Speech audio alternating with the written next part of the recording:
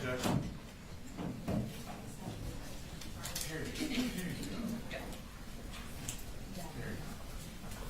All right. Well, Mr. Smith coming today? He is. We are looking for, he is looking for something for the computer real quick. Okay. Well, we do have an issue. A juror notified the bailiffs that he wasn't feeling well today. He was instructed to come on in. He's got a mask. He's come in. He does want us to talk to him. So we need to bring him in and see kind of what's going on. We're going to do that now. Do you need a minute?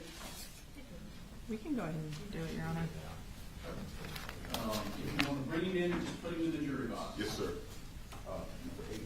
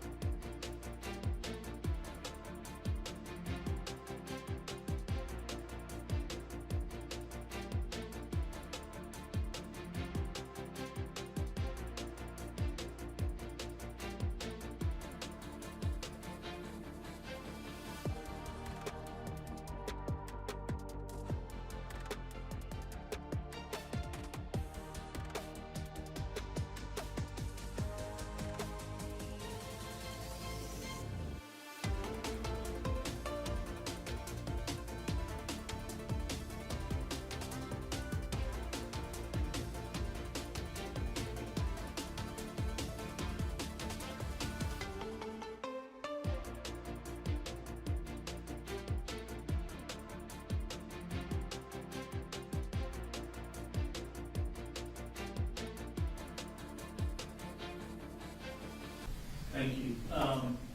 What we're going to do is, we're gonna bring the jury in a minute, and then when they're in here, if you don't mind, can you just wipe down or disinfect their jury room? Thank you, ma'am.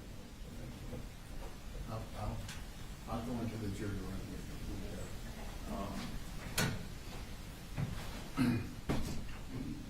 Just gonna make sure that chair seat's dry. Yes, sir.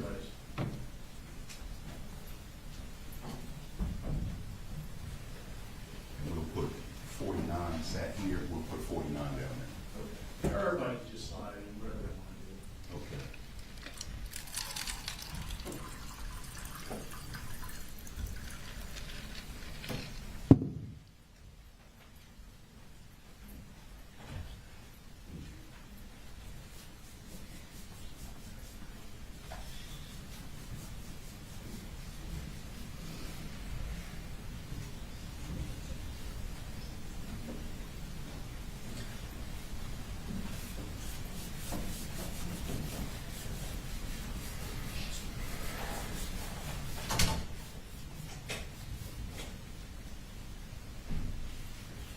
Thank you, Terry.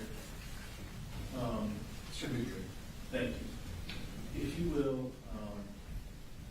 bring 82 back in, Yes, sir. and then, bring him back in when we talk. Yes, sir.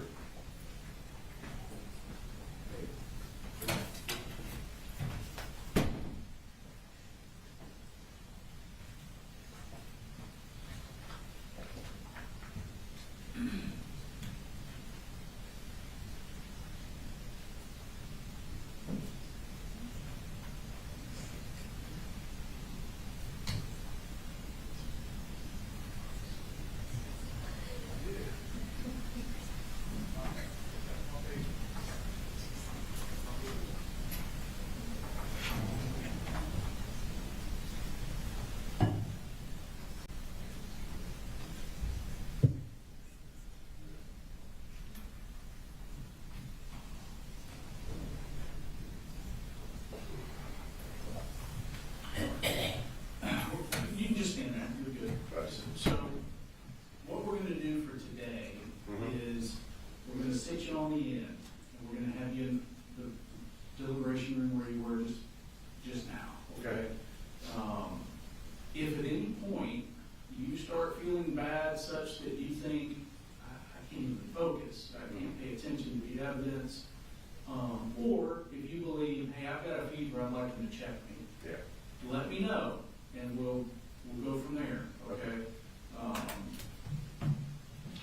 And then just, that's how we'll handle today. So if you, like I say, if you start feeling really bad and can't focus, if you need a break, or if you think you may have a fever, let me know. Yeah.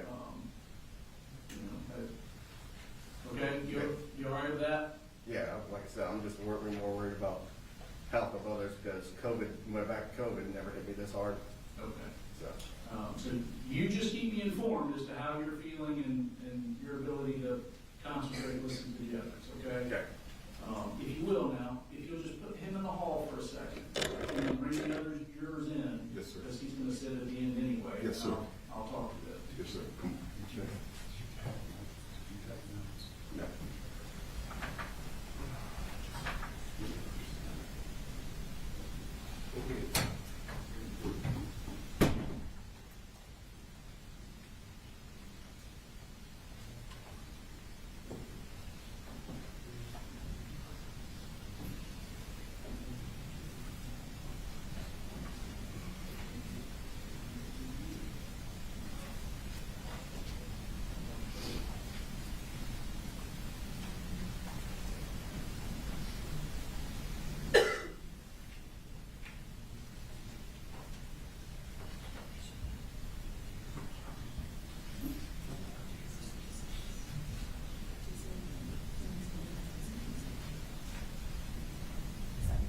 You just have to take the chair that's going to be on the back, where his is, and put it in the back one. She's gonna play with the chairs for a second. I beg your pardon? Then you'll want to move in the chairs. Okay. I know what she's thinking. Yeah. Create some space. Just like a woman.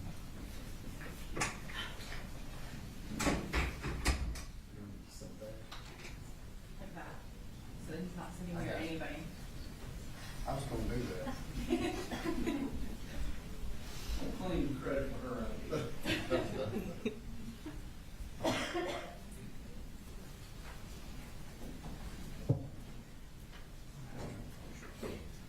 Master of feng shui. I do what I can do.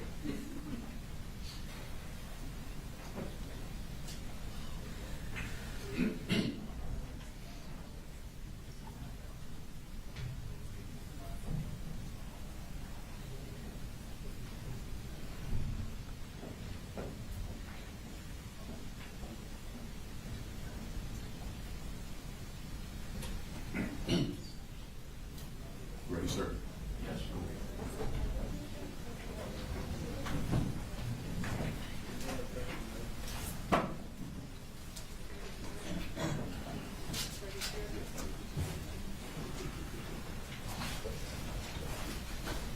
We're You gonna, go up. we're gonna put 82 in that chair, ma'am, so if you don't mind moving to the No. back row. 82.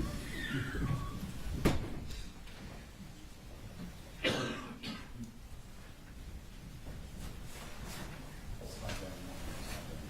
And then Brooks, you can bring him in and put him in that new chair.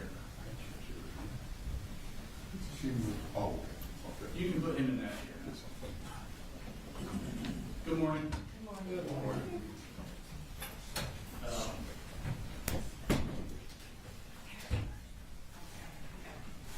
All right, so ladies and gentlemen, jury is not feeling well. He's wore a mask in today. I've given him instructions to advise me if he does not have a fever presently. Give me instructions if he starts feeling worse as the day goes on. We're going to keep him in another jury room during lunch and during breaks to just go ahead and isolate things today. We disinfected while y'all were still in there. We disinfected the area where he was sitting and the railing there. They're going in to go ahead and disinfect your jury room presently, just so you're aware, okay? Anybody have any questions or concerns? All right. Thank you. All right. State calls next witness. The state calls investigator Ashley Gilliland.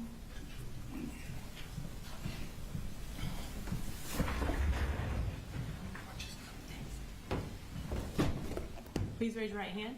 Do you swear to tell the truth, the whole truth, and nothing but the truth to help you God? I do. Go ahead and introduce yourself to the jury and then spell your last name for the court reporter.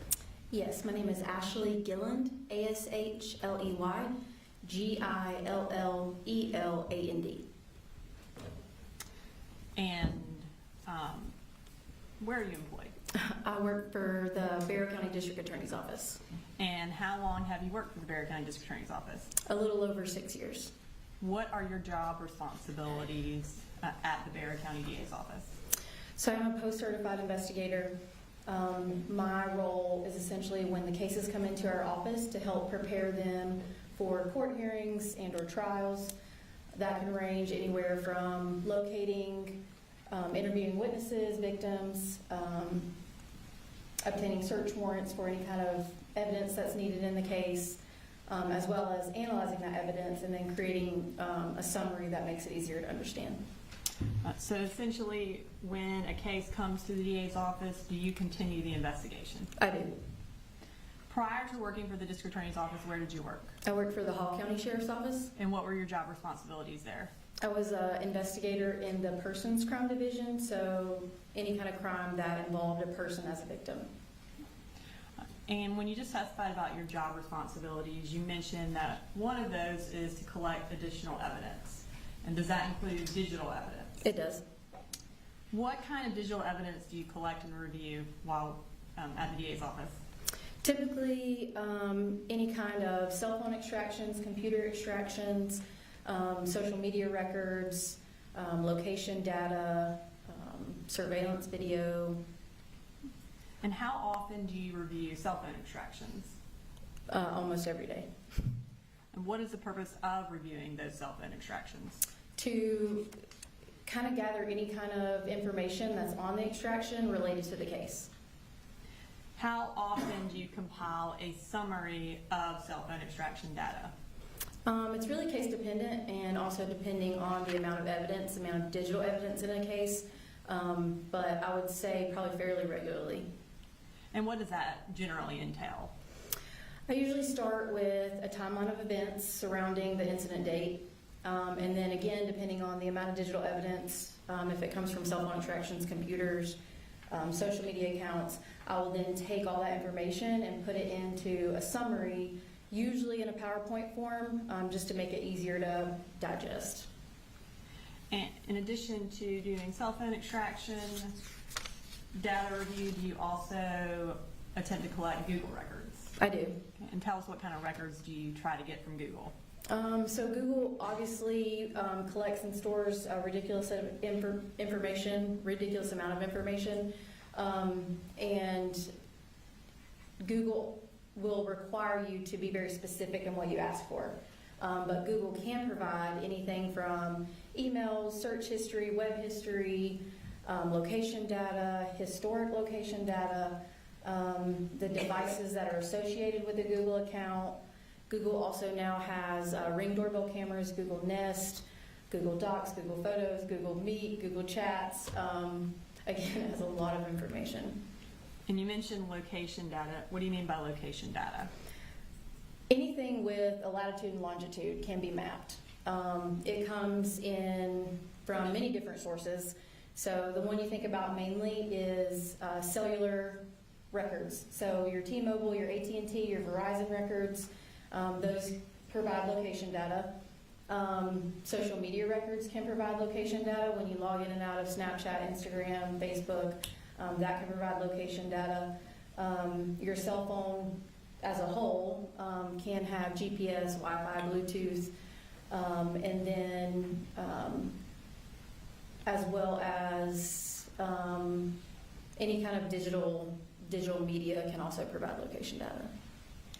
And have you had any specialized training in working with cell phone extractions? I have. Can you tell us about that? So we use a company or a program called Cellbrite to do not only our extractions but our analysis of the evidence. And then within that company, they provide numerous amounts of trainings. So I've had anything from mapping forensic artifacts, searching for digital footprints, forensic techniques for investigators, recreating user activities, search warrants and digital evidence, just to name a few. And do you have any specialized training in Google records or mapping location data? For Google records, since there is so much data that can be obtained from Google, they do provide specialized training.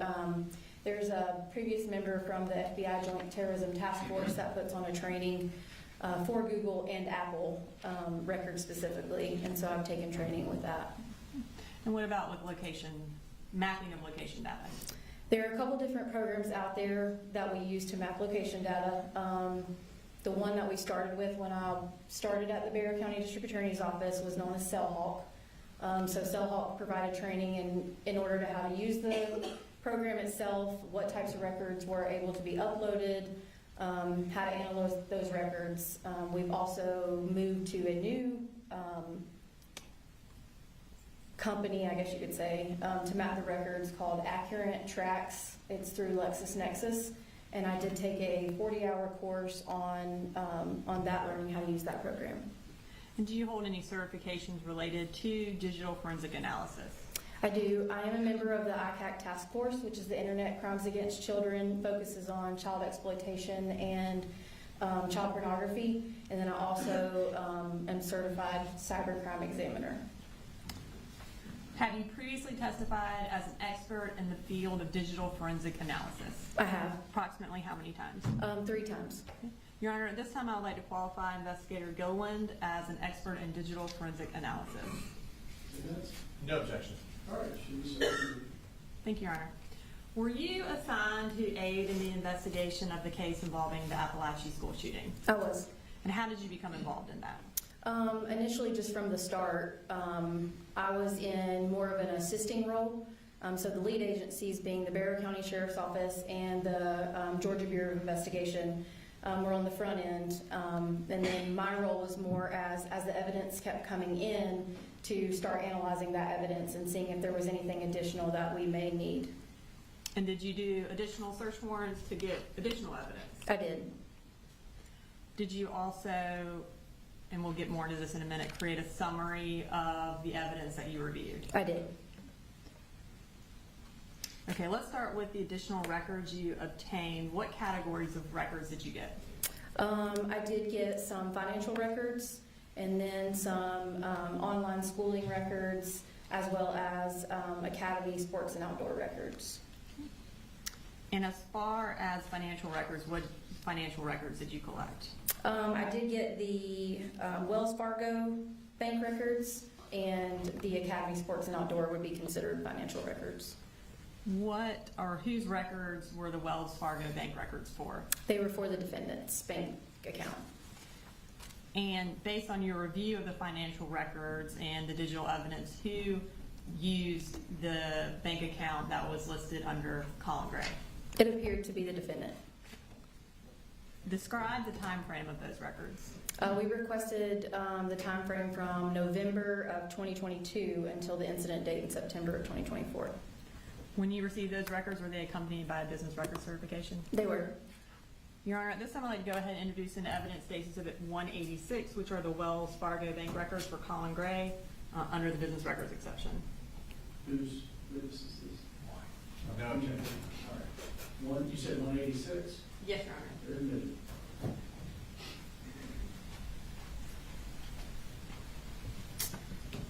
Okay, so I am going to pull up that record and, or not the entirety, but just kind of explain, how do we know this is Colin Gray's record?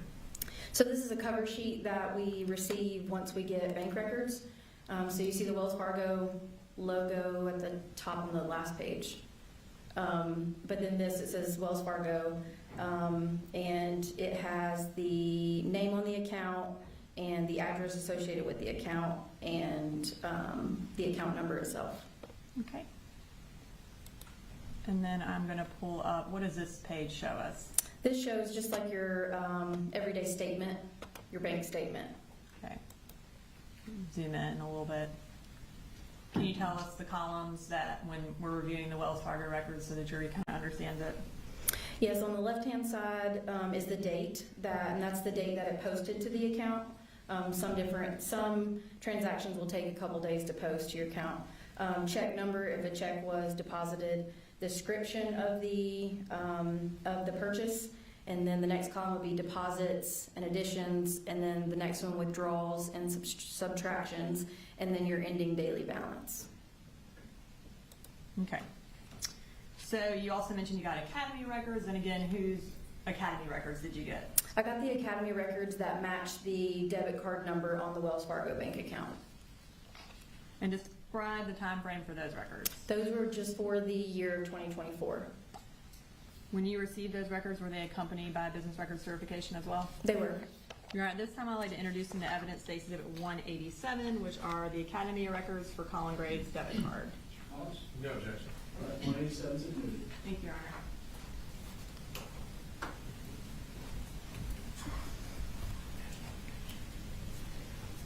Okay.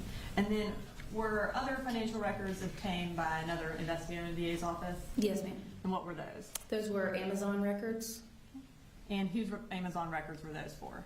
for the defendant's account. Okay. And I'm going to actually, we're going to go through Academy and Amazon real quick to kind of orient the jury. Tell us, these are what kind of records? These are from Academy Sports and Outdoor. So this is what we get back when we write a search warrant for these records. And you'll see kind of the top left, the date and time. And then the middle at the top, the associate, the transaction amount, and then in the middle, you'll see the items that were purchased, the item price, and then at the bottom, you'll see debit card and the account number associated, and then at the very bottom of the page is the actual store that it was purchased from. Okay. And then I'll pull up Amazon records, and I'm going to zoom in and tell the jury about the Amazon records. The Amazon records come back in a spreadsheet, so it's listed by the site it was from, which was obviously Amazon, the order date, the order time, the customer name, the item description, the price, the total that the buyer was charged, and the ship date. Okay. And based on your review of the digital evidence as well as the Amazon records, who had access to this Amazon account? The defendant. And tell us how you know that. Within a lot of the different records that I analyzed in this case, Colt Gray, the son of the defendant, would request the defendant to purchase items from Amazon, so he would send through text messages, will you buy this, that sort of thing. Okay. And these, for the record, are State Exhibit 162.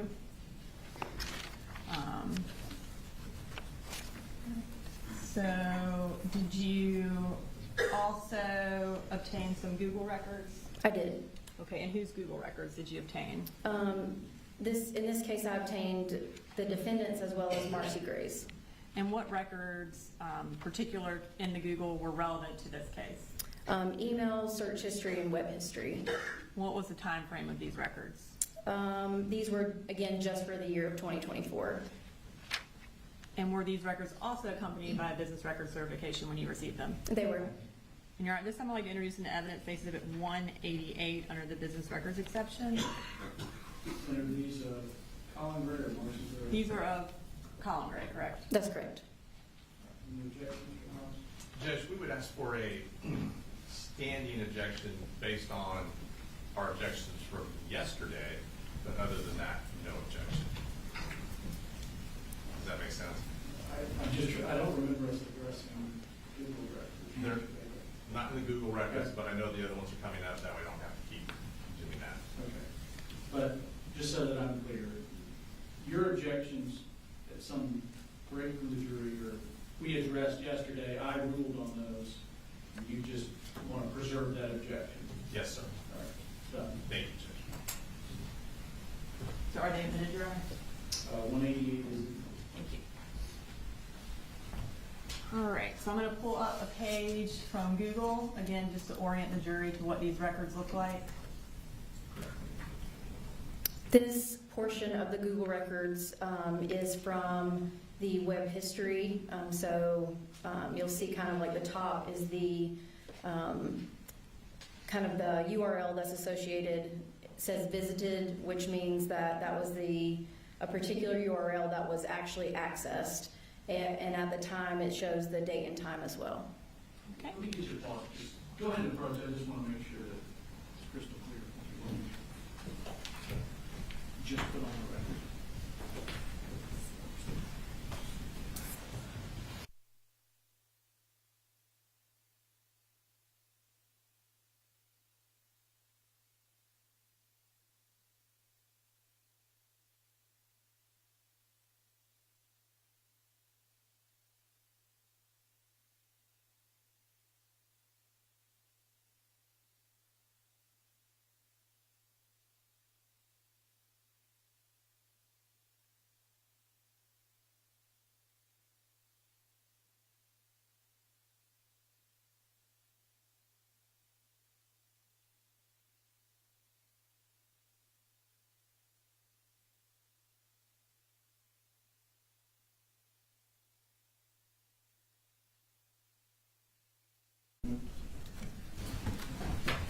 All right, go ahead, Mr. President. Thank you, Your Honor.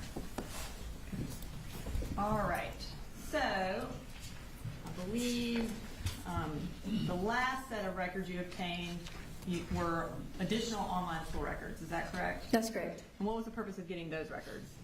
There was a statement made in the evidence that I reviewed where the defendant had signed or enrolled his son in online schooling. Okay. And what schools did you attempt to get records from? I believe it was Georgia Connections and Georgia Virtual. And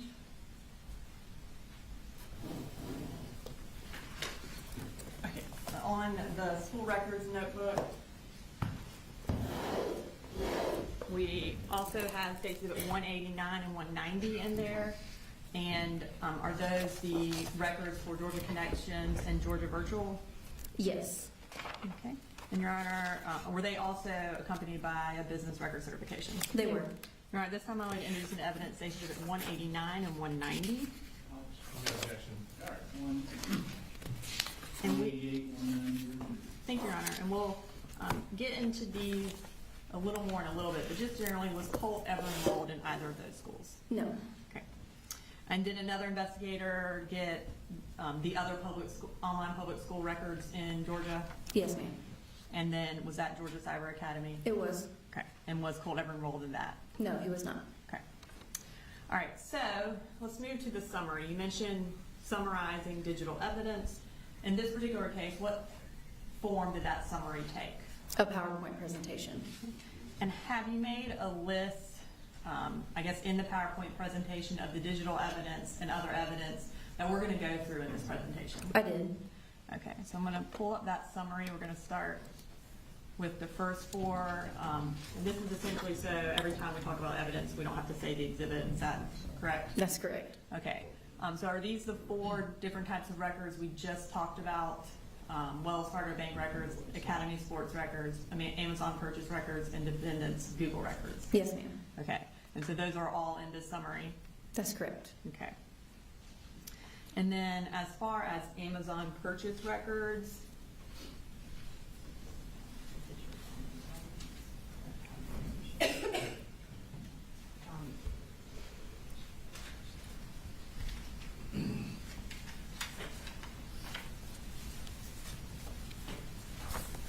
I'm showing you with the market states exhibits 211.1 to 211.5. What are those? These are photographs from Amazon. Okay. And are they, tell me how they are related to Amazon. So with the Amazon records, they also produce what's called an Amazon Standard Identification Number, which is kind of like a serial number or like a barcode you see when you're shopping for something at a store. And then so I took that number from the records and then put that into Amazon, and it would give me the exact photograph and item that was being purchased through the records. And are these photos of items that were purchased by Colin Gray? Yes, ma'am. Okay, Your Honor, this time I'd like to introduce an evidence states exhibits 211.1 through 211.5.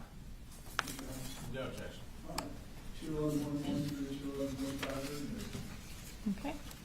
And then the next set of records are the cell phone extractions. What data from the cell phone extractions are in the PowerPoint? Anything from calls, text messages, photographs, web history, search history, application usage logs, I believe location data as well. Okay. And I'm going to pull up a text conversation just so you can kind of show the jury how the texts populate on the summary. Can you tell us kind of what the green means and what the blue means? Yeah, so when you do an extraction from Celebrate, the program I was telling you about earlier, it will produce it in this manner. So it'll produce it in blue and green messages. And the green essentially will be the owner of the device, and the blue will be the recipient of the text. Okay. And then did you also kind of create a phone key of the various members of the Gray family? I did. Okay. I'm going to show that now. So tell us about what this phone key shows and just kind of talk us through it. Okay, so at the top, the name, so I have the categories name, phone number, contact name, and the defendant's phone, and then the dates the phone number was used. So the name on the first one is Colin Gray. This was the phone number that was associated with the records, and it was from March of 2024 until May 6th of 2024. The next one below that is also Colin Gray with a different phone number. This was a work phone number, and it started May 7th of 2024 until September 4th of 2024. The next one down is Marcy Gray. It is the same number as the one at the top. I know that seems confusing, but she used the phone once she was here in Barrow County. And so those dates are from July 6th, 2024 until August 16th of 2024. And it was listed in the defendant's phone as boo-boo/home. The one below that, again, Marcy Gray, this was the number that she used when she was in Fitzgerald from August 17th, 2024 to September 5th of 2024. And then we have Deborah Polhamus, which is the defendant's mother-in-law, and she's listed as Mamu. And then we have Jenny Gray, listed as Jenny Reen, March 22nd, 2024 through September 5th. And then Colt Gray, the first one being March 10th, 2024 to August 11th, 2024. And then the last one is a new phone number from August 11th, 2024 to September 2024. Okay. All right, and then we have additional records that we're going through that are also going to be in this presentation. So you have listed Enlightenment Counseling Records, which is State Exhibit 142, Discord Records, State Exhibit 163, Mike's Gun Room Records, State Exhibit 164, DNR Gun Range Logs, which is State Exhibit 165, Georgia Cyber Academy, State Exhibit 166, CDR Records from Verizon, State Exhibit 167, Georgia Connection Records, State Exhibit 189, and then Georgia Virtual Records, State Exhibit 190. And does that essentially show all the records that are included in this summary presentation? Yes, that's correct. Okay.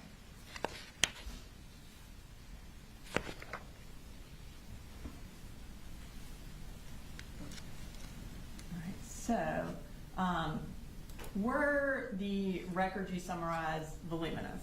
Yes. Okay, and kind of, I guess to illustrate for the jury how much information is in each cell phone extraction, can you kind of give us an illustration? So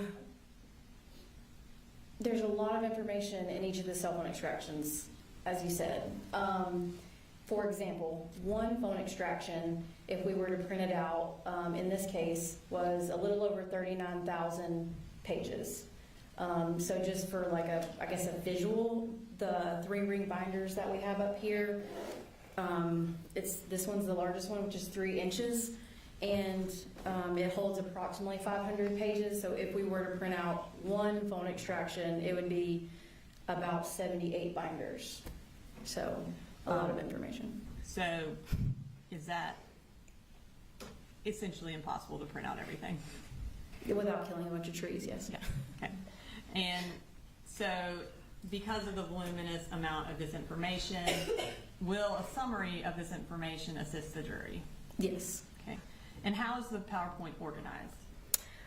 It's chronologically by date. Okay. And kind of tell us how the jury can see what date we're talking about. I mean, obviously we'll say it, but just if they need to reorient themselves to the date.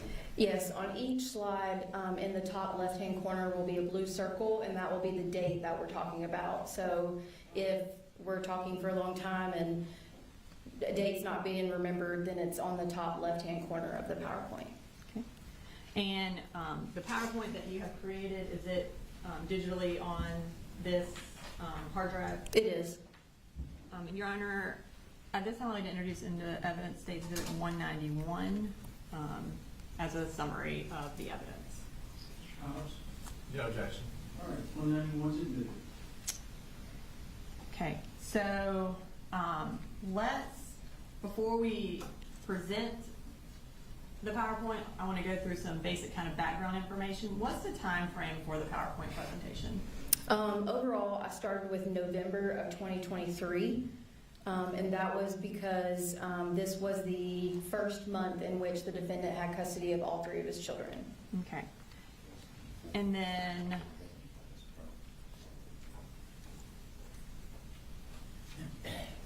there, in the presentation, I know we talked about the text bubbles. Are there also some timeline extractions that we display? There are. Can you kind of tell the jury what that is? So a timeline extraction is produced again by Cellbrite, and what it is kind of a date of each one phone extraction. So one binder is one from one phone extraction. So one binder will be the defendant's phone extraction, one binder will be Marcy Gray's, one binder will be Colt Gray's, and one binder will be Jenny Gray's. Within that binder, it's by date according to the PowerPoint. And so the timeline extraction is for each of those dates and what's all included in those dates as a whole. And when you do a timeline extraction, and it includes, text messages, call logs, web searches, are some things duplicated on the timeline extraction? They can be, yes. And why would that be? The phone extraction will pull from different sources. So it can pull from the surface part of the phone if it's a phone call, and then in the file system, like deeply hidden, it can pull from that as well. So you might see it duplicated. And I want to talk briefly about the times that are displayed on the records. I'm going to look back, show you the Amazon records, and tell us what time frame this is in. So where it says order time, the first one says 19:51 and 5 seconds, UTC. So UTC stands for Universal Time Coordinated, and it's just kind of the generic time that is used to regulate the clocks all around the world. We here are in Eastern Standard Time, so when we have to go through all these records that are produced in UTC, we also have to convert them to Eastern Standard Time.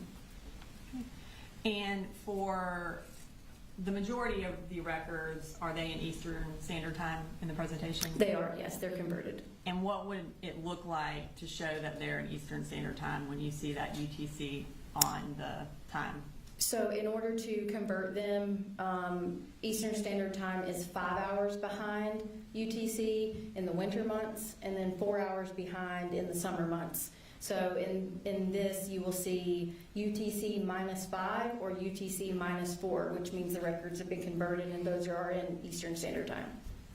And anytime you refer to a time, are you going to refer to it in Eastern Standard Time? Yes, ma'am. Okay. So we're going to go ahead and publish the PowerPoint. Now, I know you mentioned that you started in November. We talked a little bit about May of 2023 first. Yes. And what happened generally in May of 2023? This was when an FBI tip came to the Jackson County Sheriff's Office in reference to a potential threat of school shooting, and the Jackson County investigators went out to the defendant's home to speak with him. Okay. Now, based on the phone key that we just saw, is it accurate that we don't have any phone extraction data from this time frame? That's correct. Okay.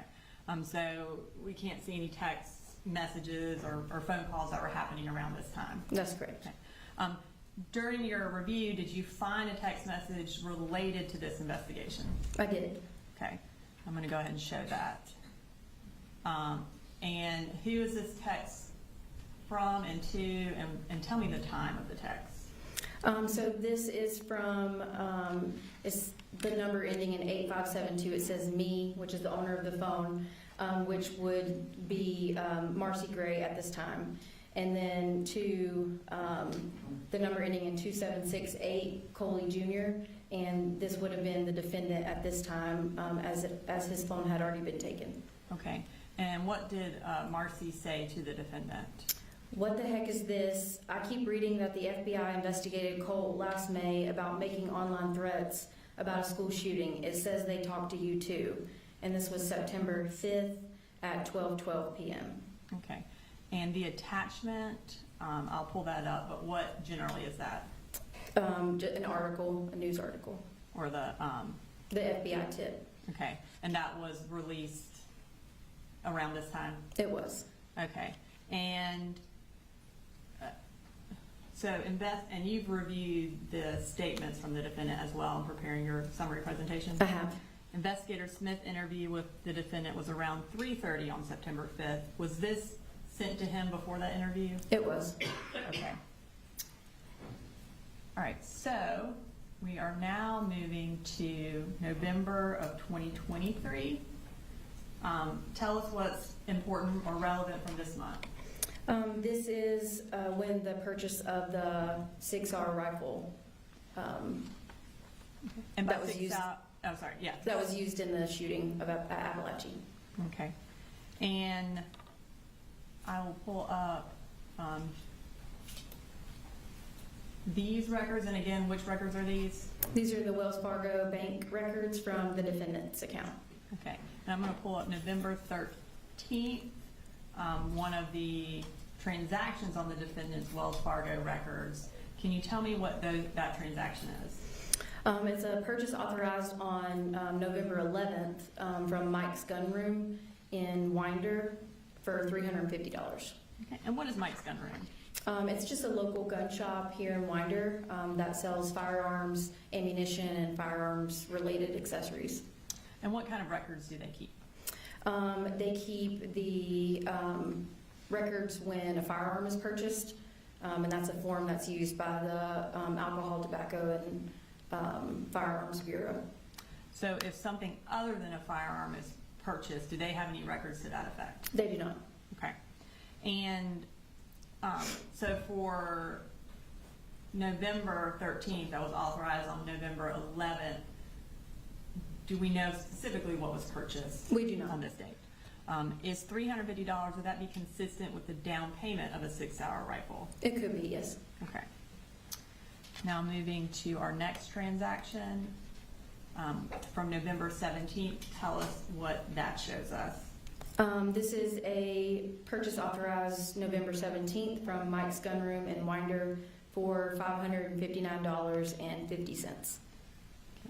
And then is the total between $559 and $350, would that be consistent with the price of a 6-hour rifle? Yes. Okay.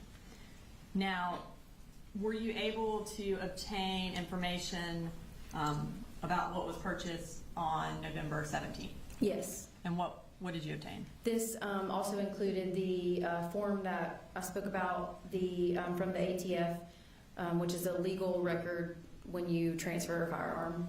Okay. And we're going to display that firearms transaction form. Okay, and then we're going to zoom in kind of on the top and the bottom. All right, so what does this form tell us? And kind of explain it through the record there. As an overall, it gives the what type of weapon it is, the model, the serial number, the type, the caliber, how many are being transferred on this particular date, and also the buyer's full name and address is also included, and then a signature and a date at the bottom of the page. Okay, and then who bought this firearm and what was the date? Colin Gray, the defendant, November 17th of 2023. Okay. And then as far as the serial number, were you able to compare that to the serial number of the gun used in the Apalachee shooting? I was. Okay. And I'm going to show that. Okay. And is that picture that is displayed below there, is that one of the crime scene photos from Apalachee High School? It is. Okay, and what evidence number is that? 111.141. Okay. And when you're looking at the serial number on the gun that was obtained from Apalachee, as well as the one from the financial transaction or the firearms transaction record, are they the same? They are the same. Okay. And let me go back real quick to the actual record. So this has a address on it of 954 River Mist Circle. Based on your review of the evidence, where was the defendant living on November 17th of 2023? At 896 Harrison Mill in Bethlehem. And have you had an opportunity to also get the lease from that address? I did, yes. Okay. And what time frame did the defendant move based on that lease? I believe it was June 22nd of 2023. Okay. All right.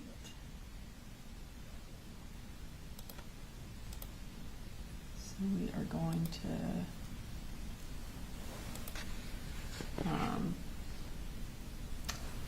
have a couple more questions about the firearms transaction record. On that, does it list a particular law? It does. And what law is that? It's the Gun Control Act. And what is the Gun Control Act? What type of law is that? It just regulates who can purchase a firearm based on different things. And what age do you have to be under the Gun Control Act to purchase a firearm? For rifles, it's 18 years old, and for handguns, it's 21 years old. And what age do you have to be to purchase ammunition? It's the same for ammunition, 18 for rifles and 21 for handguns. And under that same act, are you allowed to purchase a firearm for someone else, or do you have to purchase it for yourself? You have to purchase it for yourself. And was that one of the questions that was listed on this form? It is on this page 21A, and it's checked yes. Okay, and does that mean it was indicating that Mr. Gray purchased it for himself? That's correct. Okay. All right. So now we're going to move to December of 2023. So this is a month after the purchase of the Sig Sauer rifle. What generally happened this month? There were some more gun-related purchases Okay, and what records do we have that show those? from Wells Fargo. Okay, and I'm going to pull up our next record. All right, so tell us what was purchased on this day. On December 14th, there was a purchase from Mike's Gun Room in Winder for $642 even. And based on your review of the records that we received from Mike's Gun Room, do you know specifically what was purchased? I do not. So does that mean it was not a firearm? That's correct. So some other gun-related accessory? That's correct. Okay, and so then the next purchase that we're going to talk about is from Amazon. So I'm going to go ahead and move to that, and that's going to be from December 19th, which is 5 days later. Tell us what was purchased from Amazon on December 19th. It was a green laser for a rifle for $49.99. Okay, and would that be like a laser sight? That's correct. And that states Exhibit 211.1 that is on the left. What is that? That's one of the photographs I talked about earlier coming from Amazon with the Amazon standard identification number. So that was put in to Amazon, and that's the photograph that it produced. Okay. And then, so that's essentially what the irons or the green laser sight looks like. That's correct. What about the picture to the right? This photograph was on Colt's cell phone extraction.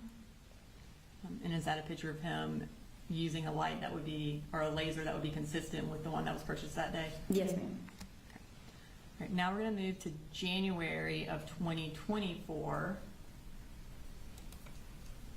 And tell us generally what happened this month. There were some school-related emails. Okay. And who was the school-related email to and from? It was to the defendant, Jenny Gray and Colt Gray, and from Laureen. And who is Laureen? It is the defendant's sister. And when did she send this email? I believe the first one was January 25th of 2024 And where did the email come from? from the Google records. Okay, we're going to pull up that email. All right, so can you tell us, you said it was January 25th, what time the email was sent and what it says? Yes, so the subject is school options and information from Lorraine O'Brien, the date January 25th, 2024 at 7:13, and then the to GrayColey444@gmail, which is the defendant's email address, and then another email address that was associated with Colt Gray's email, and then Jenny Gray's email address. Okay, and so is Colt Gray's email the Q0TLC3? Yes, that's correct. Okay. And what did the email say? It says, "Hi Coley and Colt and Jenny, I hope you're all doing well. Here are the 3 school options and info about each that I learned about. Open attached Excel. I'm still trying to locate the one form I mentioned in the Excel, the release of information form in virtual school section of Excel. Just want to send this email before it got much later tonight. Once I locate that form, I will send in another email. Let me know how else I can help. Love you all. Ring." And then, I guess, did the defendant ever forward this email to anyone? He forwarded it to Jenny. Now, at the time of this email, was Coley already enrolled in school? Yes, he was. And what was his first day? His first day was January 16th of 2024. And so, but Jenny and Colt were not enrolled in school, is that correct? That's correct. All right, she mentions an Excel spreadsheet. Was that also provided by Google? It was. Okay. And what generally does the spreadsheet show? It shows the 3 options that she talks about in the body of the email. Okay. I'm going to pull up that spreadsheet. We're going to zoom in on the first one. Okay, so what is the first option? The first option is attend regular in-person school. And does it tell the defendant who to contact? It does. It says register Colt and Jenny, and then contact Michelle Principe, which is the registrar at Heyman Morris, with her email and phone number and fax number. Okay. And then, based on your review of the records, is this prior to the defendant contacting the school about registering Colt and Jenny? Yes, ma'am. Okay. So we'll move to the second option, which is attend virtual school. Can you tell us what that says? Yes, so it says they must be fully registered at Heyman Morris, and then kind of steps to do next, download, complete the release of information form, and email, mail, fax to virtual school people. This gives them permission to speak with Heyman or Michelle to get confirmation that the kids are fully registered at regular school first, records, immunization, etc. And then it talks about the next step is already done, which is setting up accounts for them on the virtual school website. And when you did records for, was it Georgia Virtual? It was. Did they have an account that was set up by Lorraine? They did. Okay. In terms of, though, then actually enrolling in any classes using that account, did they ever enroll in any classes? They did not. Okay. Now moving to the final option, what is that? Do homeschool using an online curriculum. So must complete and submit this online form to the Georgia Department of Education to inform them the kids are doing homeschool with a link to the website, and then must be resubmitted each school year. Okay. And based on your review of the school records, was a homeschool form ever filled out? No. Okay. And then we'll talk about that last little part. What does it say? This will cost a total of $67.92 per month, and I'm offering to pay for it. Okay. And based on your review of the records, did Jenny actually enroll in Heyman Morris? She did. And did Colt? He did not. Okay. Now we're going to move to the next month. So we're moving from January to February of 2024. And kind of what did you find relevant from this month? There was a gun range visit in the month of February 2024. Okay. And where was that gun range visit? The Wilson Shoals gun range. I'm going to pull up. Were these some of the records that were obtained in investigating this case? Yes, these are the DNR records. Okay. So does DNR, are they the ones who maintain the gun range records? They do.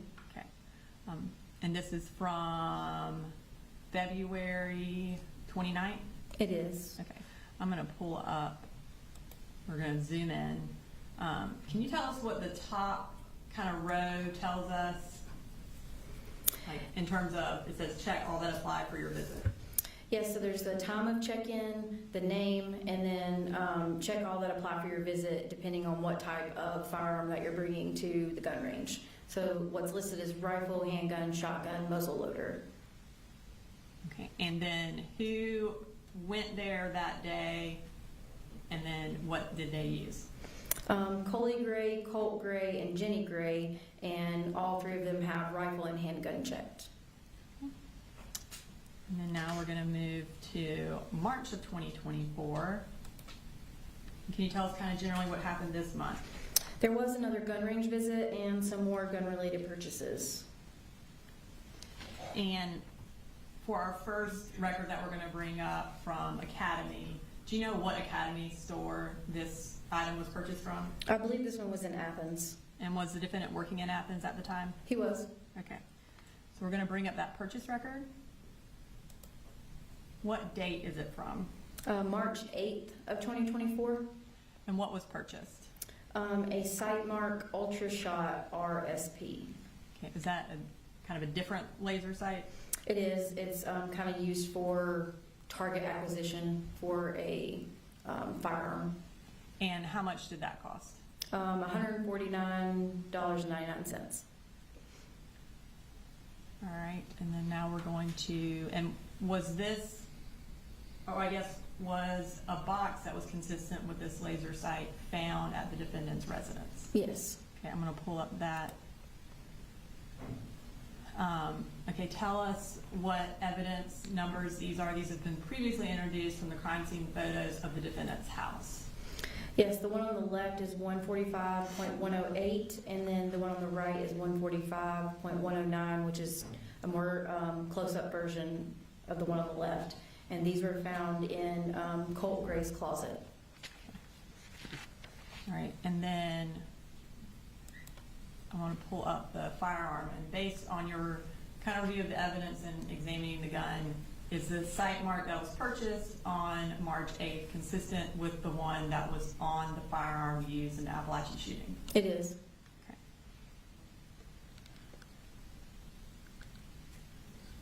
And what did the defendant purchase next? There was another purchase from Academy Sports on March 28th. Okay, and we'll bring up that record. And what was purchased that day? This is a XTS 1-point bungee sling. And what is a bungee sling? It's just used for a rifle to have a better point of contact.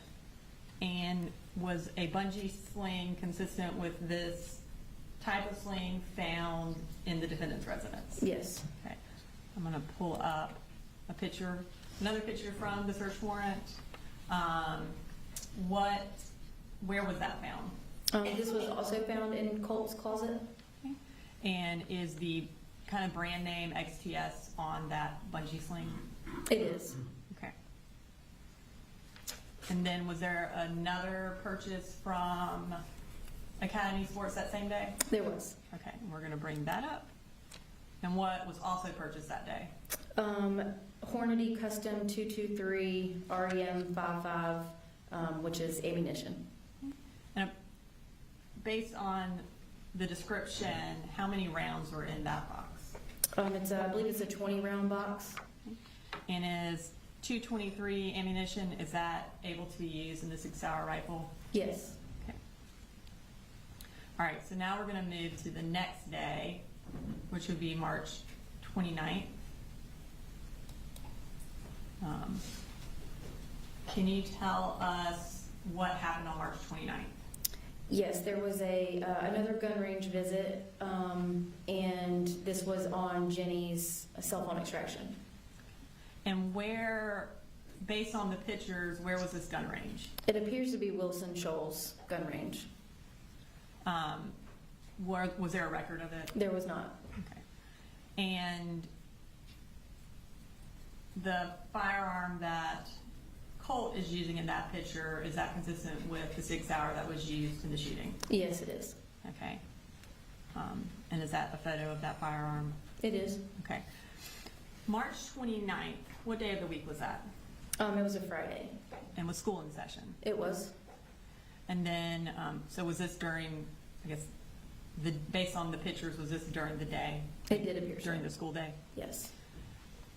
Going back to the previous visit, which was what, February 29th? It was the 29th. Was that, what day of the week was that? It was also a Friday. And was that school also in session that day? It was. And did they go during the school day? They did. I believe the time was 10:25 a.m. on that record. All right. So next, we're going to move to March 30th. Did something happen that day? There was a text message. And we're going to pull up that text message. And can you tell us who the text message was from and who it was to? It's from the defendant, and it's sent to Jenny. Okay, and what time was that text message sent? It's at 8:49 p.m. And what does the text message say? Asking for you to please keep this private between you and me. What is going on with Colt? I can't tell what he's saying, but I can tell it's not good. I will not say anything, I promise. And so again, this is the day after the gun range visit. That's correct. Okay. All right, now we're going to move to April of 2024. And tell us what generally happened this day. There were some more gun-related purchases, and then some evidence suggesting Colt's behavior. Okay. So the first day we're going to talk about is April 1st. What generally happened that day? This was when Colt's grandmother took him shopping. And do you know where they went shopping based on the pictures? To Academy. Okay. I'm going to show you, bring up a text. Okay, who is this text to? It's to the defendant from Jenny. And what time was the text sent? It was 12:41 p.m. All right, now I'm going to pull up. Is that the picture that was attached?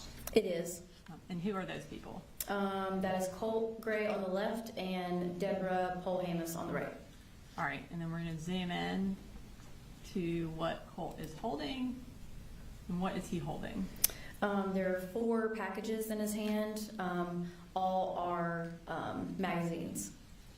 And based on your review of the crime scene photos and the evidence, was one of those magazines found at Apalachee on September 4th? Yes. Okay, and I'm going to pull up a picture from the crime scene photos, 111.131. Is that one of the magazines, or is that consistent with one of the magazines that was purchased on April 1st? It's consistent, yes. All right, and then did the defendant respond to these text messages from Jenny? He did. Okay, so I'm going to pull up that response. And what does he say? He says the best at 1:33 p.m. And that makes me so happy. Okay. All right, so we are going to move to April 15th of 2024. What are we going to see from that day? This is the first time that we see Colt with any sort of mass shooter photographs on a wall. Okay. I'm going to pull that up. Okay, and what date is on this picture? The date that it was captured was April 15th of 2024 at 6:14 a.m. So you see the red box at the bottom highlighting the capture time. And this is kind of a screenshot from what it looks like on the Cellbrite extractions from the images. Okay, and then we'll zoom in. Okay, so behind Colt in that picture, can you identify who is in that picture, or at least some of the people? Yes, from what you can see, the two that I can identify are Nicholas Cruz and Peyton Gendron. And were any of these pictures on the wall, or consistent with the pictures that were on the wall on September 4th? Yes, there were 2 that I could see. Okay. And I'm going to pull up. Are those the 2? It is, yes. Okay.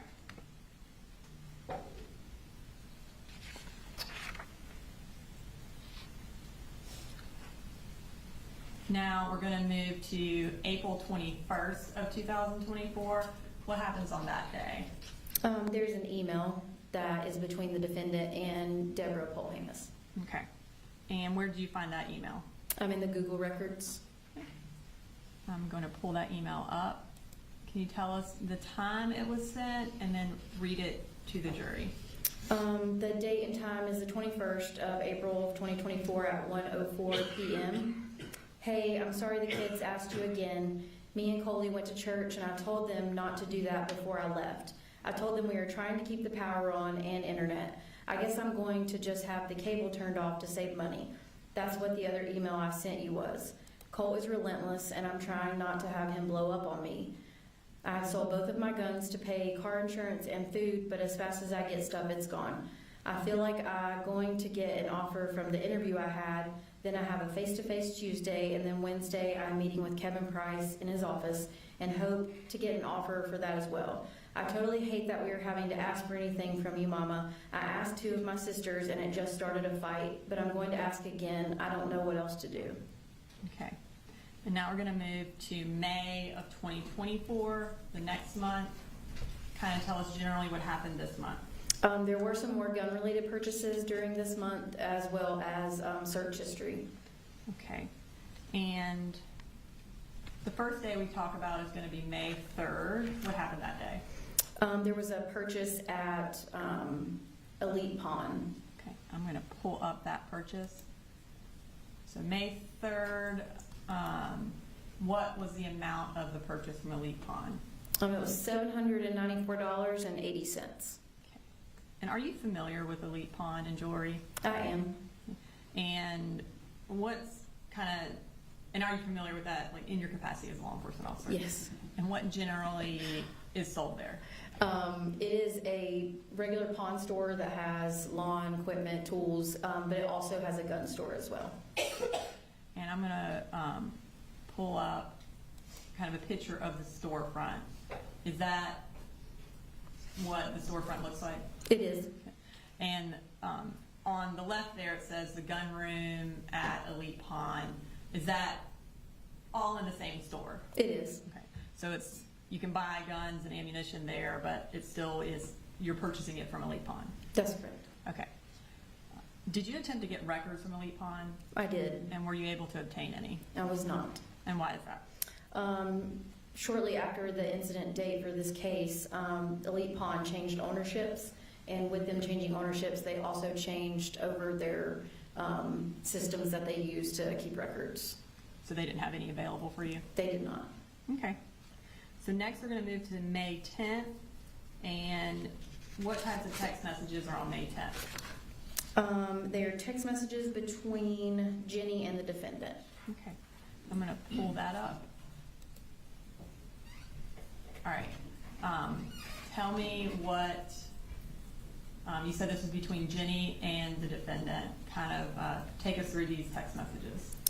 This is May 10th at 8:17 a.m. Jenny sends to the defendant, now you started things with Colt. And what time was that? At 8:17 a.m. And then she also says, this day fucking sucks. Also at 8:17 a.m. Okay. And does the defendant respond to these text messages? He does not. Does anything else happen on May 10th? There is another purchase at Elite Pawn. Okay.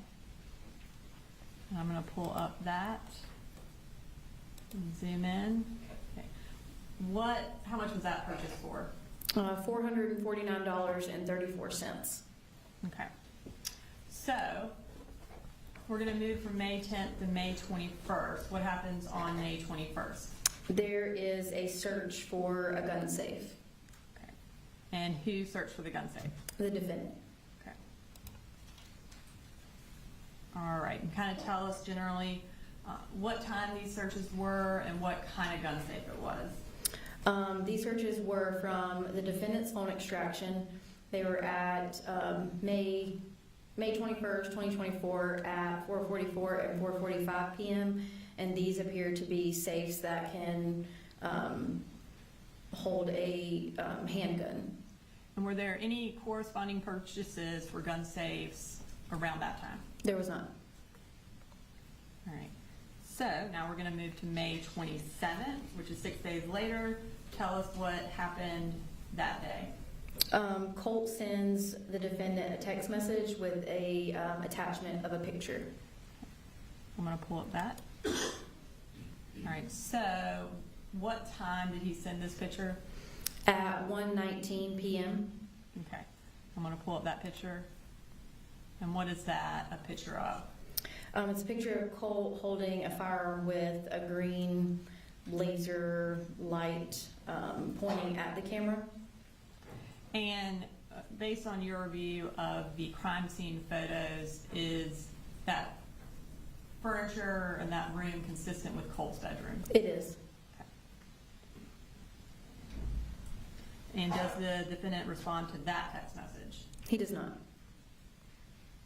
All right, so we are going to move to May 31st, which is 4 days later. What happens that day? There is another purchase at Academy Sports. Okay.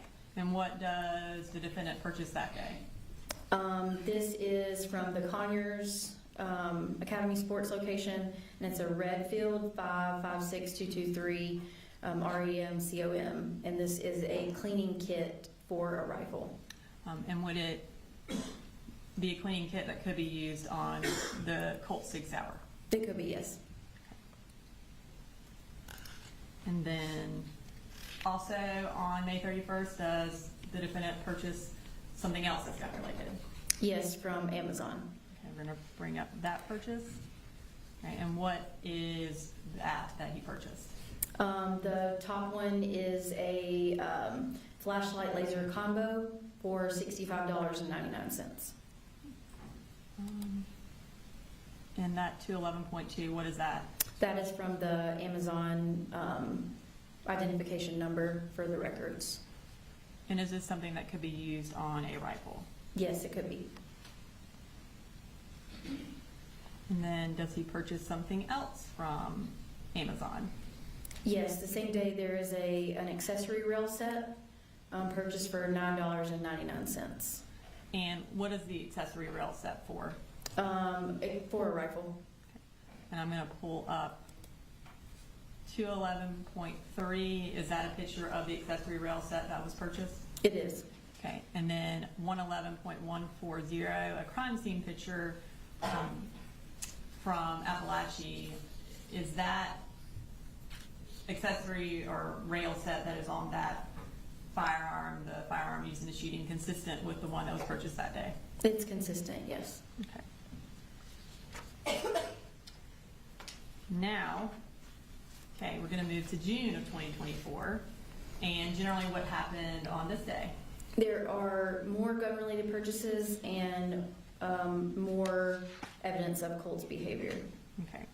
And I misspoke, this month. We have more than one day in this month that we're going to talk about. So the first day is going to be June 1st. And what did the defendant purchase that day?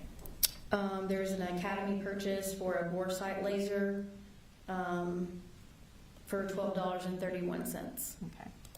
And States of it 211.4, what does that show? It shows the bore sight laser that was purchased from Amazon. Okay. And then we're going to move to June 6th. Was something purchased that day as well? Yes. And where was it purchased from? This one was from Amazon as well. Okay, and I'm going to pull up that purchase record. What was purchased from Amazon on that day? 45-degree fiber optic iron sights for $27.99. And what are iron sights? To be honest, I'm not really sure. They're used on a rifle. Are they something, another type of sight on a rifle? That's correct. Okay. And I'm going to pull up 211.5. What is that? It's the Amazon photograph that was purchased. And based on the brand that is seen on this picture, were the iron sights that were located on the firearm used in the shooting consistent with the ones that were purchased on June 6th? Yes, they were.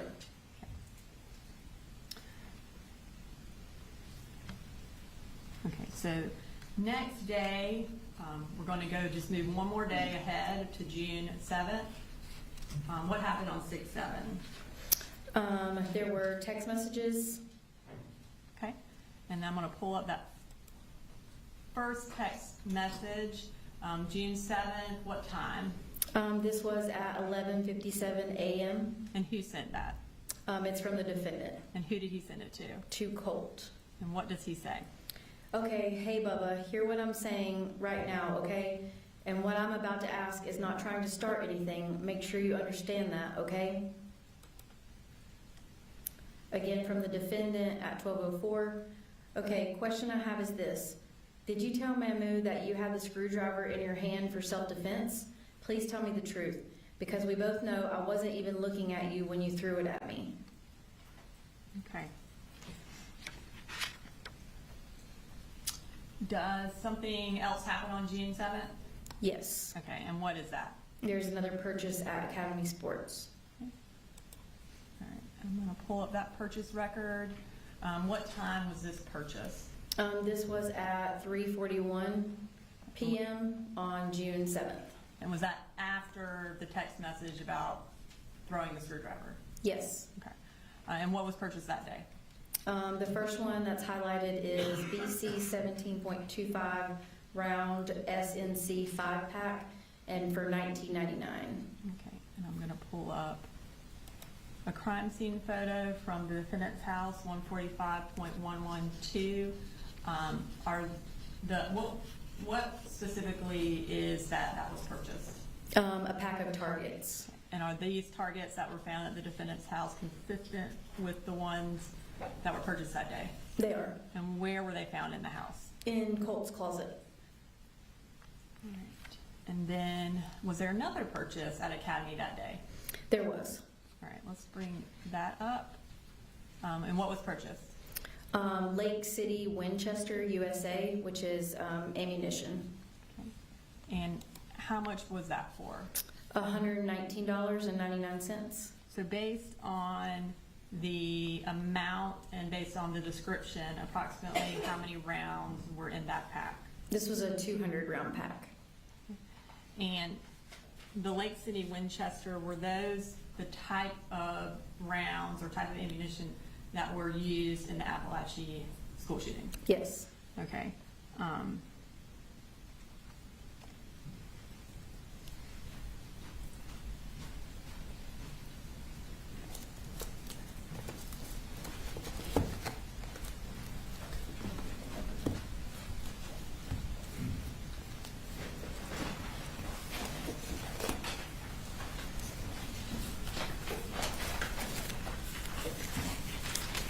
going to start by handing you 115 and 109.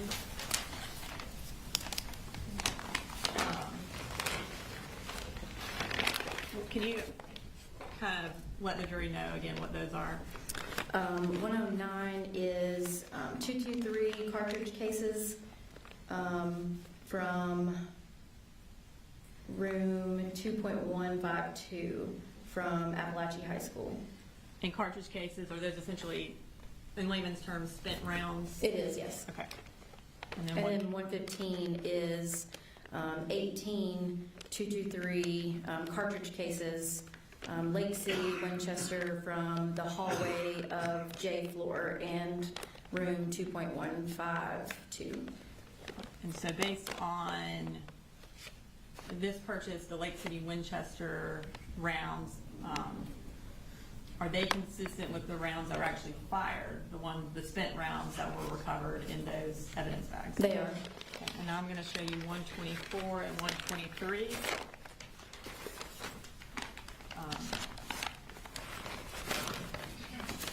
And what are those? 123 is one black colored 5.56 gun magazine and 17 Winchester 223 cartridges from the magazine on J floor, hallway J at Apalachee. And then 124 is a black and colored 5.56 gun magazine, 15 Lake City cartridge casings for magazine, or cartridges for magazine, sorry, and 15 Lake City cartridges from magazine, also from the hallway J floor from Apalachee. Okay. And are those the unspent rounds? They are, yes. And are those rounds that were still in the magazines consistent, again, with what was purchased on June 7th from Academy? Yes, they were Lake City Winchester rounds. Okay, thank you. Ms. Brooks, you should pause. We're gonna take a morning break, we've been in here since 9. Let me also, when you see captions, and this is probably self-evident, but when you see captions at the top of the presentation here throughout, those are DA's office captions that just kind of, to the extent it helps you understand the record, the evidence are the records. Okay? All right, we'll be in recess for 10, 15 minutes.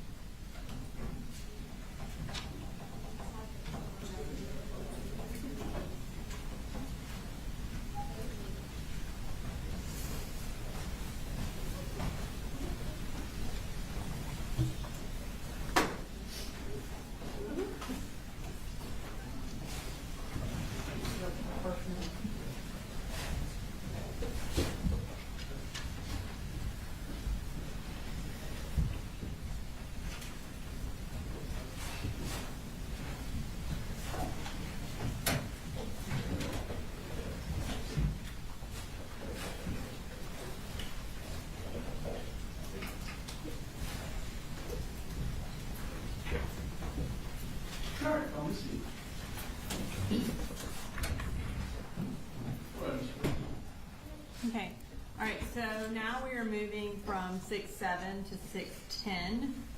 What happened on June 10th? There was a purchase of a tactical vest Okay, and who was that for?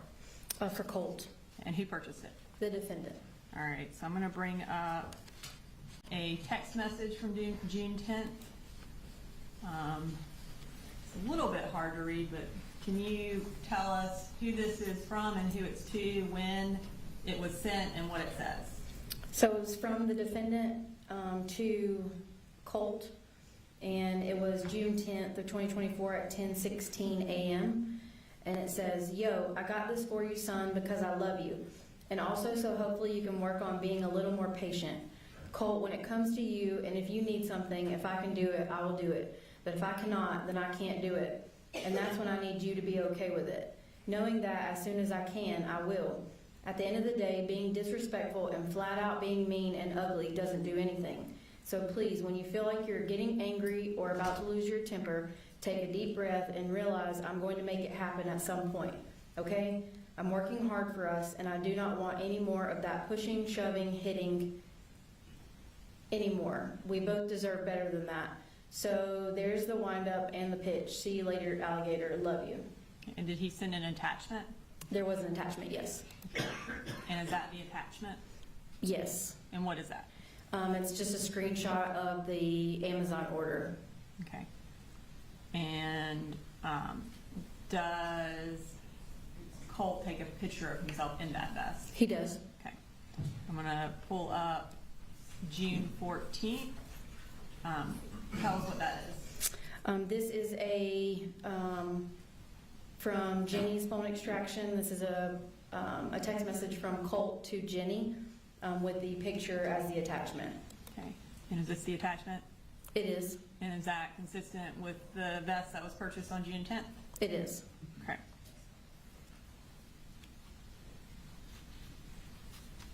All right, so next we're going to move to June 20th. What happened that day? This day, Colt sends 2 photographs to the defendant. Okay. And I'm going to pull up that first text message. You said Colt sends it to the defendant. That's correct. What time did he send this picture to the defendant? At 9:17 a.m. Okay. And I'm going to pull up what the attachment is. Okay. Can you identify what picture Colt sent to the defendant? This is a picture of the defendant with Jenny and little Coley. Is there anything unusual about the picture? It looks like the picture's been altered. Looks like the face of the defendant has been scratched or marked with something, and then also the around the fingers, it's been scratched or marked on. And is that your wedding ring hand? It is. Okay. And then you said he sent 2 pictures, is that correct? Yes. Okay, I'm going to pull up the next picture that was sent, and when was this sent? This was sent at the same time as the last one. Okay. And is it again from Colt to the defendant? It is. All right, I'm going to pull up the picture that was sent. Can you tell me what this is? This is a picture of the defendant holding little Coley with Jenny and Colt. Okay. And this one appears to have the defendant's face cut out. Okay. And does the defendant ever respond to these pictures? He does not. Okay. So we're now going to move to June 28th. What happened on June 28th? There was another purchase from Academy. So now this is 8 days after the Colt sends those pictures to the defendant. What does he purchase? The one highlighted in red is M&P out the front spring for $54.99, and it is a knife. Okay. And I'm going to pull up next slide. Was a knife consistent with that purchase found at Apalachee High School? It was. Okay, is that states exhibit 111.114? It is. And was that knife found in Colt's backpack? It was. Okay. All right. So that completes June, or that part of our summary, so now we're gonna move to July of 2024. Okay, can you tell me generally kind of what happened in this month that we're gonna talk about? There's some more evidence of Colt's behavior in the month of July, and then also the defendant's search history. Okay. So now we're at 2 months before the shooting. And on July 3rd, this is the first day we're talking about. What happens this day? This is July 3rd at 5:27 p.m. This is a text message from Jenny to the defendant, and it says, "Hey, I think he calmed down." And does the defendant respond to that? He does. Okay. And is this his response? It is. And what does it say? It says, "He doesn't calm down that quick. And Jenny, I can't live like this. It's seriously not good." And then he responds again, "It tears me up. I just want him happy. And man, he like calls me everything in the book." Okay. Now, we're at July 3rd. When does Marcy move back to Barrow in relation to July 3rd? On July 6th is when the defendant goes down to pick her up from Glenville, Georgia. Okay.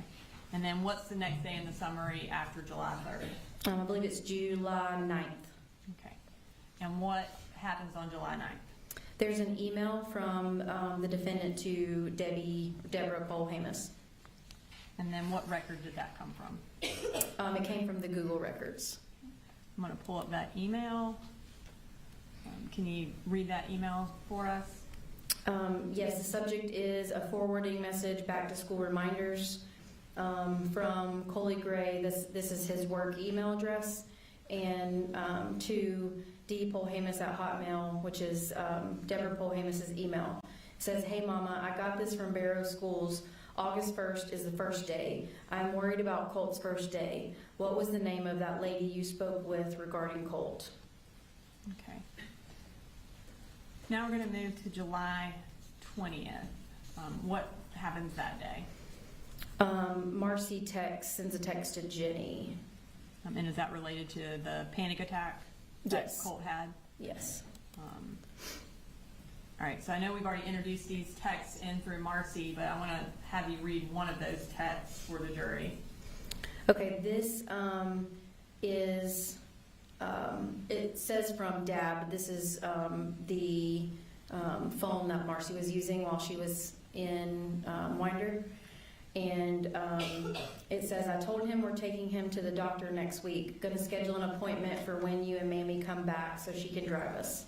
And you said this was a text from Marcy to Jenny. Does it come off of Jenny's phone extraction? It does. Okay. So in this text thread, Marcy also mentions that Colt asked them to call 911. Any records that they called 911 that day? No, there were no records. And as far as, in this particular text message, she indicates that they were going to take Colt to the doctor next week. In reviewing the financial records, did you find any evidence that the defendant took Colt to a doctor in this time frame? I did not. Any evidence that he took him anytime after this? No. All right, so next we're going to go to July 24th. What happens on that date? This is when Deborah Polhamus texts the defendant about getting Colt in school. Okay. All right, so July 24th at 1:41, Deborah texts the defendant. Can you tell us what she said? Says, "Hey, I'm up here, but I'm planning to leave tonight. Marcy said she had talked to the registrar about Colt, but the lady needs to talk to you. Wondering if you could do that before I go home. Maybe when you get home this afternoon. I know you're swamped, but you're the only one who can get this done. Thanks." So at this point, had Colt been registered for school? No. Okay.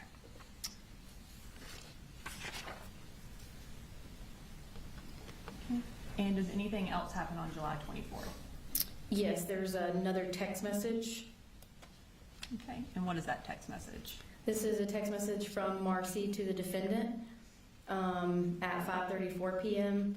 And it says, "I started Colt on Zoloft today. Don't say anything about it unless he brings it up." And is this text message from the defendant's cell phone extraction? It is, yes. Okay. And was his response K or okay? Yes. Okay. So now we're gonna move to July 26th. What happened that day? There was a Google record search. Okay. So this is 2 days after Debbie had asked him to contact the school, or asked the defendant to contact the school. What does the defendant do on July 26th? There's 2 searches for Heyman Morris Middle School Registrar and Georgia Connections Academy, which is one of the online schools. And this one is going to be at 1:37 p.m. and 1:41 p.m. Eastern Standard Time.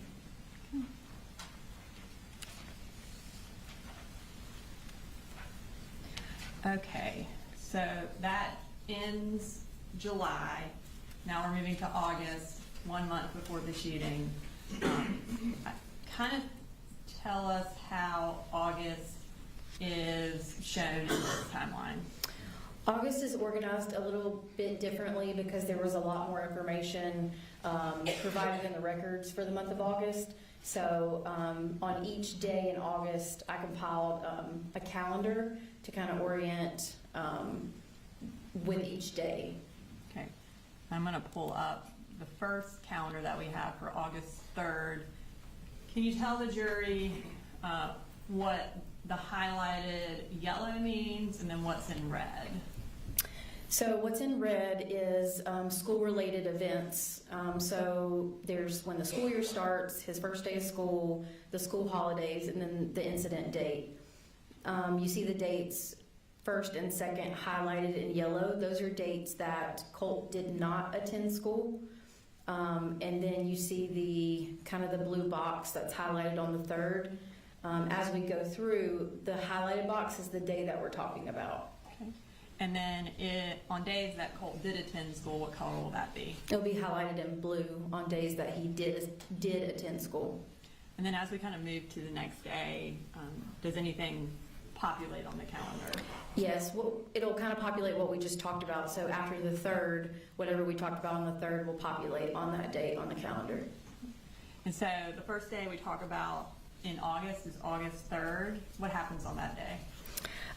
There's some photographs that are found on Colt's cell phone extraction. Okay, so I'm going to pull up those. So we're going to start with the first photo. Earlier we had a capture date and a modified date. Here we only have a modified date. Tell us what that means. So a modified date doesn't necessarily mean the date that the photograph was taken. It just means that that is the date that the photograph was moved. It was either deleted or moved to a different folder. It can mean that it was sent through a messaging app or sent through some sort of social media. And so it can mean a bunch of different things, but it doesn't necessarily mean it's the date that the photo was taken. And I guess you were unable to find a photo that had the capture date. Is that accurate? That's correct. Based on what is in the photo, can you determine a time frame for this picture? Yes, so if you look at the picture there, Cole is wearing the vest, which we just went over that it was purchased on June 10th. Also within the evidence, there was a capture date on photos when Colt dyed his hair, which was July 25th. And so his hair is dyed in this picture, so we can kind of have a date range from July 25th until August 3rd. And When he moved the picture into, it looks like a messaging app based on the data. And what is he holding? He's holding the rifle that was used in the shooting. All right, and then I'm going to pull up another picture. Is that also modified on August 3rd? It is, yes. And did both of those pictures appear to be in Colt's room? They did, yes. Now we're going to pull up the final picture that is also modified on August 3rd. Tell us what that picture is of. This is a picture of the Sig Sauer rifle sitting in Colt's computer chair. And then you can see another rifle in the background. Okay. All right. right, so that ends August 3rd. Now we're gonna move to August 4th. Okay. And tell us generally what happens on August 4th. This one is going to be a text conversation. Okay. So I'm gonna pull that text conversation. Who is it between? The defendant and Deborah Polhamus. Okay. And can you read us the text? It says, I hate to bother you at the beach. I just need to get a little more groceries with school, rent. I'm going to ask doctor tomorrow if I can catch up next week with them. I can send it back to you on Friday. Not much. Thank you either way. Okay. And where is the defendant working at this time? Kevin Price Construction. And based on his bank records, about how often was he paid and how much? Based on his bank records, he was getting paid weekly, $1,429, and with a $750 truck allowance per month. Okay. And we're going to move to August 5th. What happened that day? There were more photographs found on Colt's cell phone extraction. And then were there also, sorry, this is Debbie's response. Before we move to the next day, what did she respond? This is from August 4th as in response to that message. I sent money. Colt needs to be in school tomorrow, please. Okay. All right, so we're moving to August 5th, and you said there are more pictures that are on Colt's cell phone. So I'm going to pull up those from August 5th. Tell me about those photos. These are the same kind of scenario as the previous ones, so they have a modified date of August 5th. He's wearing the tan vest in both of these photos with the dyed hair. So after July 25th of 2024 and prior to August 5th of 2024. And in the picture on the right, he's holding a firearm, a rifle, and you can see the 45-degree iron sight in that picture. All right, so now we're going to move to August 9th. Okay, tell us generally what happens this day. On this day, there were photographs found on Colt's phone of a school shooter shrine. Okay. All right. So I'm going to pull those up. Are these were there 3 photos found? There were. Okay, and you previously mentioned the other photos had a modified date. Do these have a captured date? They do have a capture date. Can you tell us what the captured date and time of each of these photos is? So you can see on the bottom of these 3 snips, it shows the camera make, camera model, capture time. They're at August 9th, 2024 at 5:05 a.m., 5:06 a.m., and 5:10 a.m. Okay.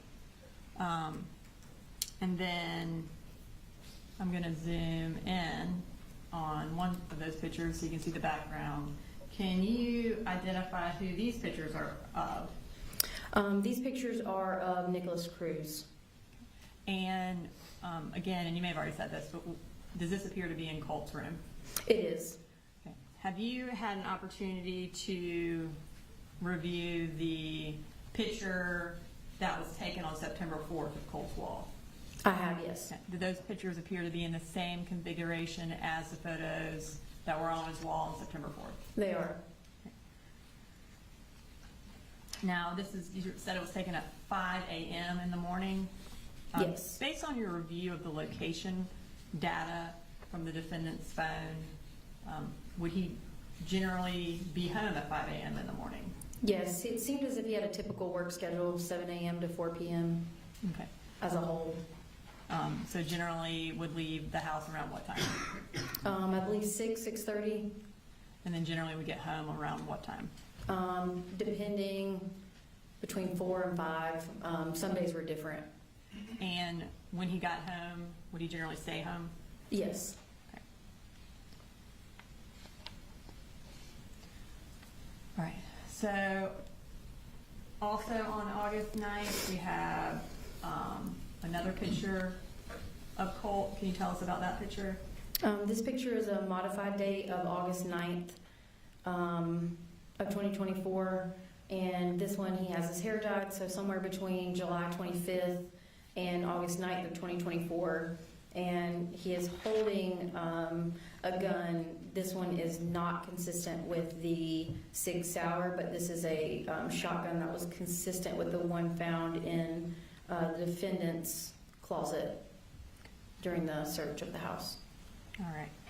And does that also appear to be taken in Colt's room based on the background? Yes. I'm going to pull up next the calendar for August, and we're next talking about August 10th. Can you tell us what happens on this date? There's a Google web history for the defendant. Okay. So I'm going to pull up that Google history. You said it was the defendant's history. It is, yes. What does he look up and what time?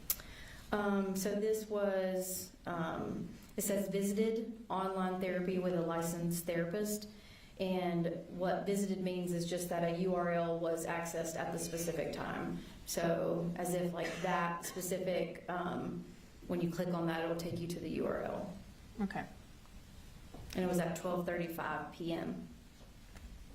So those Google records are in UTC time and you have to convert them? That's correct. Okay. All right, the next day is August 11th.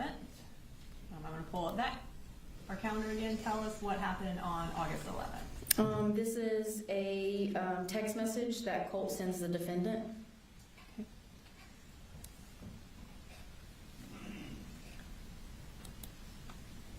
Okay. Can you tell us what that text message says and when he sent it? This was August 11th at 11:22 a.m. And he says, could you stop by Academy and pick up a 150 round pack of 5.56? If they don't have, and 5.56, 223 will do. All right, so the rounds that he is asking, are they consistent with the ammunition that would be used in Colt's gun? Yes. And does the defendant respond to this particular text message? No. All right, we're going to move to the next. I guess he sends a follow-up text, Colt does, to the defendant, and what does he say? On the way home, of course. All right, so we're going to move to August 12th. What happens on August 12th? On August 12th, there is a web history search from the defendant's phone extraction. All right, so now we're one day after Colt asked the defendant to buy 150 rounds of ammunition. We're on August 12th, and what does he search for? At 9:46 p.m., he searches for 223 ammunition. And is that the kind of ammunition that Colt had asked him to buy for him the day before? It is, yes. All right, so now we are going to move to August 14th, which is just 2 days later. All right, so take us through in terms of Colt's school between his registration date of August 6th and August 14th. Did he attend school at all? No, he has not attended. So he registered on the 6th of August, and this is now a week and 1 day later. All those days he did not attend school. All right, so is August 14th his first day of school? It is, yes. And around what time does his school start?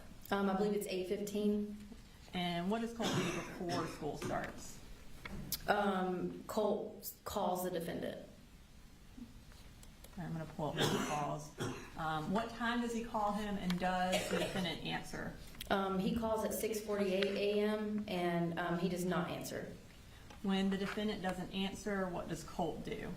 He starts sending the defendant text messages. And again, are these text messages before the school day starts? It is, yes. Okay. We're going to just go through those text messages between Colt and the defendant. So the first one is at 6:49 a.m. Yes, it says, I'm sick of your shit. This is the fucking end for you. And are all these text messages kind of like back to back to back to back? They are. No more apologies. I have fucking had it with you. The way you twist shit is so old. You fucking caused this. All right, I'm gonna stop for just a second. So, as we're reading through these, it says, there's a line that says red. Can you tell us what that means? Yes, so the red, it shows, so the message at the bottom shows 6:50 and 37 seconds, and then the red is 6:52, so that's when the message was actually opened in the messaging app. That indicates the defendant opened the message at 6:52. That's correct. All right, so he says, you effing caused this, and then what does Colt say next? Whenever something happens, just know the blood is on your hands.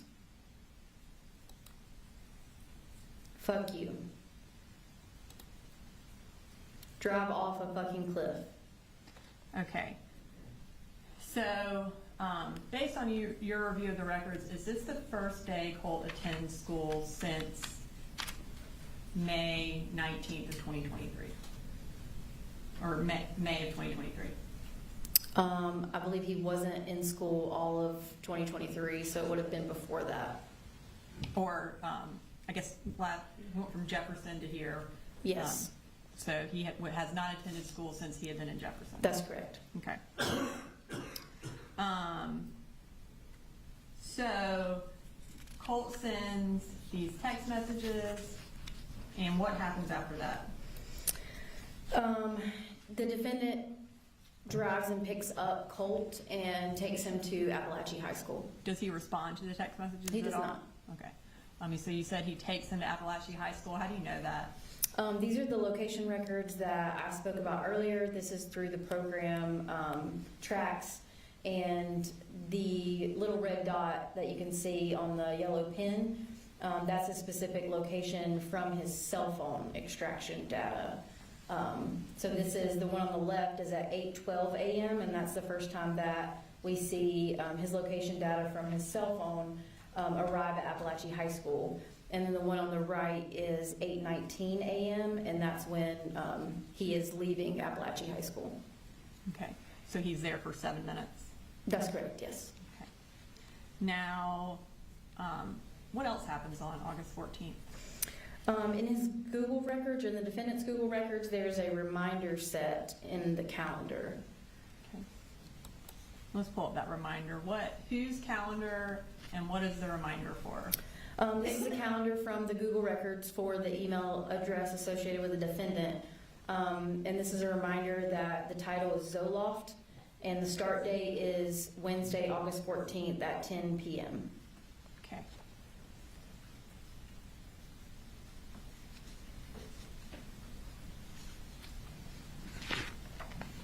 And at this time, on August 14th, was Marcy still living at the house? Yes, she was. Okay. At this point, had the defendant, or I guess Marcy, set up insurance through the defendant's work for the family? Yes. And based on your review of the records, when did that insurance start?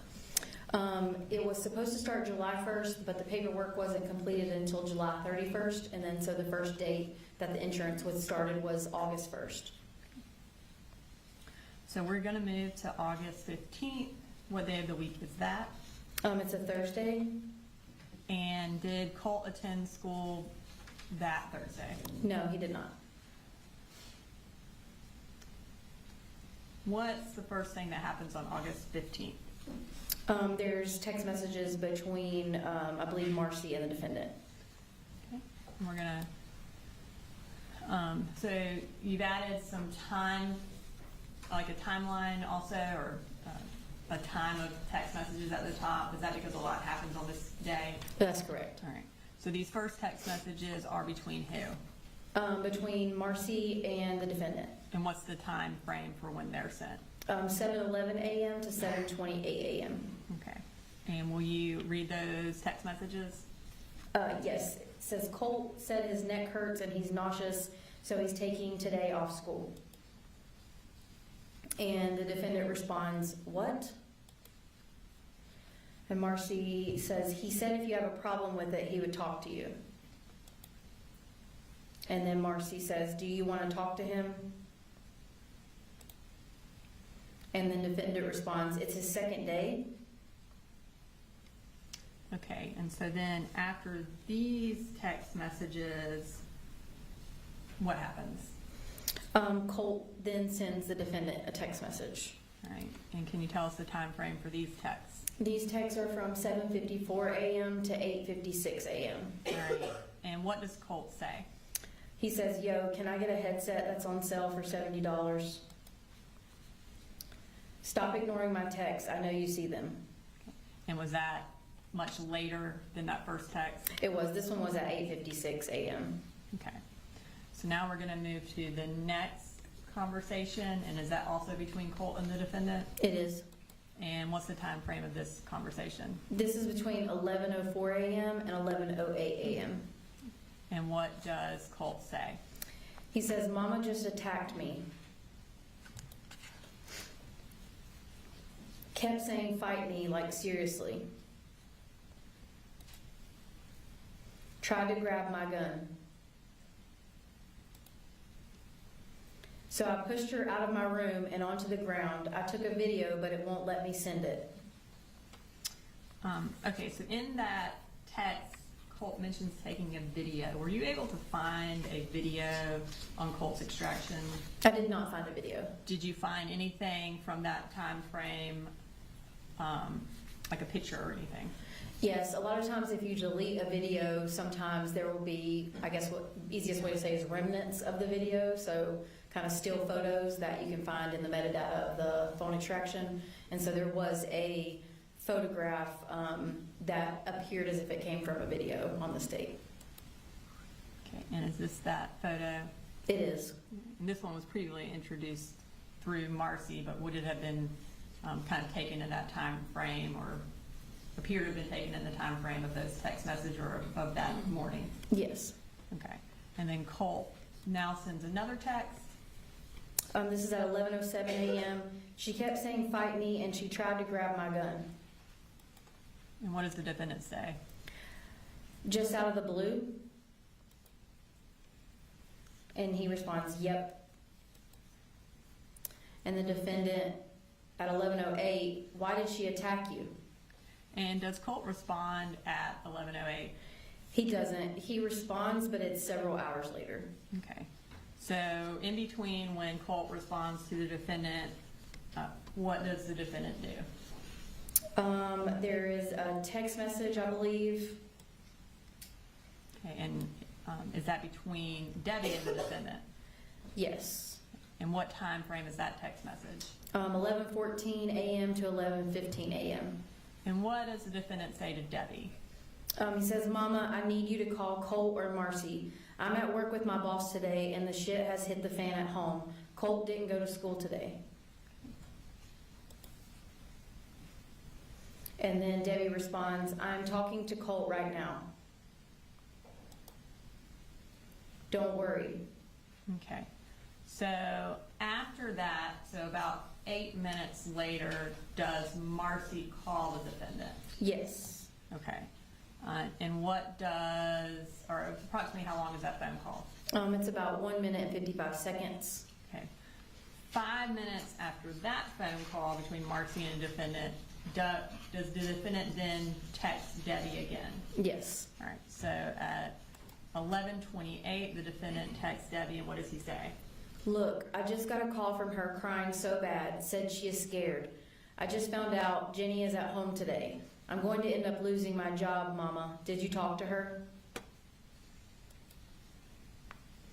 Debbie responds, I told her to go into her bedroom and stay there. I told Colt the same thing. I think she got mad because I called her out for letting them stay home. She had obviously taken too much of her Seroquel. Charlie wants to come and get her, and I agree. You guys are doing too good for her to screw it up. We will plan to come in the morning while you are working, if that's okay. Okay. So that's 11:32, and then when does Colt finally respond to the defendant's text message about what happened? At 1:52 p.m., Okay. And what does he say? she was grabbing for my rifle, and I didn't know what she planned to do with it. So I kind of acted in fight or flight. And how does the defendant respond to that? He responds, "It's all good. Why was the gun involved?" Or how?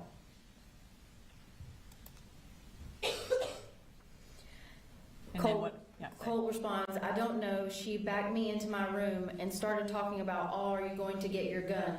Even though I wasn't, and then she grabbed it." All right, so that is at 1:54 p.m. that Colt sends that text message to the defendant. What does the defendant do next?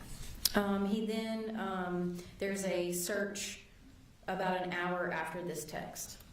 Okay, so what time is that search? At 2:51 p.m., and it is, "Where do I take my son for anxiety near Winder, Georgia?" Okay. Were there any other corresponding, other than that search, has he visited any websites related to this that you're aware of? Not at this time. Okay.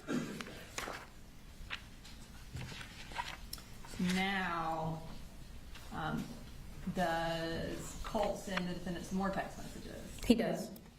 And kind of when in relation to that search are these sent? This is about an hour after that search that was on the defendant's phone, and Colt sends the defendant a message, and it's just an attachment of what appears to be a bore site from Amazon. Okay. And then what does Colt say? "Could you please buy this?" All right, so that is the last thing on August 15th. So now we're going to move to August 16th. What day of the week is this? It's a Friday. And does Colt go to school this day? He does not. And what does Marcy do on August 16th based on your review of the evidence? She goes back to Fitzgerald. And does Marcy stay in Fitzgerald from August 16th until after the shooting? Yes, she does. All right, so on this day, on August 16th, so August 15th, Colt sends the text asking for a bore site. Does the defendant buy that bore site? He does. Okay. Does he do that on August 16th? He does. Okay. And how much was that bore site? It was $15.99. And what is this a picture of, 211.6? The bore site that matches the Amazon records. And was a bore site consistent with that found at the defendant's house? Yes. So that's 145.67. What, that bore site, can you tell me where it was found? Or is that a bore site, and where was it found in the house? This was in the defendant's bedroom, and it's the one circled in red next to just the ammunition, and it's inside of a pair of goggles. Okay. All right, so still on August 16th, the defendant buys a bore site. What happens next? Colt sends him a text message. Okay. So the text message is at 9 a.m. Can you read the text message that Colt sends the defendant? He says, "I'm restraining myself. As for what I feel like doing right now, I have barely any control over." All right. So that was 9 a.m. on August 16th. And now we're going to move to August 16th at 10:30 a.m. What does the defendant do an hour and a half after Colt sends that text about restraining himself? He searches troubled teen options near Athens, Georgia. Okay. And does he, at this time, visit any websites related to that search? Yes, he does. What is the first website he visits? Eagle Overlook. I'm gonna pull up that. Okay, so at the top of this record, it says cookie. Tell us what that means. A cookie is just kind of small pieces of text that websites use to collect information about you. So when you nowadays you pull up your internet and you type in go to a website, it'll say, "Do you want to allow cookies?" When you do allow those cookies, then that allows that website to keep track of any information that you are putting on that website. And so essentially, if you visit a website, there will be a cookie related to that website visit? Yes. And what time was this website accessed? This was at 10:32 a.m. Now I'm gonna pull up our next picture, and what is this a picture of? This is the picture of when you go to this website, Equal Overlook, and it is a top-rated drug addiction treatment center for teens in the Georgia area and mental health treatments for teens. Okay. And then we're gonna move to his next website visited. What website did the defendant visit next? Wolf Creek Academy, Okay, and what time did he visit that? 10:35 a.m. All right. And tell us what this is a picture of. This is a picture of the website when you go to Wolf Creek Academy, and it's a therapeutic boarding school for troubled teens.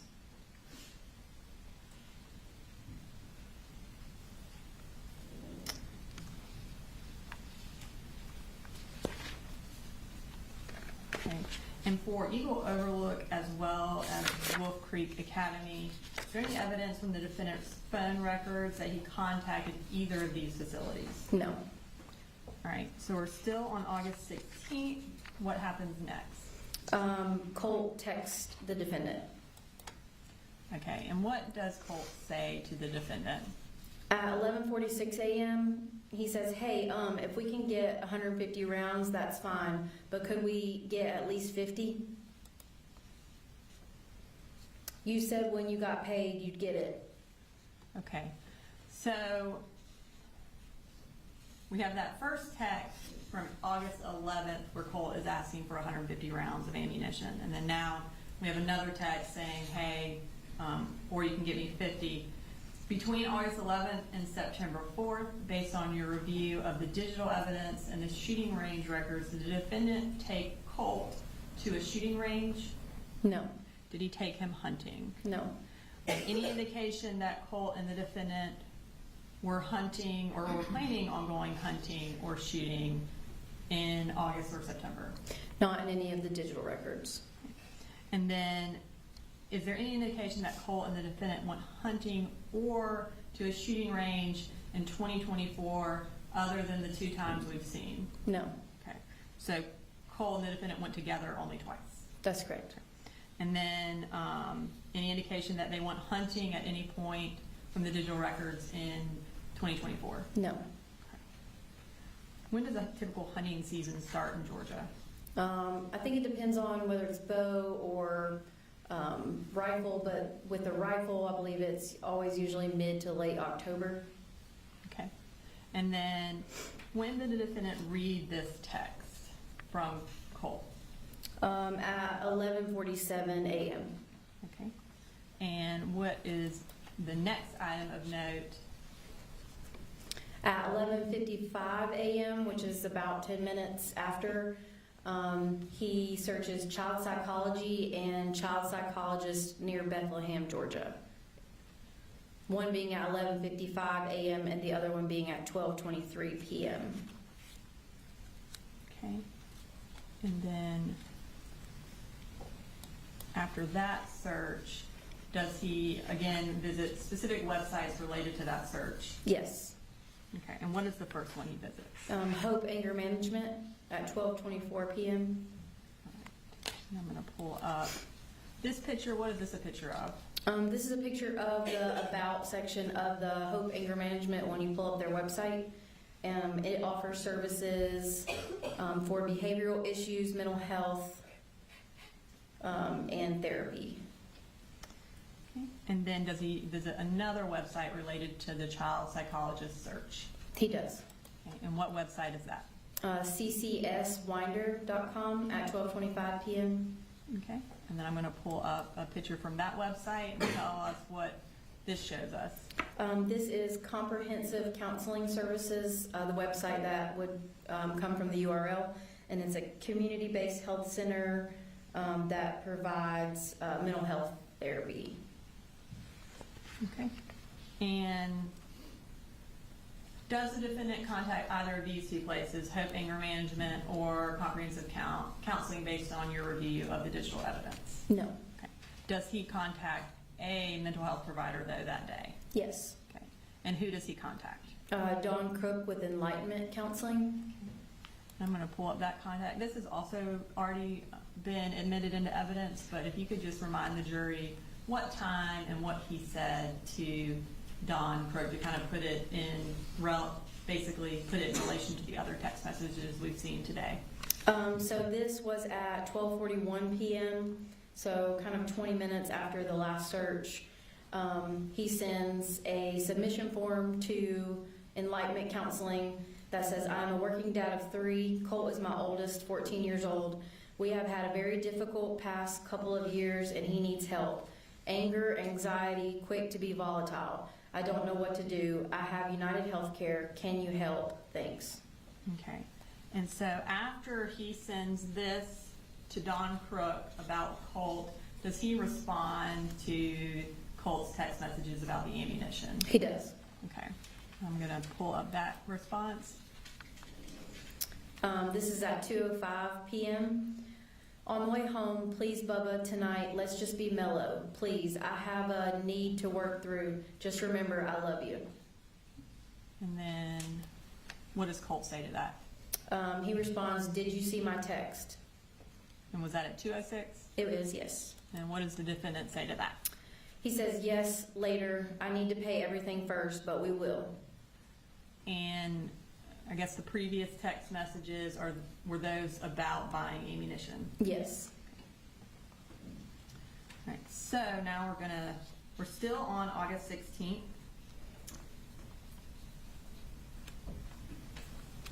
Now we've already been through all of the Don Crook messages. I don't want to bring them all up, but Don Crook does respond to the defendant. She does, yes. Okay, and is it on this day? It is, yes. Okay.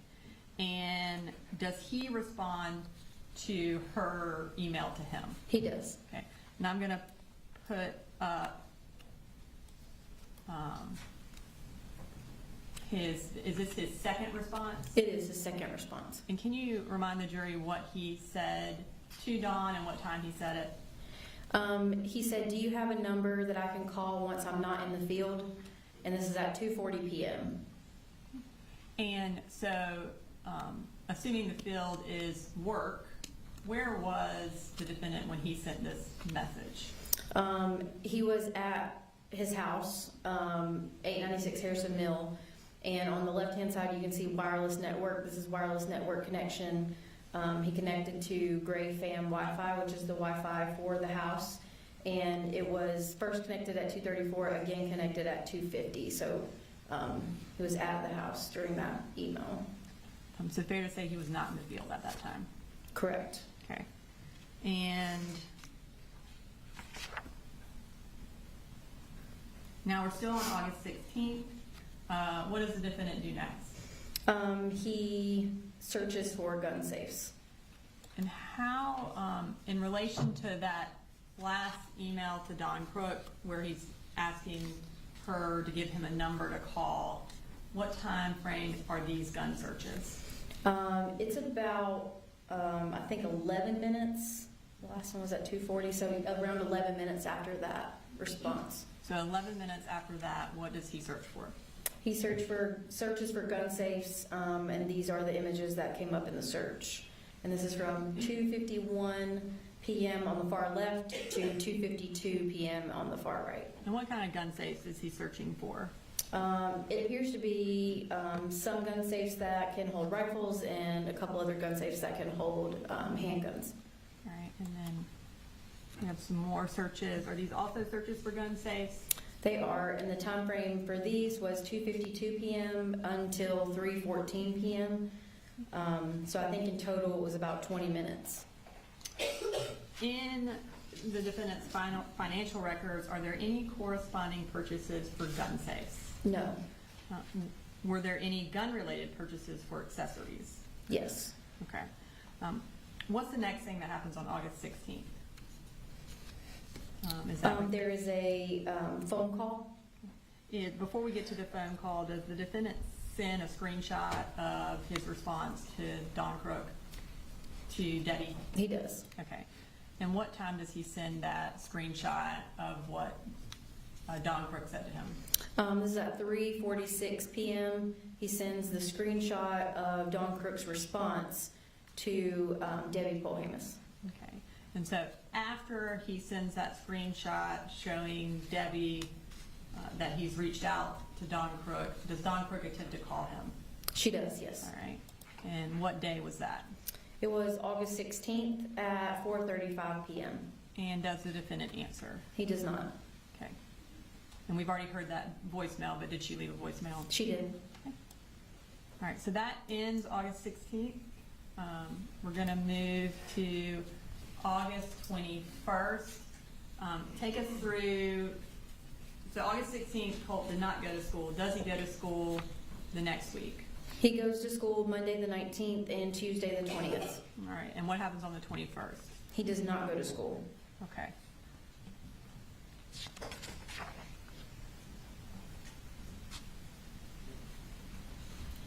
And what's the first thing that we have that happens on August 21st? There's another missed call and voicemail from Don Crook with Enlightenment Counseling. Okay, so this is 5 days after the first one? Yes. And then does he answer? No. Does she leave a voicemail again? She does. All right. Now, we're still on August 21st. Does Marcy text the defendant this day? She does. Okay, what does she text him about? About the Advantage Behavioral Health Crisis Stabilization Center. Okay. And again, we've introduced these through Marcy, but just for the timeline purposes, she sends this text and about them taking, or Advantage Behavioral taking their insurance. Does she also send a link to Advantage Behavioral? She does. Okay. And is that the link she sent? Yes, Does the defendant actually visit that link? he does. Okay. So I'm going to pull up that, which is also on August 21st at 4:39. So pretty close in time to when she sent the link. He opens it. Yes. Okay. And again, how do you know that he has visited the crisis stabilization unit at Advantage Behavioral Health? This is web history from his phone extraction, meaning that the URL was visited and clicked on essentially.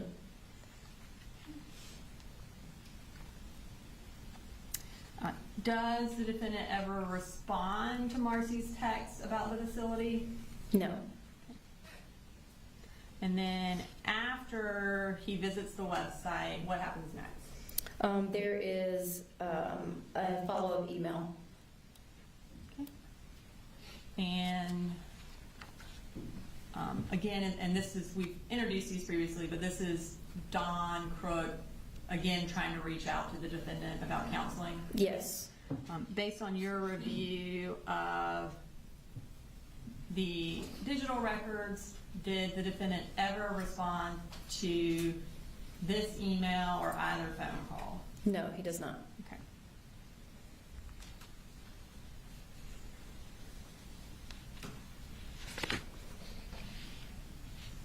Okay, so now we're at August 25th, which is a Sunday, and it's the Sunday before the shooting. What happens on this day? This day is another visit from web history on the defendant's phone. Okay, and what does he visit on August 25th? He visits again the Advantage Behavioral Health System Crisis Stabilization website. And does he visit it, it looks like twice? Yes, And what- 2:11 a.m. and 2:16 a.m. Okay. So, I think August 26th, Your Honor, is a pretty dense day. Do you want to, I don't know if you want to go ahead and take a lunch. Yeah, we're close. Ladies and gentlemen, we'll go ahead and take our lunch break. Be in recess till 1 o'clock.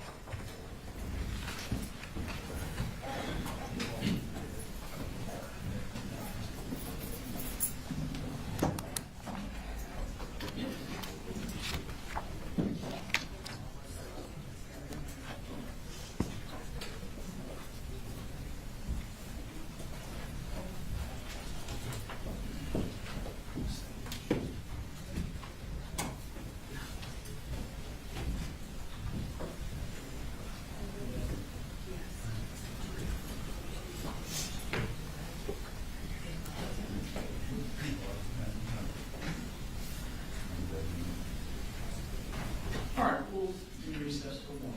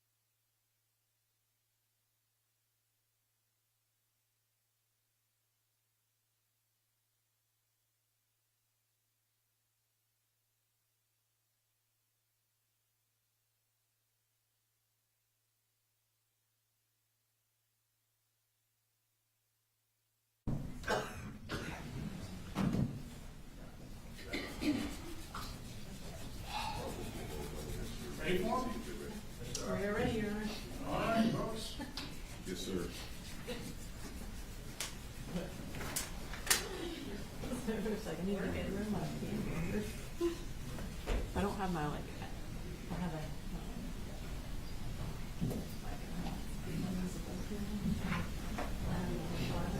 It's not as effective. Yes, sir.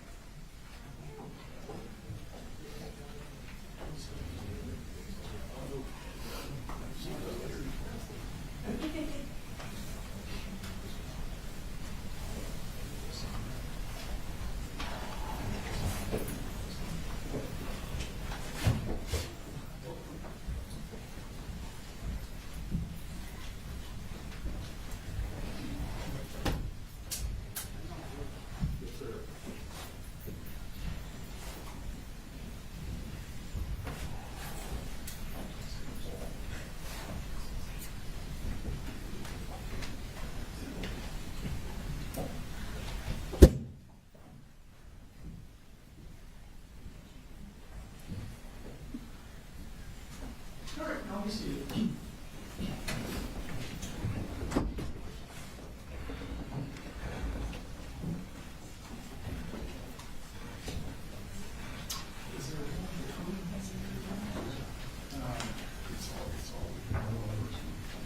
you want me? How, where's the, y'all show me the furthest to my left monitor. They can't see that. You can move this chair out the way.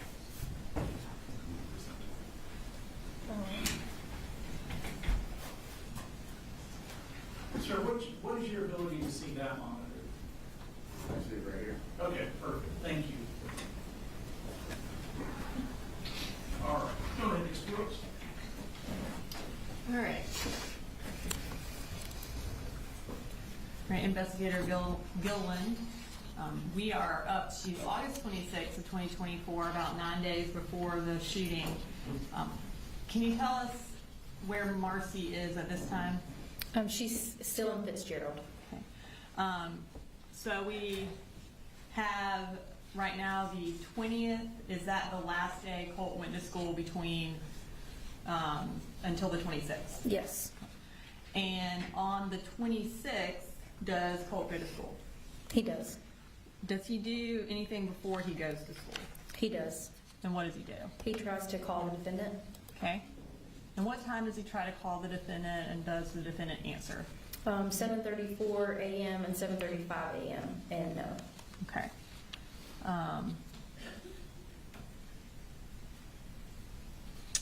And where is the defendant when Colt is trying to call him? His location data from his cell phone device shows him at 896 Harrison Mill Road.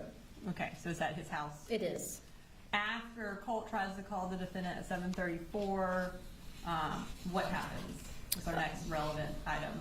A little bit later, Lisa Butler from Apalachee tries to call defendant. Okay. So based on your review of the evidence, where is Colt at the time Lisa Butler tries to call the defendant? He's in like the counseling office / suite at the school. Okay. And these calls look a little bit different. Can you explain that? Yeah, so these are not from location data from the phone. These are actually from the cellular company records. So these would be from T-Mobile. And so that's why they look a little bit different. And you'll see the date and time. And the phone number that says target number ends in 2768. So this was actually the phone number that the defendant had earlier in the year. Okay. So this is not the phone number he is currently using. No, it was not. So after Lisa Butler attempts to call the defendant, does Colt attempt to call the defendant? He does. Okay, and what time was that at? It was at 10:42 a.m. and 10:51 a.m. And does the defendant answer those calls? Yes, he does. When the defendant answers that phone call from Colt, where is he? He is in the vicinity south of Brazelton on 85. About how far away is that from Apalachee? I believe being mapped, it was about 15 miles or 20 minutes, give or take. And what happens, I guess based on the phone records, does the defendant call Marcy after this? I believe it was 11:23. So about 30 minutes later, he calls Marcy? Yes, that's correct. Okay, and is that displayed on this It is, yes. slide? And where is that?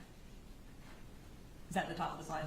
Yes, in the red box at 11:23 a.m. and they spoke for 7 minutes and 31 seconds. And does, after that call, what does Marcy do? She sends a text message to Colt. And these are, I think, have already been introduced through Marcy, but essentially saying, letting him know that this is Marcy, right? Yes. Okay, and then what does she follow up with?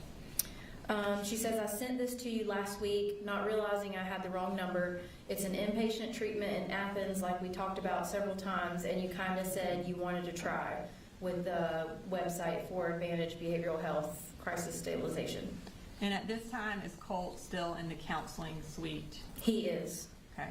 And do Marcy and Colt then talk about acute mania? They do. Okay. And after he sends her text message about acute mania, what does she say? She responds at 11:50 a.m., but your dad mentioned that you were talking about acute mania last week, so I've been reading more about it since then. All right. So in this time frame, Lisa Butler sends the defendant the email about Project Aware and copies 2 other clinicians. Do any of those clinicians follow up? They do. So I'm going to bring up the first one, which is from Karen Hope. What time did she send that email? She sent it at 12:04 p.m. And does she give her phone number or email for him to call if he has any concerns? She does. Okay. And we're going to take the next one out of chronological order. But does Jade Baker also follow up? She does. And what does she say? This Just is generally, yes. This is a couple days later, but she just explains that she's going to be the one working with Colt and that she plans to work with him early next week. And if they have any concerns, provides her phone number. And so counseling is supposed to start sometime around September 3rd or September 4th. That's correct. Okay. Now, in the first email that was introduced through Lisa Butler, did she also provide her contact information to the defendant in her email? She did. Okay. From viewing the defendant's phone extraction, did he ever call Karen Hope, Jade Baker, or Lisa Butler at any point? No. Okay. Did he ever email them with any concerns? No. Is the only email he sent the one where he had signed the Project Aware form? Yes. Okay. All right, so now we are still on August 26th. Do we have some more photos from Colt's phone on this date? We do. Okay. I'm going to pull up that first one. Can you tell me the time of the photo and what it appears to be of? This is August 26th at 6:25 p.m. This is again a modified date like we spoke about earlier, and it's a picture of a hand holding a box of Winchester ammunition. Now, those consistent with the type of ammunition that was used in the shooting? Yes. They also consistent with the type that the defendant purchased in June? Yes. And based on this photo, was it taken in Colt's bedroom? It is, yes. I'm going to pull up another picture from that same date? Tell us about this picture. This is a picture from Colt's bedroom, the wire rack, and these are different types of magazines that are on top of the rack. And then I'm going to pull up the last photo from this slide. Tell us about that. This is a picture on Colt's bed with the blue blanket with 4 black magazines, 1 tan magazine, and then the rifle, which appears to be the 6R rifle on the bed as well. Those magazines that are in that picture, are they consistent with the magazines that were found at Apalachee on September 4th? They are, yes.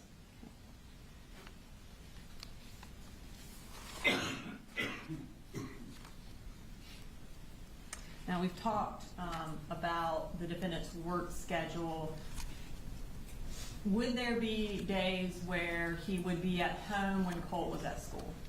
Yes. And was this one of those days where he was at home when Colt was at school? Yes. Okay.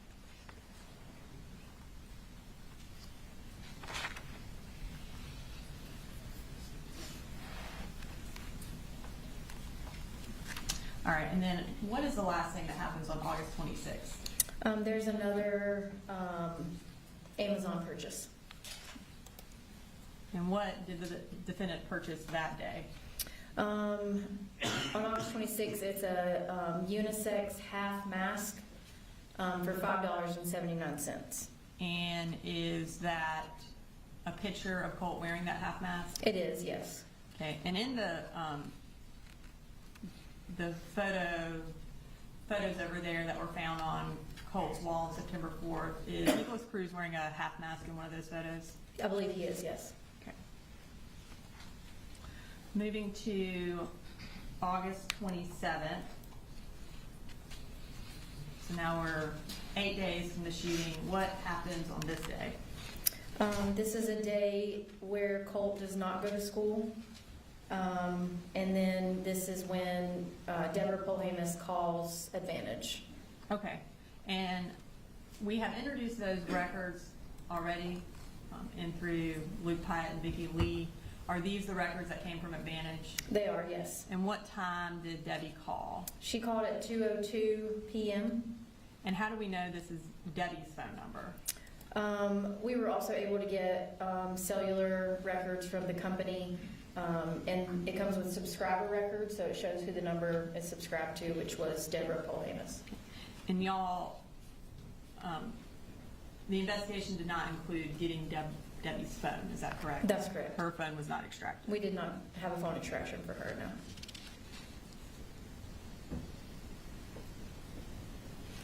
Okay, and then now, a little farther on August 27th, what does the defendant send Colt on this day? This is at 4:24 p.m.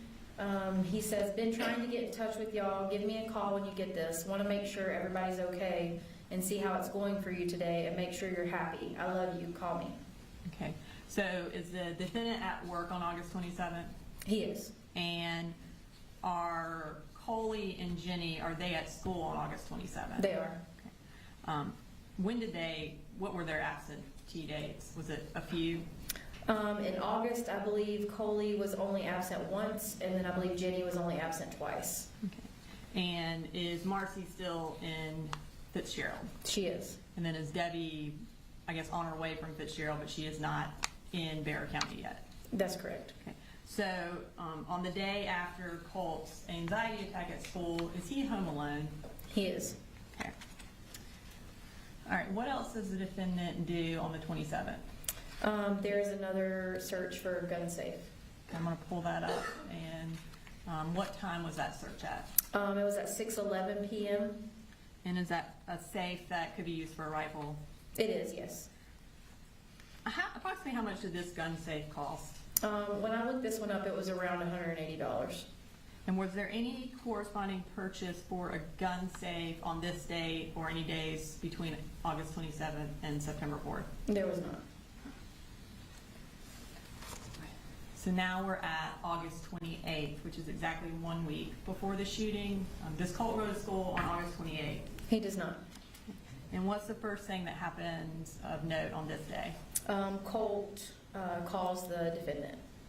Okay. And is this all of his phone calls? It is from 7:31 a.m. to 7:32 a.m. Does the defendant answer? He does not. Okay. And after the defendant doesn't answer, does Colt call him? He sends I mean- a text Sends him a text, yes. And what time does he send him that text? at 7:33 a.m. and he says, "Dude, pick up." After that, does Colt call the defendant again? He does. And does he pick up this time? He does. Okay. Now, after their phone conversation, do they communicate some more via text? They do. All right, I'm going to pull up that text message. And this is at 7:44 a.m. and Colt says to the defendant, "I have to kind of dance around the inconvenient truth at times. I have no control over what these things say and tell me to do." Does the defendant respond to this text message? No, he does not. Okay. And the email that we talked about earlier from Jade Baker about giving her contact information for the defendant to call her if he has any concerns, when did that come in comparison to this text message? The email came approximately 10 minutes after this text message. Okay. And again, did the defendant call her with any concerns? No, he did not. And what does the defendant do instead? He texts Marcy and tells her to call him. So the text message at 7:45 says, "Call me." And was that just a few minutes after Colt sent the text It was. about the inconvenient truth? Yes. And does Marcy call him? She does, and they talk for 6 minutes and 42 seconds. After that, does the defendant text Colt back? Yes. And what does he say? At 9:10 a.m., he says, "Stand by for a call." And does he call Colt? He does not call Colt. Colt calls him at 9:15 a.m., so about 5 minutes later, and they talk for 8 minutes and 45 seconds. All right, and then after that phone conversation, does the defendant then call Marcy? He does. Okay. And how long do they talk? They talk for 11 minutes and 3 seconds. And that phone call was at 9:25? Yes, Was that- a.m. Close in time to when the defendant's phone call with Colt ended. Yes. And after Marcy gets off the phone with the defendant, what does she start doing? Starts texting Colt. Okay. And what does she text them? Or what are they texting about?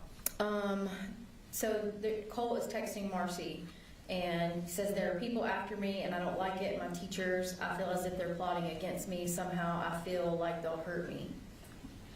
And this is a few minutes after Marcy and the defendant get off the phone? Yes, I think it was about 4 minutes after Marcy and the defendant were on the phone.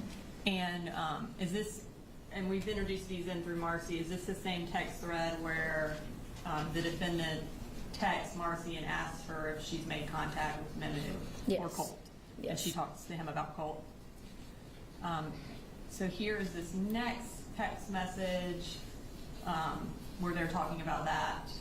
And what does Marcy respond when he asks if she made contact with? She says, "Not with my Mamu, but I'm texting with Colt."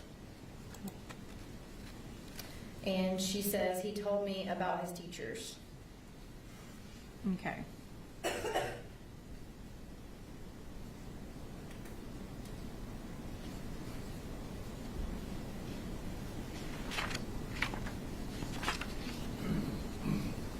All right, so we're still on August 28th. What is the next thing that we have? The next thing is another photo of from Colt's phone extraction. Okay, we're going to pull that photo up and tell us what this is. This is was found on Colt's phone, and the metadata shows that it has a capture time, so of August 28th at 1:10 p.m.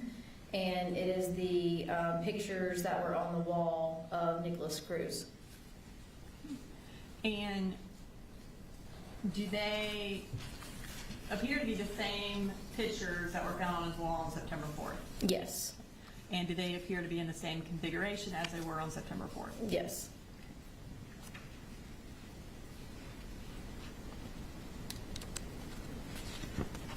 All right, so we've got one more picture from Colt's phone. I'm going to bring that up. Tell us about this picture. This picture is from Colt's phone, and is a picture of Colt with the half mask on and holding what appears to be the 6-hour rifle in his hand. And this picture would have been taken within a day because we saw the records where he had ordered the half mask. So this would have had to have been taken on August 27th or August 28th? That's correct. Okay. All right, now we're up to August 29th. Tell us what happens on this day. Colt did not go to school this day, and there are some text messages that the defendant sends to Marcy. Okay. All right, so we're going to first start with the text that the defendant sent to Marcy. And what does he say? He says, "I wish that she would just take him back home with her for this long weekend so we can just figure out what we're doing without having to confrontation or anything." And that was at 8:10 a.m. Yes. And after this text message, does the defendant text Jan O'Brien? He does. And who is Jan O'Brien? It's his sister, the defendant's sister. Okay, I'm going to put that text up. And tell us about that. He sends the message, "Morning, sister. I don't know. We're having a little bit of trouble with Colt. I think he needs to be like, are you camp or something along those lines, where he can go and get the help he needs and stay there until he does. It's been really difficult. I just wanted to give you an update." Okay. And then the next thing that happens, tell us what happens next. There's a text conversation between Colt and Marcy. This is at 10:27 a.m. What does Marcy ask Colt? She says, "How do you feel today, Colty?" And how does he respond? He says, "Yeah, I'm here. Sorry. It's just getting worse. Had to take another. I'll make it to school. Trust." Okay.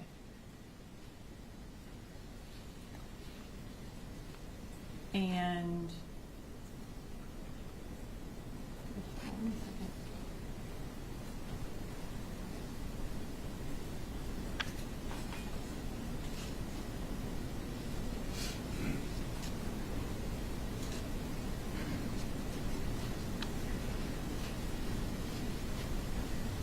Hold on 1 second.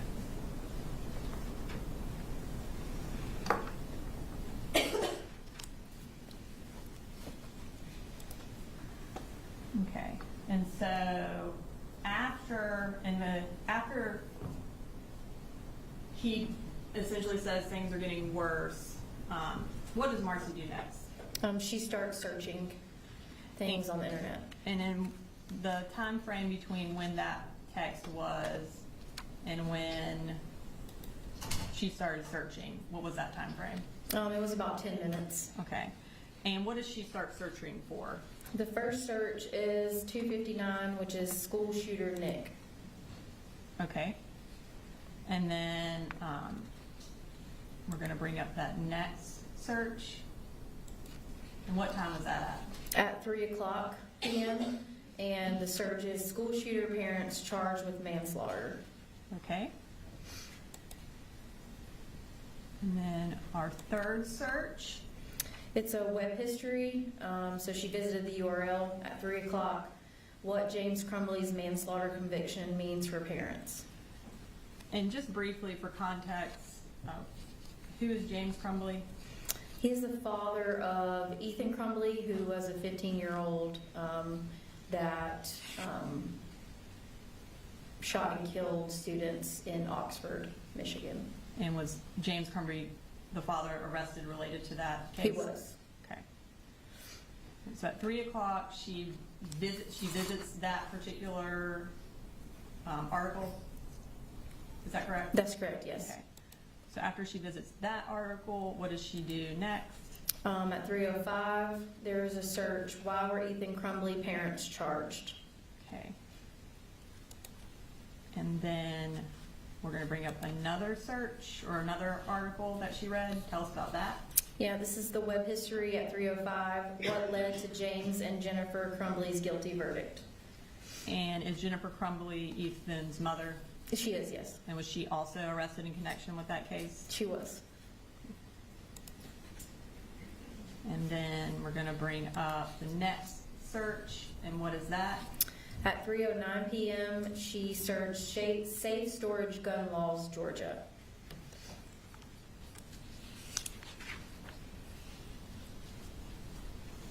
And again, for context, what are safe storage gun laws? It's just laws in regards to storing your firearms away from children. Okay. And then we're gonna pull up her next search. And tell us about this. This is a web history where the title is Secure Storage or Child Access Prevention Required, Everytown Research and Policy. And we're gonna bring up one more. Okay, and what did she, is this another website she visited? This is a cookie that we talked about earlier. It's giffords.org at 3:13 p.m. And this is, I guess, like a group of activists that are trying to promote gun safety. Okay, and so a few minutes essentially after Colt texts her and says he's worse, she starts searching for Ethan Crumbly. Does she talk to the defendant close in time to her searches? She does. Okay, and we're gonna bring up that phone log. Okay, tell us about how long after that last search and how long their conversation was. It was approximately 30 minutes after the searches at 3:55 p.m. And they talked for 14 minutes and 11 seconds. What time do they get off the phone? Around 4:10 p.m. to 4:11 p.m. Okay, and essentially as soon as Marcy gets off the phone at 4:11, what does she do? She goes back to a website, what led to James and Jennifer Crumbly's guilty verdict. And was that a website that she had previously visited? It was, yes. All right, and then after this website visit, does Marcy talk to the defendant again? She does. Okay, and we're gonna bring up that. Is this kind of the timeline extraction we were talking about where it has Marcy's phone calls but also her search history? Yes, so from the same day, yes. So it looks like around 8 minutes after she accessed what led to James and Jennifer Crumbly's verdict, she spoke with the defendant? Yes, and then there's an 8-minute call, a 1-minute call, a 4-minute call, a 5-minute call, a 1-minute call, and then some more web history visits after that. And are those web history visits also related to why Ethan Crumbly's parents were charged? Yes, and then the last one was Mental Health Hospital, Athens, Georgia. Okay, so it looks like there are about 6 phone calls between Marcy and the defendant after that search related to James and Jennifer Crumbly. Based on your review of the phone extractions, is that an unusual amount of phone calls for them in that short period of time? Yes, around this time, yes. All right, so now we're finished with August 29th. We're moving to August 30th, which is a Friday. Was that a school day? It was a school holiday. Okay. All right, so on August 30th, what's the first thing that we're going to talk about? Colt calls the defendant. Okay. That. And what time does he call the defendant? At 7:04 a.m. And do they speak? They do not. All right, and what does Colt do after the defendant doesn't answer? At 7:05 a.m., he sends him a text message that says, "You forgot to give me my Zoloft." And then that also on August 30th, the defendant and Marcy talk again. They do. And do they again have a lot of phone calls? Yes, I think there were approximately 16. I'm gonna pull those up. Kind of take us through these phone calls. They start at 9:50 a.m. and go all the way until 9:28 p.m. And there's a few minutes here and there. The first one, 13 minutes, 1 minute, 2 minutes, 3 minutes, 2 minutes, 2 minutes, 2 minutes, 1 minute. And that's pretty much throughout the whole day. Okay. All right, so August 31st, based on your review of the evidence, this is a Saturday. What's supposed to be happening this Saturday, or what has been talked about happening this Saturday? This is the day in which Marcy and her mother were coming up to Winder from Fitzgerald, and they had all talked about taking Colt to Athens or Advantage Behavioral Health in Athens. Okay. Does kind of that morning, does Marcy text the defendant about coming up? She does. Okay, and let's bring up that text message. What does it say? This is 10:24 a.m. About to leave Fitz. Mamu isn't coming to stay because my daddy's birthday is tomorrow. Can you and Boo meet us halfway so she doesn't have to drive all the way up and back in one day with a broken hand? And do Marcy and the defendant have a phone call after that? They do. Okay, let's pull that up. How long was that phone call and when was it at? It was at 10:43 a.m. and they spoke for approximately 3 minutes and 43 seconds. Okay. So, they talk, and then what happens next with the defendant? He then sends a text to his sister. And is this the Jan O'Brien he previously sent a text to about Colt going to a camp? Yes. Okay. So we're going to pull that text up. So this text is about 15 minutes after, or 20 minutes after he texted Marcy texted him. Tell us what the defendant texts Jan O'Brien. This is at 11:05 a.m. He says, I hope everything is going good for you. I need a favor if possible. I'm a couple dollars short on rent and wanted to see if I can borrow some money, and I will Zelle it back to you Friday. I'm short because of co-pays for doctors for Colt. I think I'm going to have to check him in a place so they can try to help him. He had a full-on panic attack at school Wednesday, so I'm trying to get him into a psychologist in Athens. I'm doing the best I can and work 60 hours a week. Anyway, I will give it back next week. It's just crappy timing. Okay. And does she respond? She does. And what does she say? She says, how much do you need? And then what does the defendant say back? And he responds, 200, gets my rent paid, and I'll count change for next week. Okay. So in that first text message to Jan about checking Colt into a place to get him help, he also says he's short on money because he's been paying co-pays for doctors for Colt. You mentioned earlier that as of July 24th, there was no evidence that the defendant had paid for any doctors for Colt. Between July 24th and August 31st, were there any payments to doctors' offices? Not other than the medicine will. And the medicine will, is that related to the defendant? It is, yes. Okay, and tell me just briefly what those, I guess, time frame of those visits, how often do they happen? I believe it was once a month or sometimes twice a month.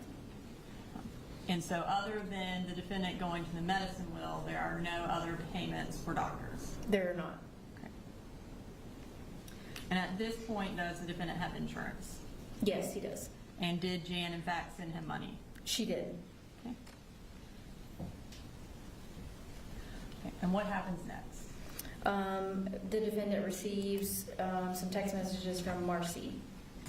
And what are these text messages about? She says, so that's it. You were prepared to spend money on gas and everything else to go to Lake Blue Ridge, but you can't spend the gas to drive 2 hours and pick me up. That's bullshit and you know it. At 2:01 p.m., I can't believe how selfish you're being. Me and Boo have literally been counting down the days for 2 effing weeks till I could come visit. I would never have done this to you.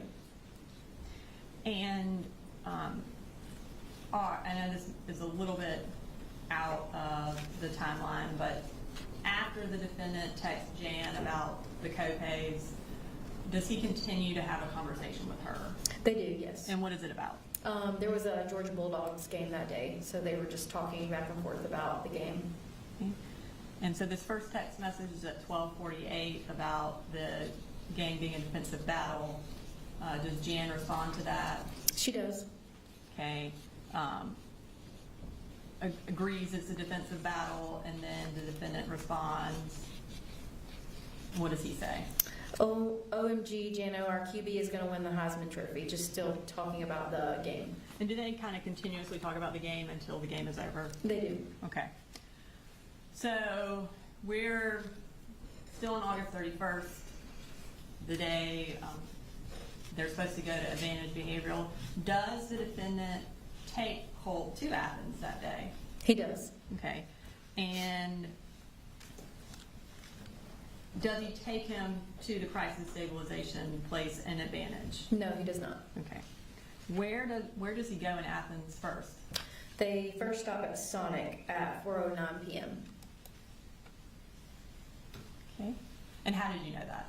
By the location data associated with his cell phone records, his being the defendant's. Okay. And then after they leave Sonic, where do they go? They go to a Wells Fargo ATM. Okay, I'm going to pull up that Wells Fargo ATM. And where is that Wells Fargo? It's off of Mitchell Bridge Road in Athens. And what does he do when he gets to the ATM? He withdraws approximately $400. And approximately how much money did Jan send him? She sent $444. Okay.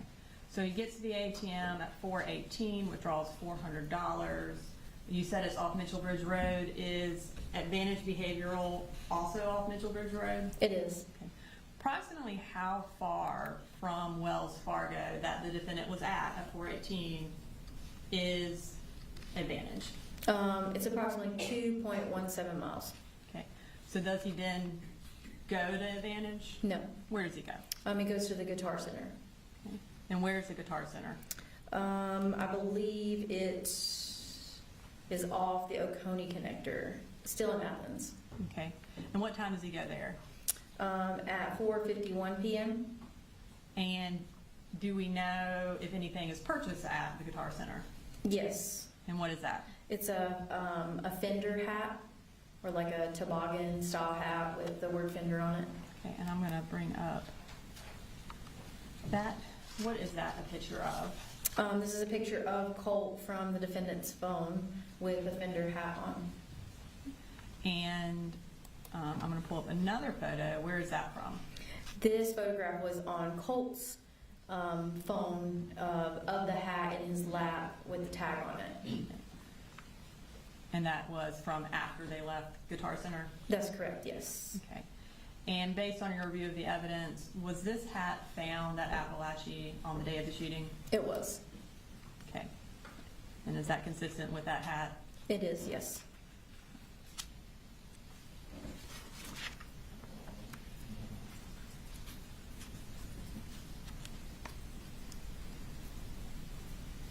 Okay. So we're ending August. We're moving into September of 2024.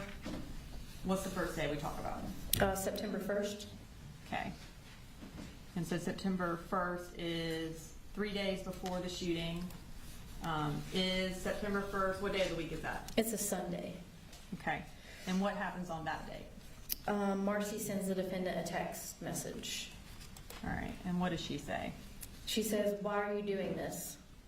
All right. So during this, between August 31st and now when she sent the text to him about not picking her up, has there been any other communication? Has the defendant texted her or called her or anything? No.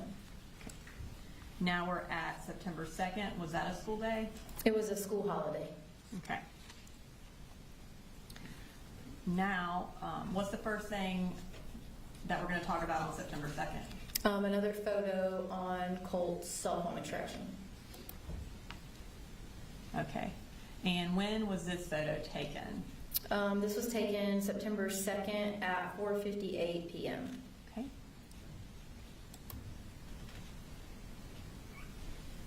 Okay, again, do these photos appear to be in the same configuration as they were on September 4th, as well as they were on, I think it was August 28th? That's correct. Okay. And at the time this photo was taken, do you have any location data for the defendant? I did. And where was he? His location data from his cell phone extraction was at the residence at the house at 896 Harrison Mill. Okay. Does Colt take another photo of the school shooter shrine on September 2nd? He does. I'm going to pull that up. Can you tell us what the capture time of that photo is? This one is September 2nd at 8:45 p.m. So again, we're 2 days before the shooting. And so this photo, does it appear to be in the same configuration as the one earlier and then September 4th? It is. Tell me why it looks switched.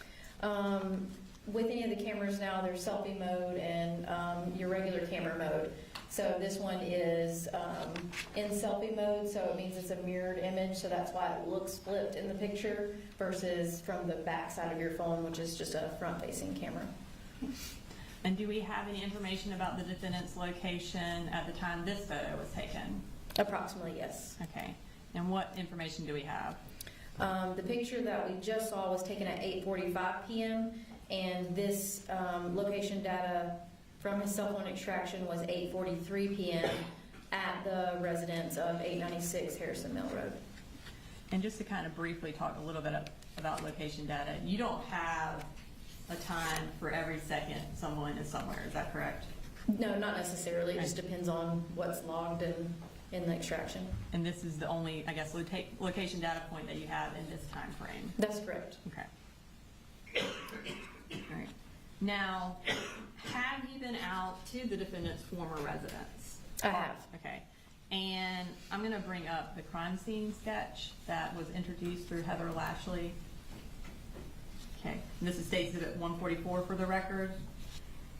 Using the sketch, can you explain the purpose of going out to the defendant's former residence off Harrison Mill Road? Yeah, so after I found the photographs on Colt's cell phone extraction with the pictures on the wall, I wanted a kind of a measurement and visual of how big the room was and where on the wall it was in relation to the photographs.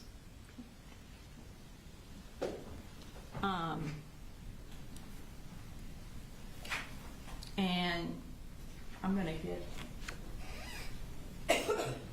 can you just kind of show on the sketch where you took measurements of? Okay, so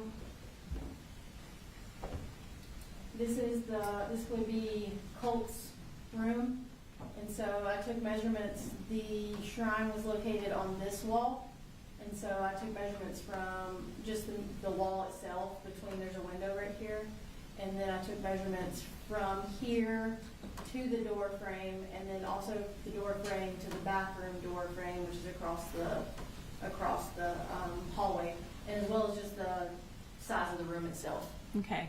And generally, I guess when you were at the house, when you were standing in the doorway for what was Colt's bedroom, could you see across to the wall where the school shooter photos were? Yes, I could. Okay. Was it, as soon as you opened the door, is it visible? Yes. Okay. And can you see that wall also from the bathroom door? You can, yes. Okay. Now you said you took measurements of the size of the room. How big was the room?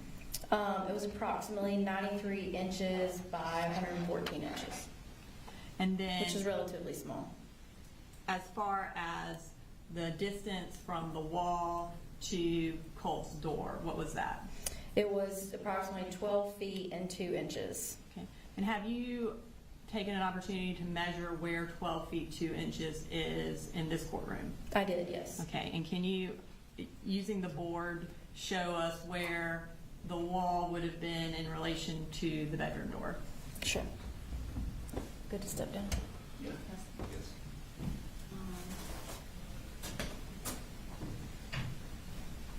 So I marked 12 feet 2 inches. So this would be from the box right there all the way to here is 12 feet 2 inches. So that would be from the bedroom door frame to the, the bedroom wall to the door frame. So if you're standing here, this is what you would see when you walked into Colt's room. Yes, that's correct. Okay.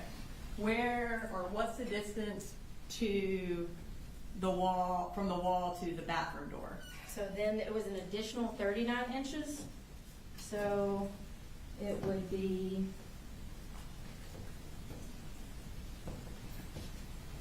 approximately here from the bathroom door and then the hallway and then Colt's bedroom. Okay. So if you were here, then this would be the bathroom door. That's correct. Okay. Thank you. You just put it back. Yeah, you just put it back.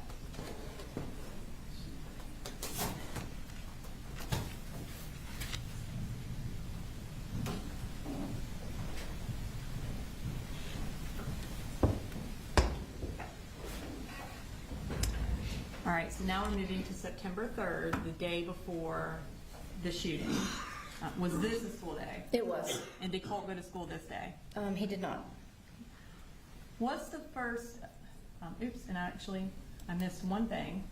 We've got another photo on September 2nd that I need to bring up. Tell us about these photos. These are from Colt's phone extraction from the 2nd of September, 9/12. These are modified and were sent in a messaging app.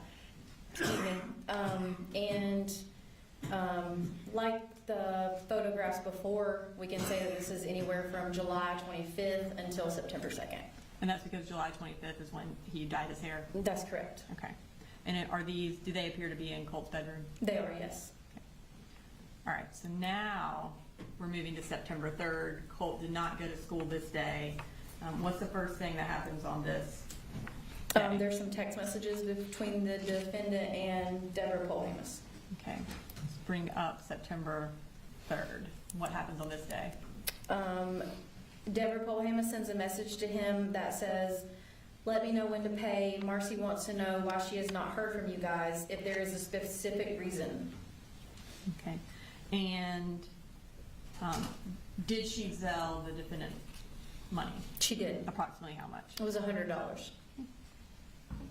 Between Saturday morning of August 31st and this text with Debbie, did the defendant communicate with Marcy at all? No, he did not. Does the defendant text Marcy after this exchange? Yes, he does. Okay, and we have one more text with Debbie where she says, "Did Colt go to school? Gonna Zelle now." And then the defendant sends Marcy a text. Can you tell us about that text?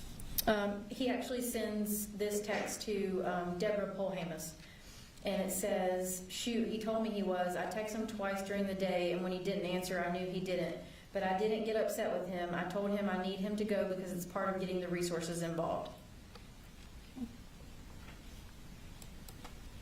All right, and what was the next text? This is also again to Deborah Polhamus. "He was great all weekend. No fights or arguing or nothing. I think he just has to break the ice and go back. Then he will be good." All right, and now we are up to his text message to Marcy. And this one's to Marcy at 7:31 p.m. "Hey, sorry, just trying to keep everyone and everything together and calm. It's not the easiest thing, but I want you to talk to Boo regardless, okay?" And does Marcy respond? She responds, she says, "I've been talking to all three of the kids every day. You were the only one ignoring me." And he responds, "Okay, good." So this last text is at 8:25 p.m. What does the defendant do next? He then searches for another gun safe at 10:49 p.m. And is this gun safe approximately the same amount of money as the other ones? It is, yes. Between the money that the defendant is being given by Jan and Debbie, as well as his paycheck and his truck allowance, did he make about $9,000 in the month of August? Yes, approximately. Okay. Now we're gonna move to the day of the shooting, September 4th. How is this part of the presentation laid out? This is more kind of minute and hour chronologically. All right, so we're gonna start with when the defendant leaves home. When does he leave home? So he's still at home at 6:47 a.m. and then you see his device start to move at 6:53 a.m. And based on your records or your review of the digital evidence, does he go to work? He does, yes. Okay. Does Colt take the bus to school that day? He does, yes. And approximately what time does he get on the bus? At 7:46 a.m. And is this from the surveillance videos? It is, yes. Okay.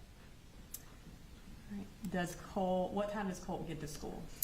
He arrives at school at 7:59 a.m., which is the photograph on the left, and then he enters first period at 8:01, which is the photograph on the right. Now, Jenny gets to school after Colt, correct? That's correct. Okay. What happens next? Jenny calls the defendant at 8:29 a.m., and it's about a minute and 45-second call. And is that around the time she gets to school? Yes. Then what happens? And then Colt sends the defendant a text at 8:30 a.m. that says, "I will text you in about an hour. It's important, so please answer when I do." And then the defendant responds at 8:32, "Okay, what are you going to be texting me about? Is everything okay?" And Colt responds, "Yep." And then at 8:34 a.m., the defendant responds, "Okay, I really hope you have a great day, Bubba." All right, so Colt is in first period when he's texting the defendant these texts. Yes. I mean, at this point, has he texted Marcy at all? No. Now, what time does Colt go to second period? At around 9:40 a.m., And what happens while Colt is in second period? he sends another text message to the defendant. Okay. And what time is that text message? It's at 9:42 a.m. that says, "I'm sorry." And then, what does he say? "It's not your fault." And then the defendant responds, "What's wrong, Bubba? You didn't do anything?" Did Colt respond to either of these two text messages? No, he did not. And what is that last one? He says, "Hey, what's wrong?" Okay. So this is about approximately 40 minutes before the shooting starts. Is the defendant reading these texts as he's getting them? Yes. So at 9:43, he sends the last text. And what's the next thing he does?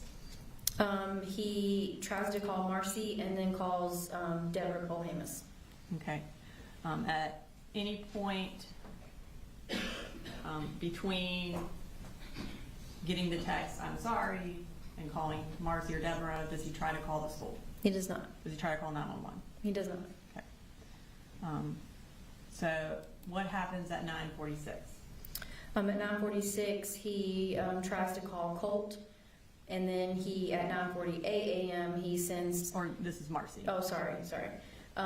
Marcy tries to call Colt, and he doesn't answer. And at 9:48, Marcy texts Colt, "Hope you're okay, Colty. Text me and let me know you're good." Okay. And does Marcy then kind of follow up with the defendant about her trying to text Colt? Yes. And what does she say? She texts the defendant, "No answer. I texted him too."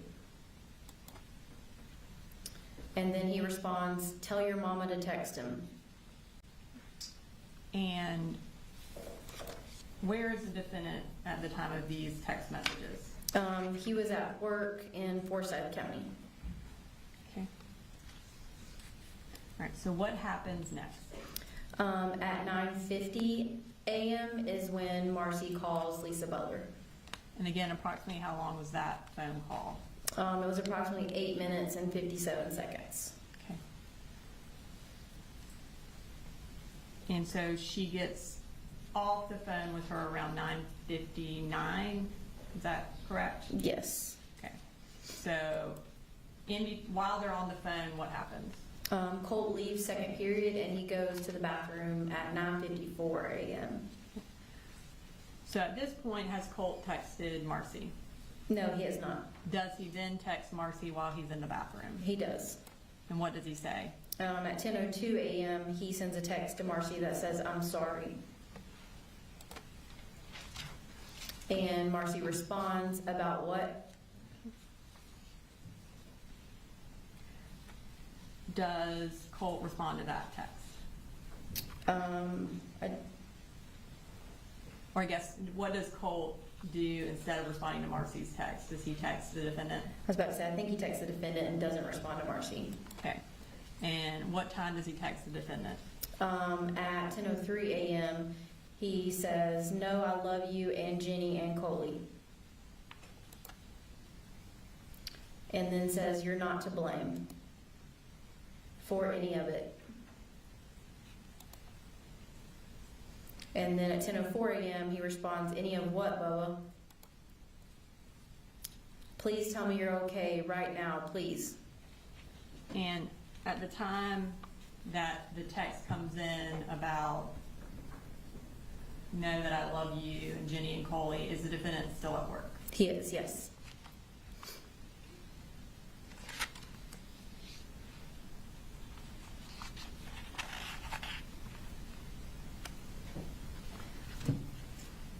Okay. And then does the defendant try to call Colt? He does. And does Colt answer? He does not. Does he try to call the school at this point? He does not. And so now we're at 10:10. Where is he located? Still at work in Forsyth County.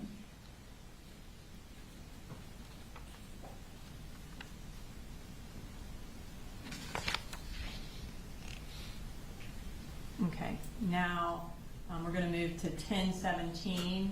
So we're still before the shooting, which starts at 10:22. What does Marcy send the defendant? At 10:17 a.m., she says, "You should probably go ahead and make arrangements to leave work. They're going to need you at the school." So she's telling him to leave work. Does he leave work? He does not. Okay, so at 10:22 he is still at work. Yes. And what happens at 10:22? Colt begins firing. Does the defendant attempt to send more text messages to Colt? He does. And what does he say? At 10:23, he says, "Hey, look, let me just come get you and we'll leave. Okay, don't worry about school, no trouble. I'll come pick you up and we'll go get some lunch and just take a second, okay? And we don't even have to go back to school, okay? You gave it a good try. We can do this online. Don't just let me come get you." And at 10:27, "Baba, just give me a call, please. Let me know you're okay and let them know in the office I'm going to check you out. Just let them know and I'll come get you. And look, we just go somewhere and kind of chill and relax. Let's get through today. We'll figure out what we got to do tomorrow. Please, will you please call me?" And where is the defendant at 10:38? He's still at work in Forsyth County. Okay. So the next conversation I'm going to pull up is between Jenny and defendant. And this first text, what time is this?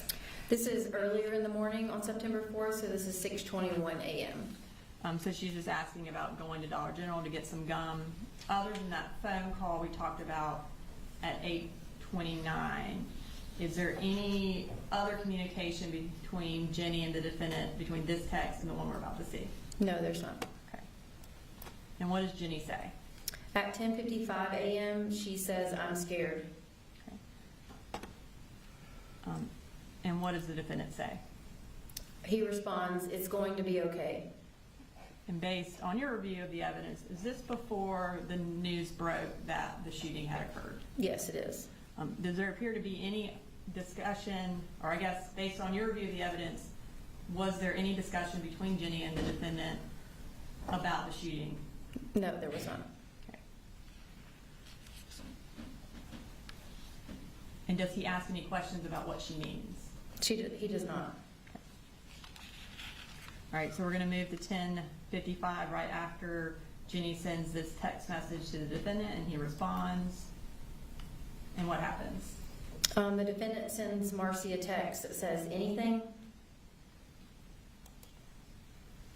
And Marcy responds, no, and now nobody is answering the phone at the front desk at the high school or at Heyman Morris Middle School And what time was that? at 10:56 a.m. Okay, and based on your review of the records, is she attempting to call the schools?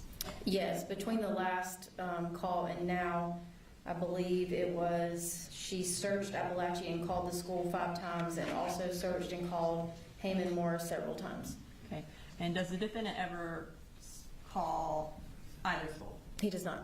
Okay. And in response to her saying no one's answering, what does the defendant say? He sends a text to Marcy. They are apparently firing people today, like I need that, What time was that at 10:57 a.m. at? And then what happens? Marcy sends at 10:58. How far away are you from the school? You need to go there now. And is the defendant still at work? He is still at work. Does he leave when she sends this text? He does not. Okay. And what does he respond when she says, hey, you need to leave and go to school right now? He says super and a PM, asked if that was it and was told he didn't know. And Marcy responds, why did they fire them? And he responds, not sure on PM. And then she responds, Mama has a doctor's appointment tomorrow and then we're both coming up there. And what does the defendant say? He responds, okay, he was kind of ahead. And Marcy asks, ahead?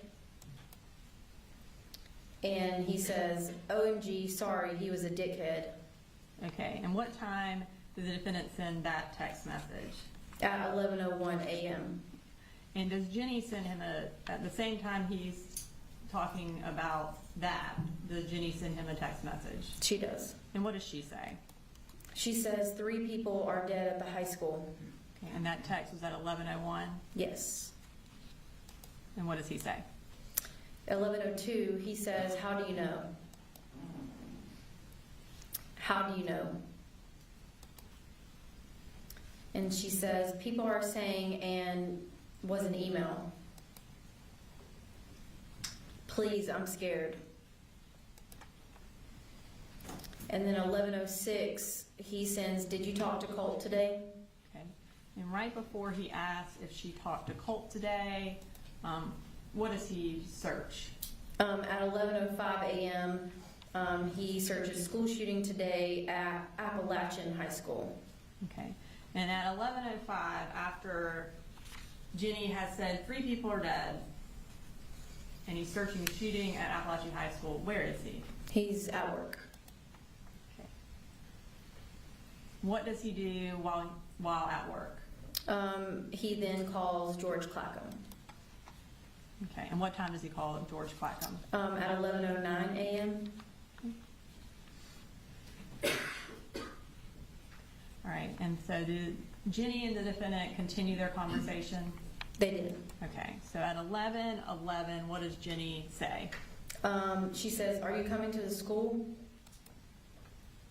And he responds, yes. And she responds, thank you. And then at 11:13, she says, they may not let us out of our lockdown thing when you arrive, but still stay. And 11:15, he says, well, I'm on the way. Have you heard from Colt?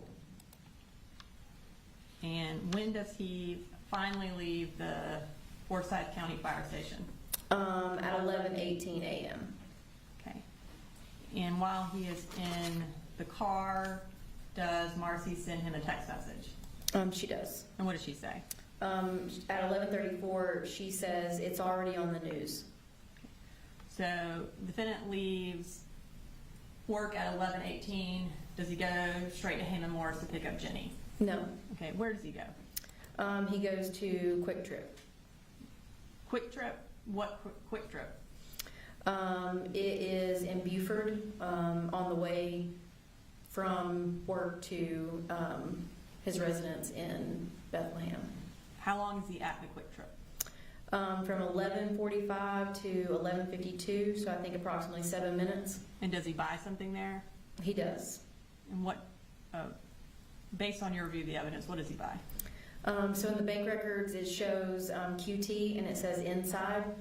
So it usually with gas stations will distinguish if you buy something inside or buy something outside on your bank records. So this was inside for $1.79.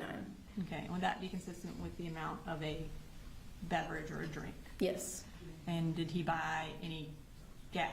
he did not. Okay. So this is 11:45, 11:52. He's at a gas station, and then do him and Jenny talk some more? Yes. So tell me about that. So at 12:19 p.m., he sends a text to Jenny. Jenny, have you talked to your brother? And at 12:19, she responds, no. And at 12:20, she says, but I think we are thinking the same thing, and I don't want to talk about it over text. And then at 12:20, yep, 10-4, I'll be there here in just a few. Let me know when you're back in the building and when I can come get you. Okay. And where does he go? Does he go to Heyman Morris or does he go somewhere else? He does not go to Heyman Morris. He goes home And what time does he get home? at 12:27 p.m. Okay, so he arrives home at 12:27 p.m. What time does law enforcement arrive at his house? At 12:32 p.m. Okay, and what is this? How do you know it's 12:32 p.m.? This is a body cam from one of the deputies that arrived that day. Okay. After the defendant gets to the house and after deputies arrive, who does he call? He calls Marcy. And what time does he call her? He calls her at 12:38 p.m. and they talk for 5 minutes and 13 seconds.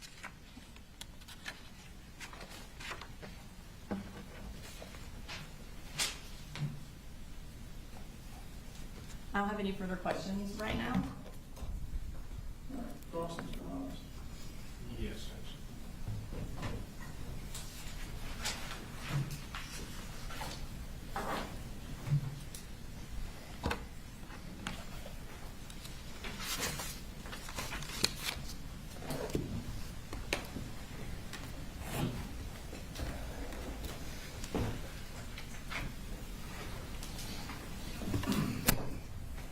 I got 1 second, Judge. Yes.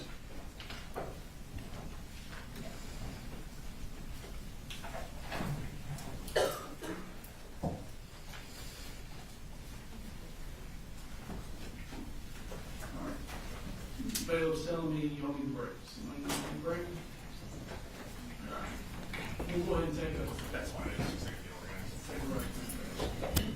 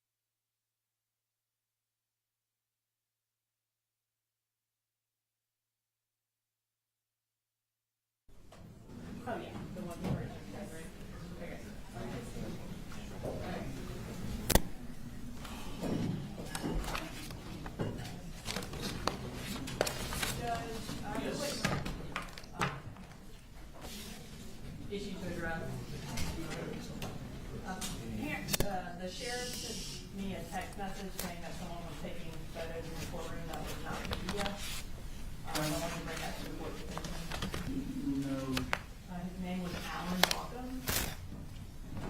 I don't know if he's in here or not, but, I guess he's posting them all over his website, and I wanted to make, or his Facebook page, so I want to make sure specifically he's not in here when we're playing the surveillance video. Is Alan Walkham in the courtroom? Does anyone know Alan Walkham? Is his Facebook have a picture of? It Alan does, Walkham? I can show you. I don't see him in the courtroom, but, Can we see that picture? yeah. Is it pictures of the jury too? I don't know, the only one I got was, us and the judge, Okay. but I haven't looked at his Facebook page to see. It was the one that we had kicked out. Yeah, it was the first guy that we kicked out. Okay. And he has not been in the courtroom since. When was that? That was last week. Oh, well, he definitely took a picture of me today. You didn't wear that suit twice? Yeah. You weren't excited. Well, but didn't you have different shoes on? Yeah, but this is definitely today. Also, like. Oh, yeah. Right. Can't take it. Can't take it. Church wants that stricken from the record. I know. Okay, I say, we haven't seen anything since. No. okay, good. How does he spell his name? No, it's up to David, it's up to the camera, but this is sheriff. How's he spell it? B-A-U-G-H-T-U-S. How's he spell Alan? A-L-A-N. He's probably watching it online and taking pictures. That's gonna be. Yeah, I'm seeing that.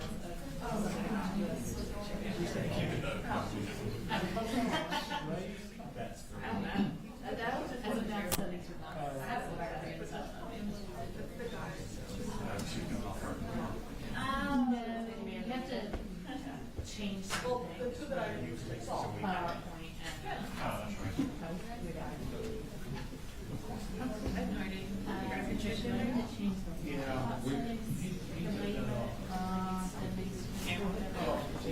Yeah, it's like, oh yeah, you gotta go to display. I'm gonna do some investigation.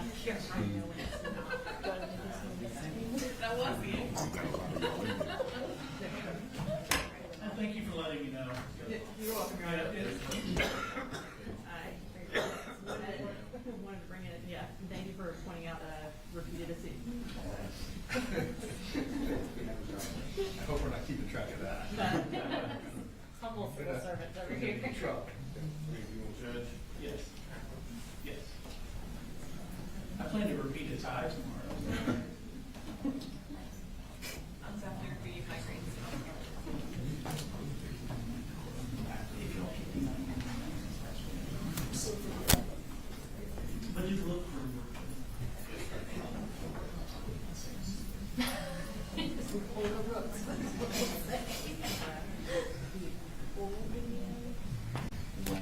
Are y'all ready for the hearing? Mr.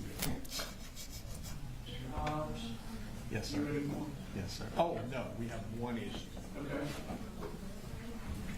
There is a text message that I wanted to ask the investigator about. It was sent on August the 15th by Jenny Gray to Colin Gray. Basically, to give the court some context. Yeah. Is this something that's being objected to, or? Yes. Yeah, it's just one text that we're Okay. objecting to. Would you like us to come up and show it to you?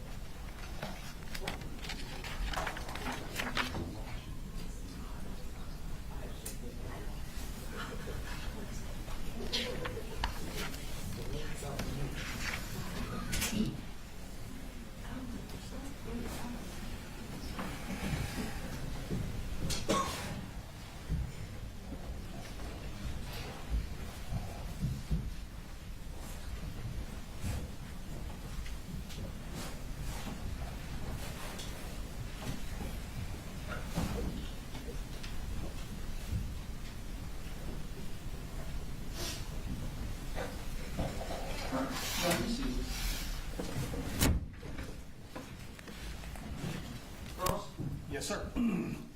Good afternoon, Investigator Hill. Good afternoon. I'm going to ask you some questions, and I know there's a ton of documents and evidence you've gone over in this case. I'm specifically going to ask you about some text messages, and I also realize there are probably thousands of pages of text messages. And Yes, sir. you probably remember 95% of them, if not more. But if I ask you about a text message that you don't remember, please let me know, then I'd be happy to show you a copy of it to see if that helps refresh your memory. Okay. All right. Make sure there's no fight breaking out in the jury box. Okay. I am not going to start at the beginning of your presentation. I'm going to kind of fast forward a little bit up to the July months. And it looks like the way you put things together in the PowerPoint presentation, if anything relevant happened on a particular day to your case, then it was included in the PowerPoint. Would that be fair to say? That's correct. Okay. And so if, for example, one day, July 9th of 2024, I believe it notated there was an email from Colin to Debbie asking what was the name of the lady you spoke to regarding Colt. I'm worried about his first day. And then we skipped ahead to July 20th. Yes, sir. So that means that as far as relevance to the case and the charges, nothing happened on July 10th that you felt was relevant to the case. That's fair to say. Is that fair to say? Yes, sir. Okay. So jumping ahead, there was, well, for context, I believe you said that Marcy Gray moved back into the home in Winder, either temporarily in July of 2024, perhaps around the 6th. Yes, Is that right? that's correct. Okay. And she remained in the home until August the 16th of 2024. Yes, that's correct. And then on the 16th, that's when her mom and dad drove up from Fitzgerald and picked her up. Yes, sir. Okay. So we heard about the argument between Colt and Marcy, where there are allegations about someone getting a gun and Marcy falling to the ground, and then we saw a picture of Marcy on the ground. Yes, sir. Right, okay. I want to talk about that incident real briefly. So on that day, at the time of this altercation, Colin Gray was not at the home, is that correct? That's correct. And Marcy Gray was at the home along with Colt and Jenny. I believe so, yes. Okay. And we saw some text messages as part of your presentation regarding, from Colt, that were sent to Colin. Yes, sir. And basically, those text messages would have been presumably Colt's version of what happened. Yes, Is sir. that fair to say? Yes, sir. All right. And then we also know that Marcy spoke with, I believe you said there was a phone call around the same time between Marcy and Colin Gray. I believe so. Okay. And then, do you recall there being text messages around the same time from Jenny to Colin? I do remember that, yes, sir. And those text messages also described what happened. Is that fair to say? Yes, sir. Okay. And I'm just gonna, well, let me do this. Well, so I'm gonna ask you about those text messages and just tell me if you remember these particular messages. So these start at August 15th on 2024 at 11:31. And they're gonna be from Jenny Gray to Colin, just to kind of help you orient. Okay. So at that time, did Jenny text Colin and ask, did anyone else text you like Mama or Colt? Yes, sir. And Colin replied, yes, both. Yes. All right. And Jenny asked, what did they say?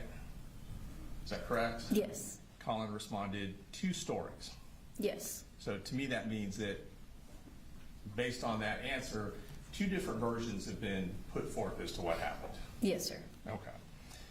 So then Jenny texts, I don't want them to get mad at me if I tell the truth. Is that correct? That's correct. To which Colin said, why? I'm asking you about what really happened. I won't say that to them, but something has to change. To which Jenny responds, all right, so basically we were all in the kitchen and they were getting agitated with each other. Mama said if they wanted to fight, they can fight. So Colt went back into his room. Mama followed him down the hallway and kept instigating, and she went into Colt's room. When she was on there, she tried to grab his gun and was apparently all in his face. Parentheses, I was still in the kitchen, so I just heard it all, parentheses. Then Colt pushed her out of his room and she fell onto the floor. I came out of the kitchen and stood over her and asked her if she was okay, but she didn't answer me. To which Colin responded, got it. Jenny then responded, it was kind of scary. I just hope that it doesn't happen again. Is that fairly and accurately portray that conversation between Jenny and Colin on that day? Yes, sir. Okay. Thank you. Now, is that text back and forth in evidence anywhere?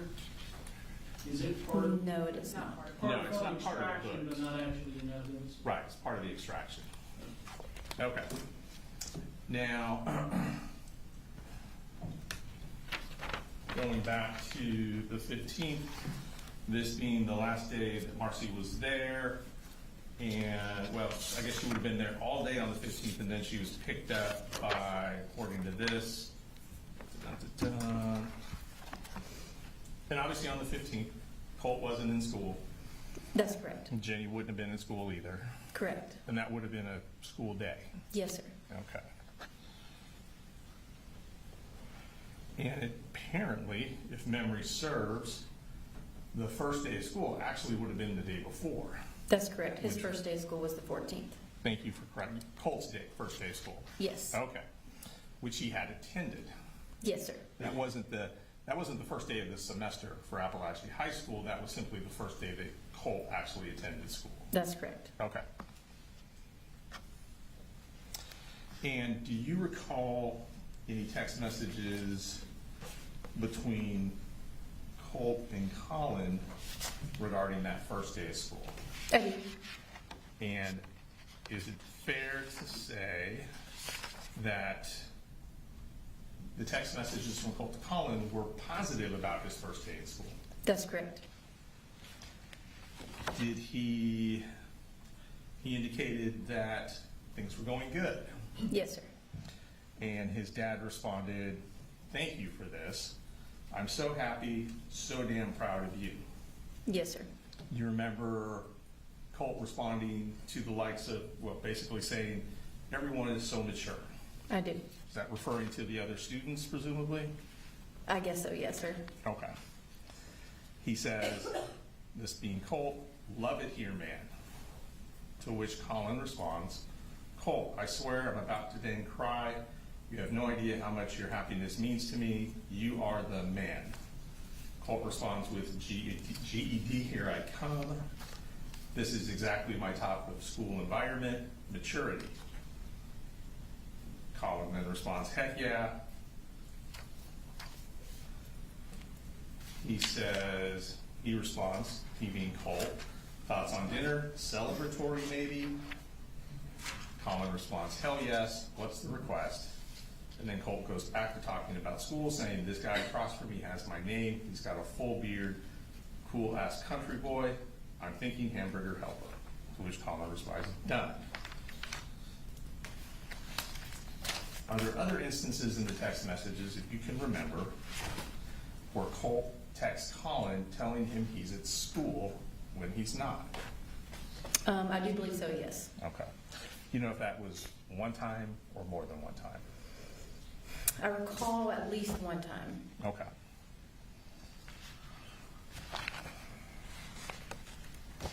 Yeah, and I'm going to finish up on the text messages so we don't have to worry about those. But there were some text messages, and you probably do recall these, between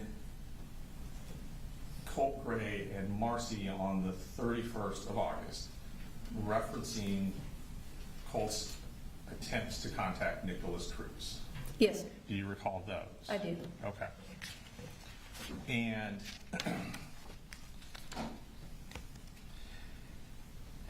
just to go over the text, Colt tells Marcy, sent Nick another letter. We've been in account via Securus. Do you know what Securus is? I do. What is Securus? It's an account that's used by most sometimes jail facilities or prison facilities that you can send emails and or calls or video visits through. We used to have Securus here in Barrow, but changed over a couple years back. Okay. So if you were on the outside of one of these facilities and wanted to communicate with an inmate, Securus is a platform that would allow you to do that Yes, sir. once you registered for it. Yes, sir. Okay. And Colt tells his mother, essentially that he sent Nicholas Cruz an email, Yes, sir. to which she responds, I didn't know you had sent him one already. Did he answer your first email? To which Colt responded, I sent them kind of at the same time about 3 days ago. They've both been approved. It's just a matter of them actually getting sent. To which Marcy responds, that's cool, 3 exclamation points. Colt says, I lied about my age, so don't worry about that. To which she responds, okay, what all did you say? Colt responded, I added some money to his commissary too. I told Dad it was a Steam game. To which Marcy responds, LOL, all caps, that's awesome. Do you recall that exchange between Marcy and Colt being in those text messages? I do, yes, sir. Okay.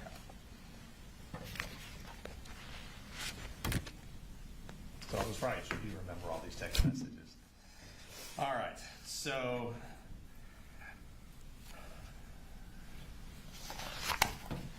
going back at the school calendar, we know that Colt attended school only for a couple of days during that semester. That's Right. correct, yes, sir. And he lied to his dad at least once, if not more times, about being in school when he was at home. Yes, at least once. And we know that, for example, on the 16th, the day that Marcy was picked up by her parents, Colt was at home that day. He was, yes. And that was a school day as well. Yes.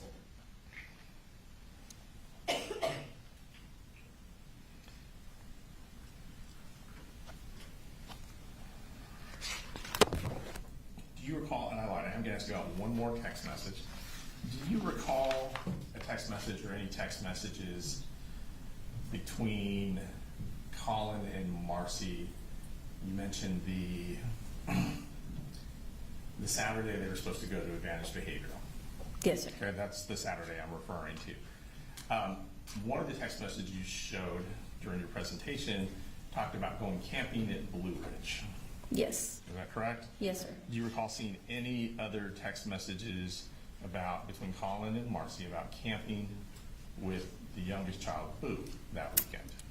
I don't remember specific text message. I do remember some search history back in July Okay. for some Lake Blue Ridge or Helen type searches. Okay. So, and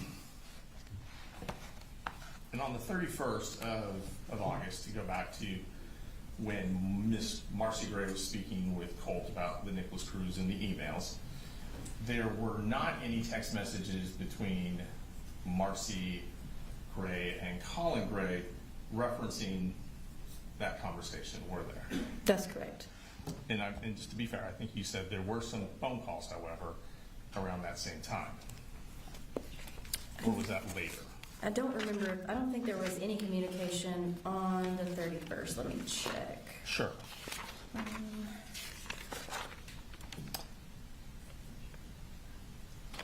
She did send a text that morning Okay. about coming up, and then there was a phone call, and then that was the rest of the communication. There was no communication after that. Okay, gotcha, thank you.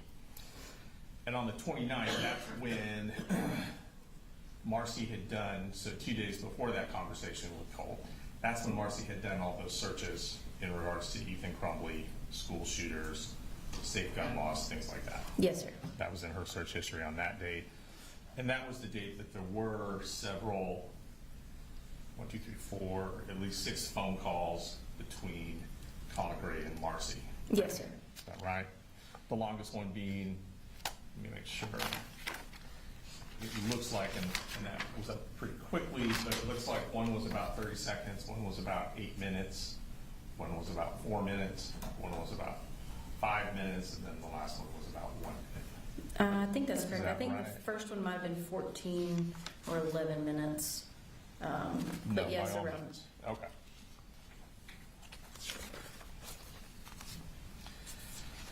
And then the next day would have been the 30th. That would have been a school holiday. Yes, sir. Is that correct? And that was a Friday, and then the following Monday would have been a school holiday as well. Yes, sir. And then the second was the day that,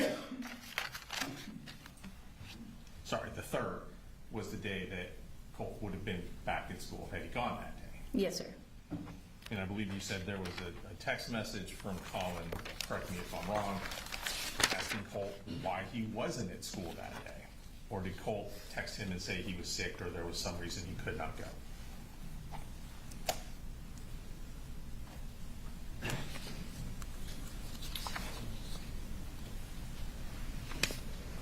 I don't remember the text on September okay. 3rd, if there Okay. was any between the two. Gotcha.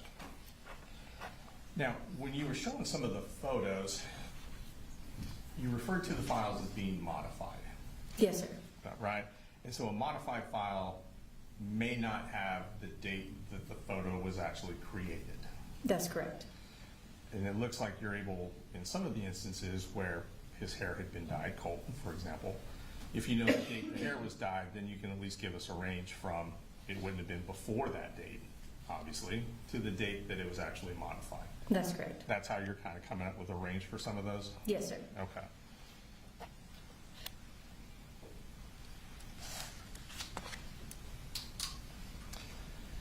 After, so you went through Marcy's phone records, Marcy Gray's phone records.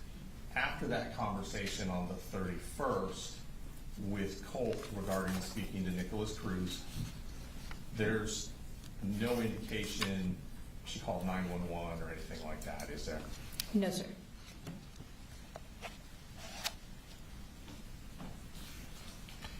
After those searches on the 29th of August that she did on her phone regarding school shooters in Crumley, there's no indication she called 911, is there? No, sir.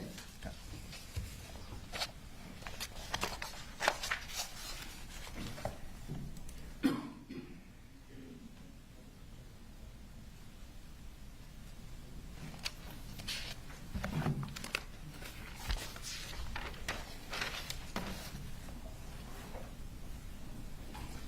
You were able to go over the school records for the other children, Coley Jr. and, well, Coley and Jenny, is that correct? Yes, sir.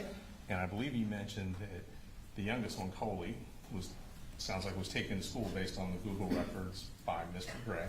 That's correct, yes. And he only had one absence Yes, sir. that first semester, correct? Yes, sir. And then it sounds like from the records, his daughter Jenny, who would have gotten on the bus by herself, had two absences Yes, sir. For the month of August. for the month of August. Yes, thank you.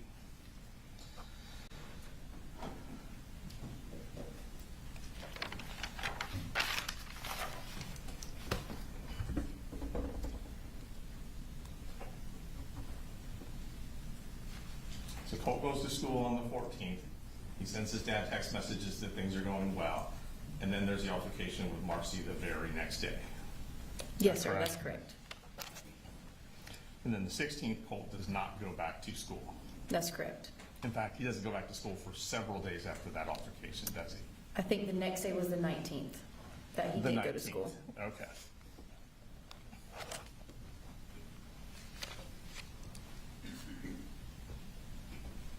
And it's clear from the text messages that you reviewed of Colin, that Colin clearly wants Colt to go to school. Yes, sir. It's just as clear from the text messages that Colt does not want to go to school. That's correct.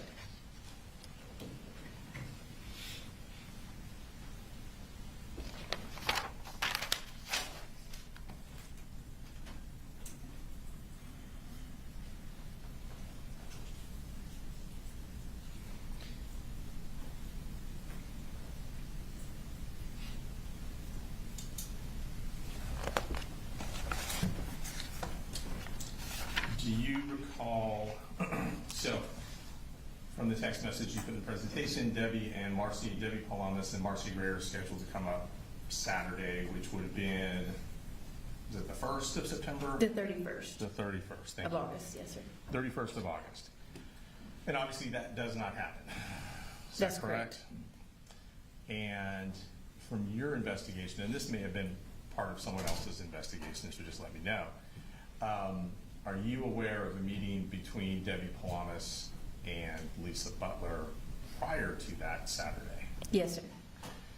And at that meeting, from the emails that you were able to retrieve as part of your investigation, it's clear that there were supposed to be some services put in place for the beginning of that first week of September for Colt.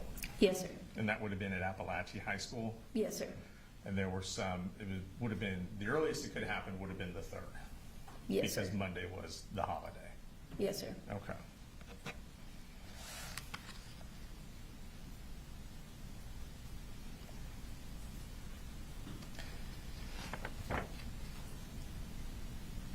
All right, 1 second, sir.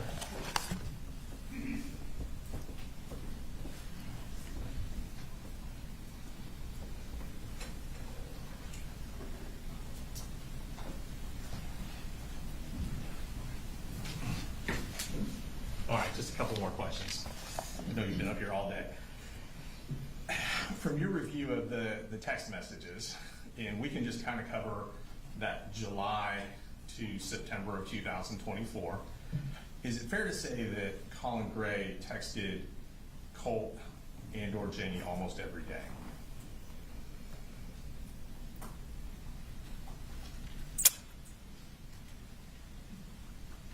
I don't know that I would say almost every day, but he did text them frequently.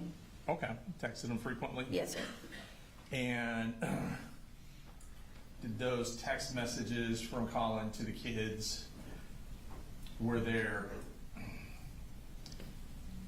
positive messages in some of those text messages? They were, yes, sir. Did he express how he loved his children in He those did. text messages? Yes, sir. That he was proud of his children? Yes, sir. That he was trying to get them to go to school? And a couple of them, yes. Okay. He was asking them how school was, how their days were? He did, yes. Okay. And he stated things like he was proud of them? He did. Okay. Okay. Thank you. No further questions. Any for your records, folks? Just briefly. Yeah.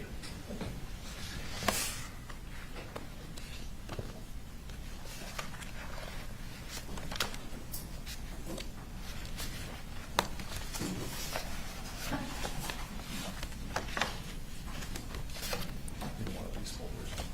You go right ahead.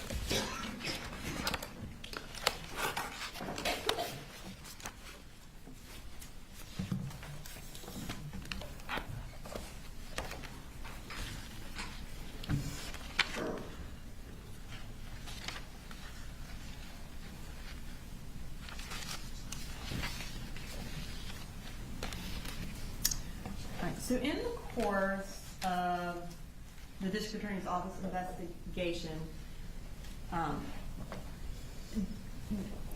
did we attempt to get jail calls when Marcy was incarcerated in Ben Hill between her and the defendant? We did. Okay, and were we able to get those calls between the two of them? We were not. But in order for the defendant to be able to talk to Marcy while she was in Ben Hill, would he have had some sort of account set up? Yes, I think through Ben Hill it was called JPay. Okay. Do they? I'm going to object. I believe this to be outside the scope of the cross-examination. It goes directly to the Nicholas Cruz text messages. I obviously don't know what its content you all need to approach, or? Yes. All right.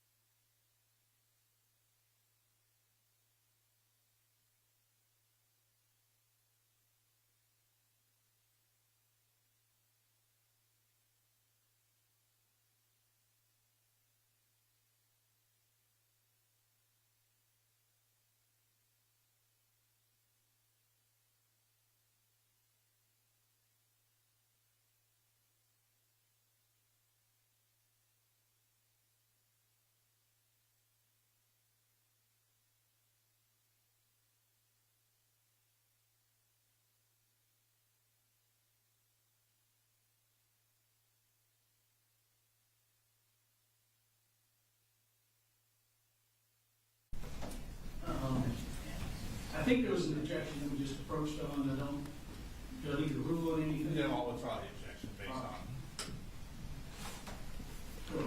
Yes, I'm just gonna show, Ms. Gill and make her refresh her recollection about what platform Ben Hill uses.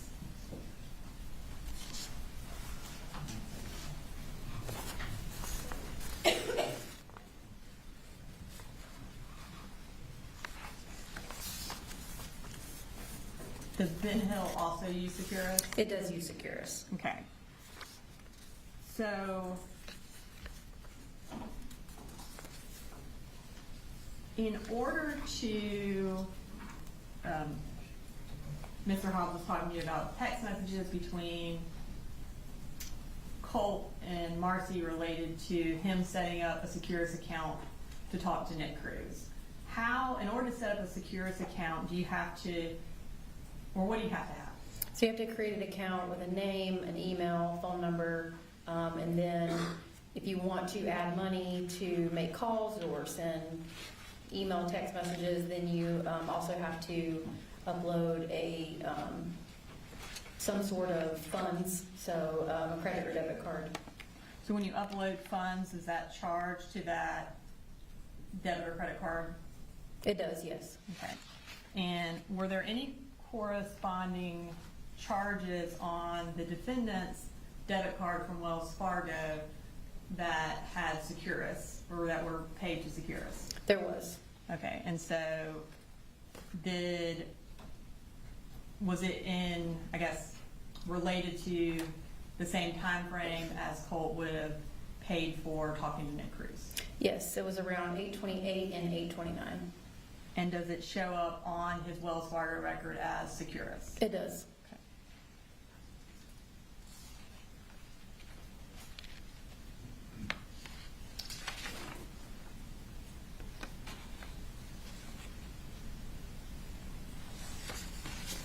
Okay,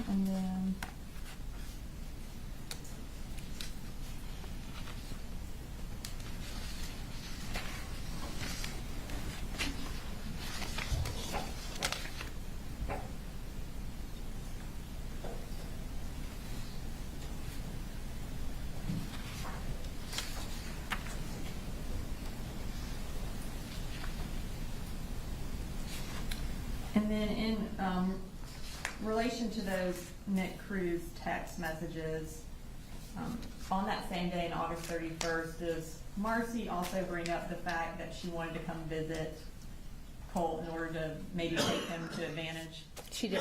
Okay, and was that after, kind of in the same time frame, but after the text message Mr. Hobbs brought up? It was, yes. All right, thank you. Nothing further. Any recall? Just briefly, in those text messages between Marcy and Colt regarding this Securus account, doesn't Colt indicate that he lied about his age in order to create the account? He did. And didn't he acknowledge the fact that he deceived his father to get money to buy a video game, which he instead used for Securus? Yeah, he did. Thank you. Should come down? State has no further questions. Thank you.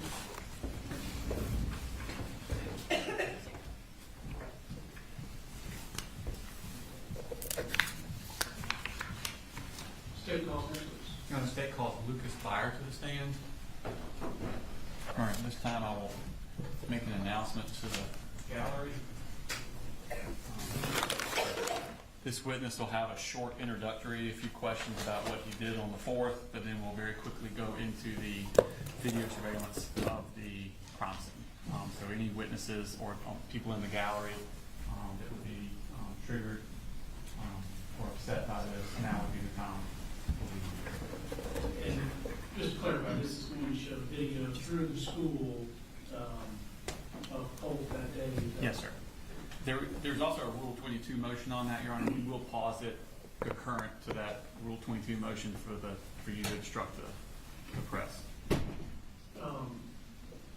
And remind me, is it, once we pause it, the From press the- is done for the entirety of the rest of the video? Yes, sir. All right, so make sure you understand that at some point, we're going to pause it.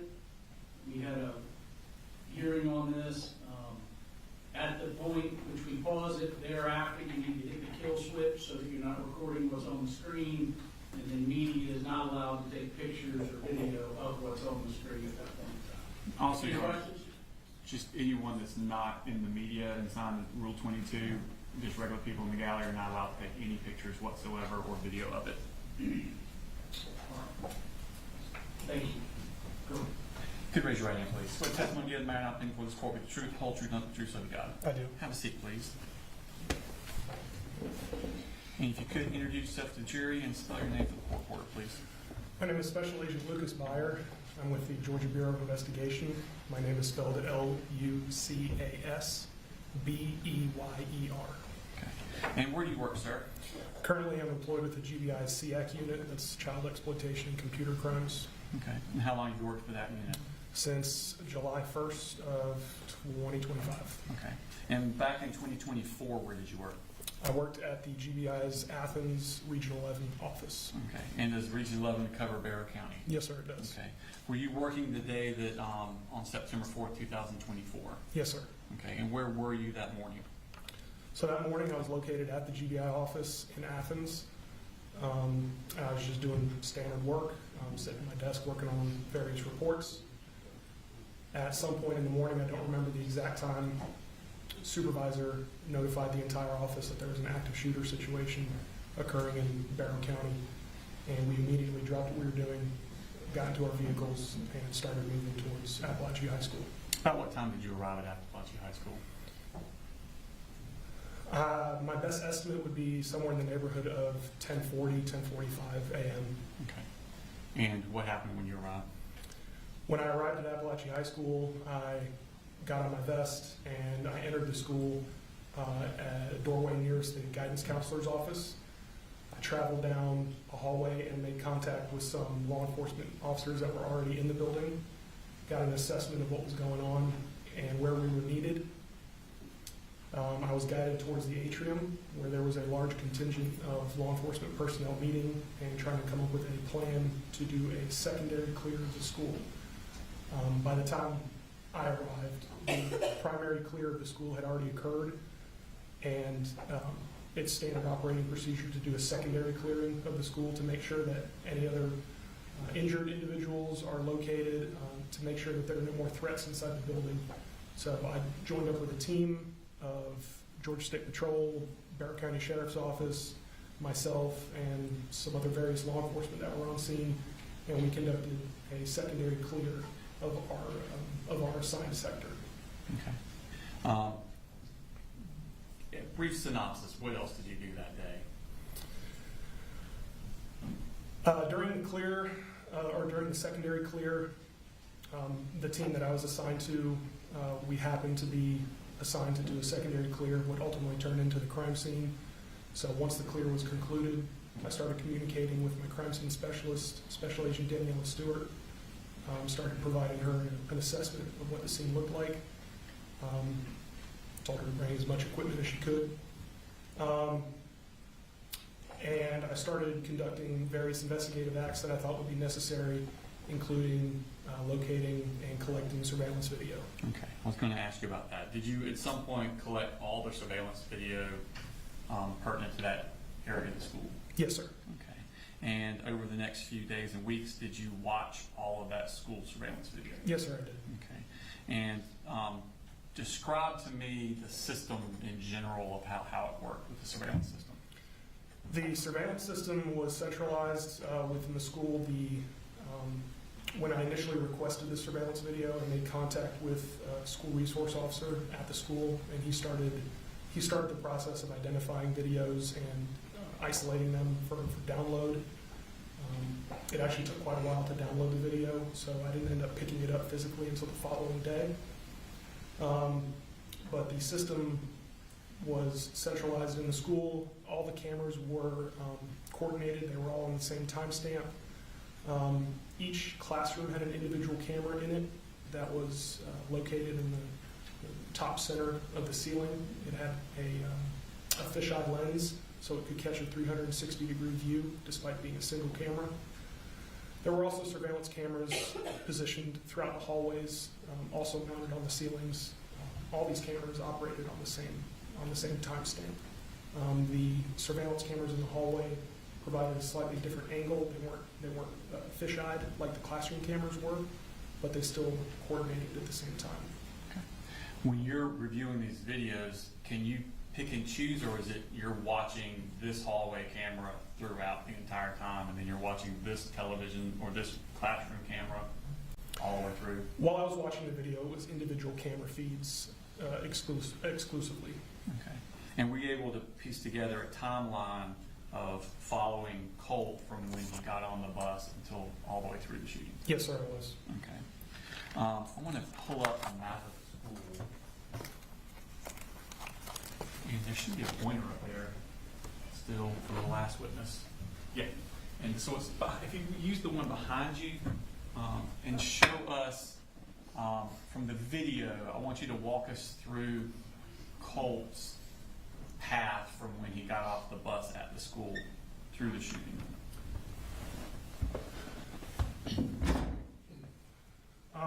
The bus dropped Colt off approximately here. Colt traveled and entered the school through a set of doors here.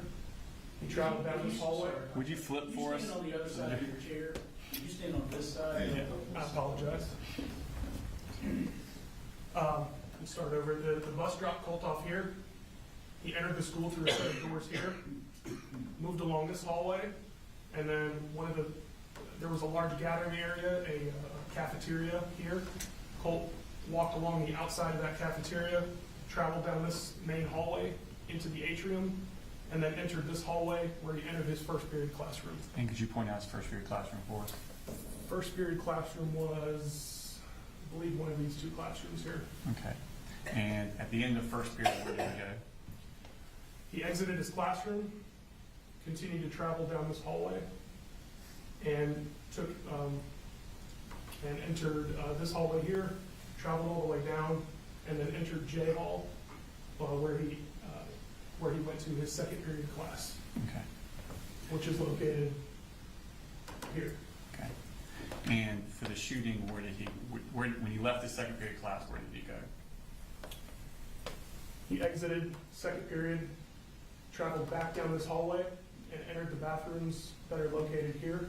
Okay. He remained in the bathrooms for an extended period of time, ultimately exited the bathroom, and traveled back to his second period classroom, where he attempted to gain access to that classroom. And did he gain access to the classroom? No, sir, he did not. What did he do at that point? He moved to the immediate neighboring classroom. The door was open in that classroom, and he entered that classroom and proceeded to shoot. How far into the classroom did he enter? No more than 3 or 4 steps, sir. Okay. And how many shots did it appear in the video? How long was he in the room shooting? He was in the room for 10 to 12 seconds, if memory serves correctly. It was difficult to tell based off the video and the video quality how many shots he took, but it was several shots that he took inside that classroom. Okay. And when you left that classroom, where did he go? When he left the classroom, he went back down J Hall, traveling back towards the restroom. When he was approximately here in the hallway, he fired some more and ultimately struck teacher Christina Irving. We'll stop you there. We got a more close up. That here, that's probably easier for you. There's you having to stretch there. Thank you.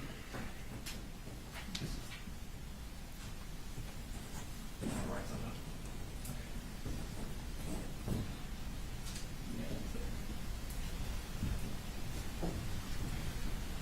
All right, so once again, this was the classroom that he started firing in. When he exited that doorway, he traveled down the hallway, and when he was almost at the intersection of J Hall and I Hall, he saw Miss Ermy coming out of this classroom. He fired the rifle, struck her, and then almost simultaneously turned his attention down this hallway where he saw Mr. Aspinwall and Mr. Phoenix coming out of their respective classrooms, at which time he fired several more shots in their direction, striking both of them. After turning his attention away from Mr. Phoenix, Mr. Aspinwall, he continued to travel down this hallway until he reached almost the end of the hallway. It was at that point that Mason Schermerhorn came out of the bathroom. Colt turned around, saw Mason Schermerhorn coming out of the bathroom, fired at him. Initially missed. Mason turned around to try to flee. Unfortunately, he turned right around to face Colt Gray, and he was shot at that point. After shooting Mason Schermerhorn, Colt turned down this hallway, and he tried to lift the rifle and take aim at another student that was in that hallway, Zane Zinni. But it was at that point that the Brevard County school resource officers came down the hallway and were able to get Colt to stop shooting. Thank you. Because you had to watch all of this on individual cameras, did you have an idea about doing something to fix that? Yes, sir. I tried to get in touch with, or I did get in touch with the Federal Bureau of Investigation and asked about resources to put the video together and stitch it together in a more cohesive video product so that when viewing the video, it didn't have to be individual videos and clicking on different files, that we could just generate a singular file that would show a stitched together version of all the events and all the cameras pieced together. Okay. And were those videos sent to the FBI so they could make that composite video? Yes, sir, that's correct. And was that composite video returned, and had you seen that video? I have seen that video, yes, sir. Okay. And does it accurately depict the shooting and the course of Colt Gray through the school as you saw it? Yes, sir, it does. Okay. Your Honor, this time I tender the videos 192.1 and 192.2 in the evidence. No, okay. 191 and 192. Okay. And there's also footage from that will be showing that's already admitted into evidence, which is exhibit number 22, right? 22 from the classroom. Your Honor. Say that again. We're also going to be showing what's already in evidence, which is exhibit 22, the fisheye, Your Honor.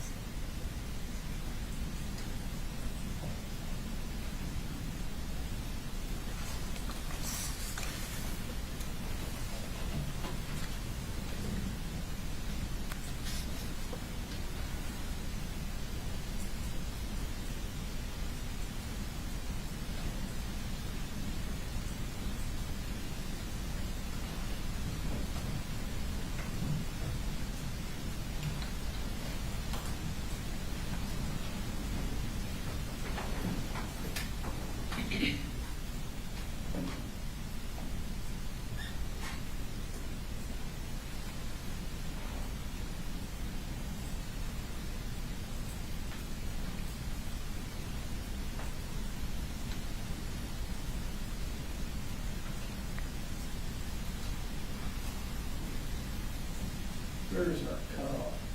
20 seconds.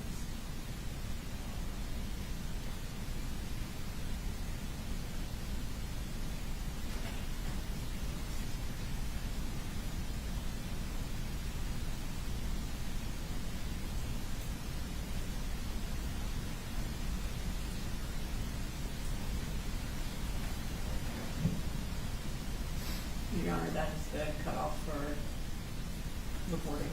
All right, in line with the prior ruling, you will, sir, hit your kill switch for the recording the TV monitors.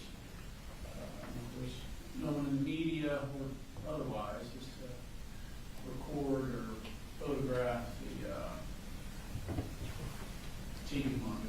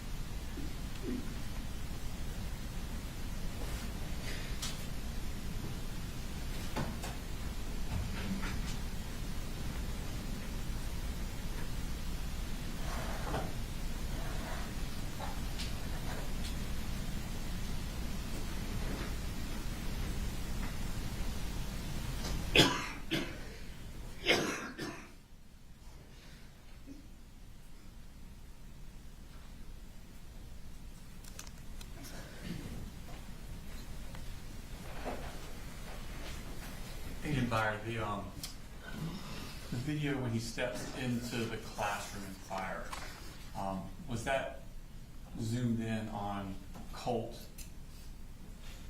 Yes, sir. Does it, by zooming in on Colt, does it exclude a lot of the rest of the room? Yes, sir, it does.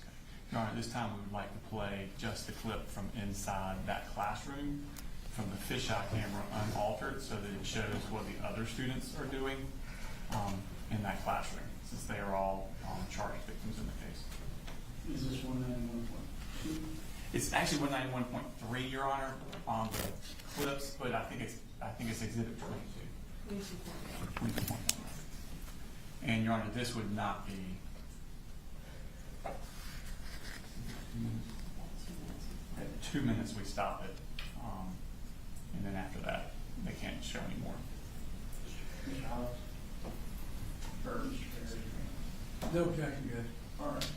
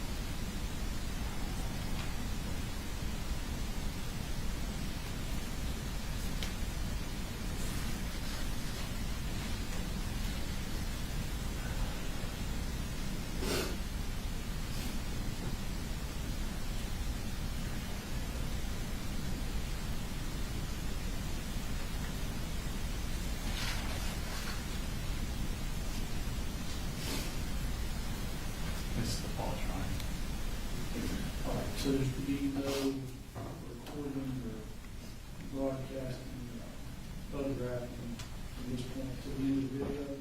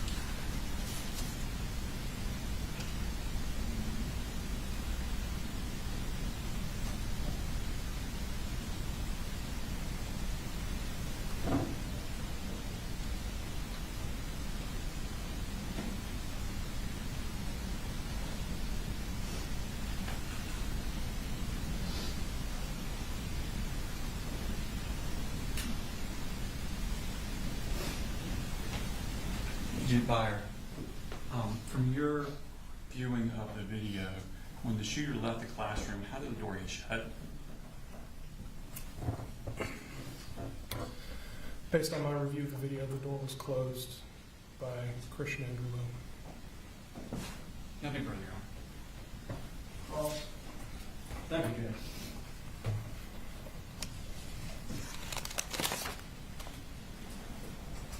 Good afternoon, Dave. Afternoon, sir. You had a pretty big presence there at the school, I'm sure, by the GBI. Did you have a number of people from your unit there in Athens? Yes, sir. How many people from Athens came, if you remember?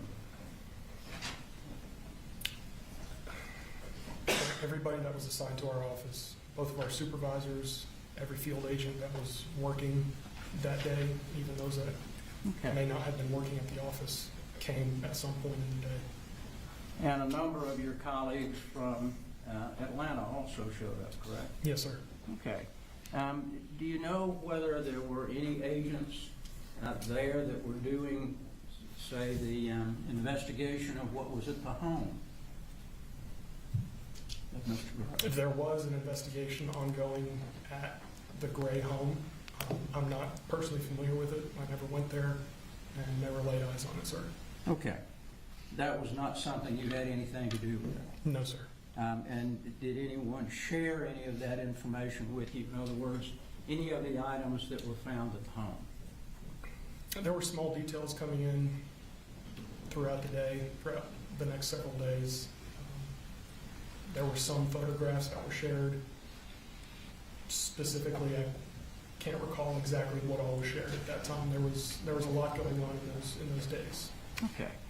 And you don't recall who the particular agent from GBI would have gone to the home to do an analysis of what was found at the home?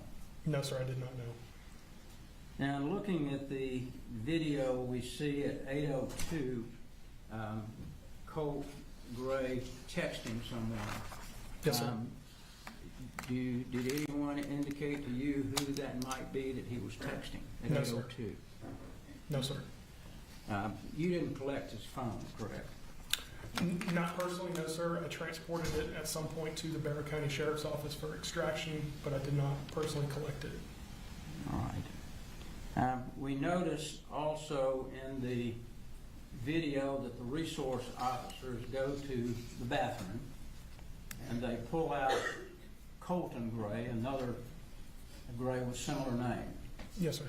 Were they in the same bathroom as Colt Gray? Yes, sir. So Colt Gray and Colton Gray were both in the same bathroom at the same time? That is correct. Okay. Do you know why nobody got the right Colton Gray out of the bathroom? Not personally, no. To the best of my knowledge, based on interviews that I did with Ms. D. Martin, the assistant principal, there was confusion in regards to the name, and there was also confusion in regards to Colt Gray himself, because he had not been at the school for an extended period of time, and he was lesser known than Colton Gray was. Okay, so nobody gave anybody a description of who this person or what this person may look like? That I don't know, sir. And was there anything else done in relation to this case by you other than dealing with these videotapes? Yes, sir. I conducted a number of interviews, mostly of teachers and administrative staff at the school. I did not interview any of the students or children that attended the school. Several interviews and video review were primarily the bulk of what I contributed to the investigation. Okay.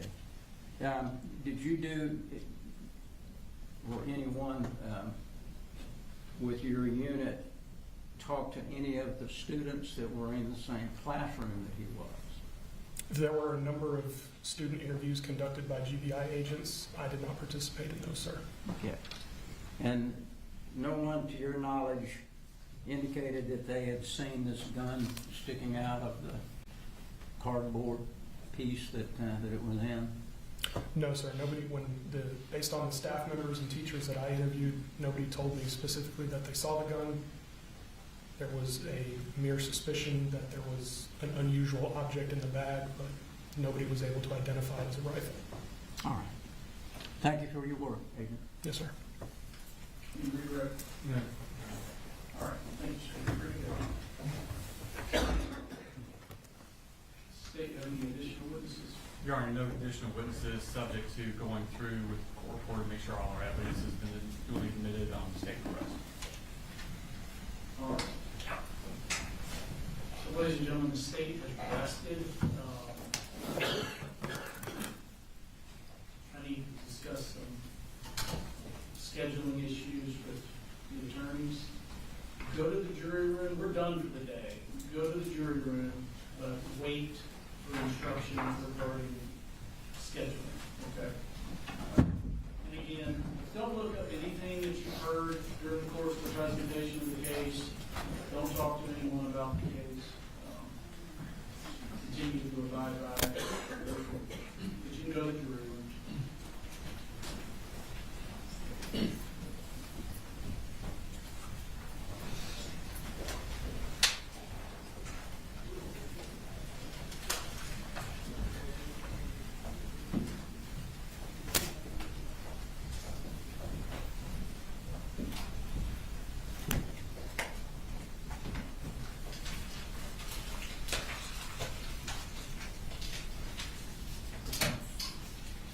All right, tomorrow.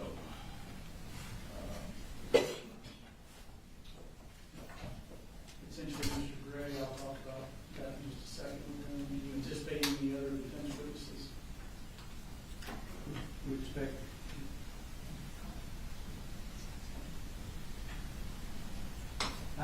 Judge, we don't expect any other witnesses other than Mr. Gray. I would anticipate his testimony might take some time. And then, of course, we've got the charge conference. We would like to reserve our motion for directed verdict until the state completes whatever they want to call any additional witnesses. We'd like to do it after that. All right. And I realize this may be a hard thing to pin down. Can the sides guesstimate how long they think Mr. Gray's testimony will take? I don't know how long Brad's cross will be. I think ours probably will be an hour and a half or so, 2 hours maybe. Probably about the same.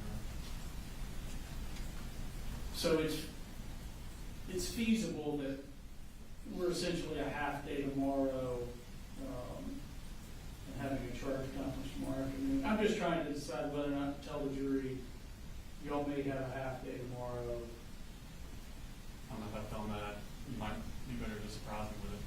Yeah, I know that a couple of them from a work standpoint said if we knew we were gonna have a half day, give them a heads up so that they could do something. I don't think it will be a half day. Okay. I think it will be a shorter day. All right. Brooks, if you'll tell them normal time in the morning, and it is our guess that we will end a little early tomorrow, but I don't know how early. Sometime in the afternoon, but I don't know how early. And then, just normal time in the morning. Thank you.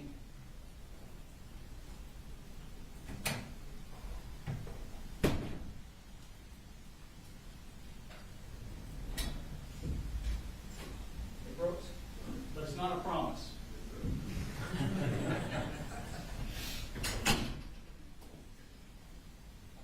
All right, so Mr. Gray, you don't have to make the decision now, but I want to go over this with you, regarding whether or not you're going to testify, okay?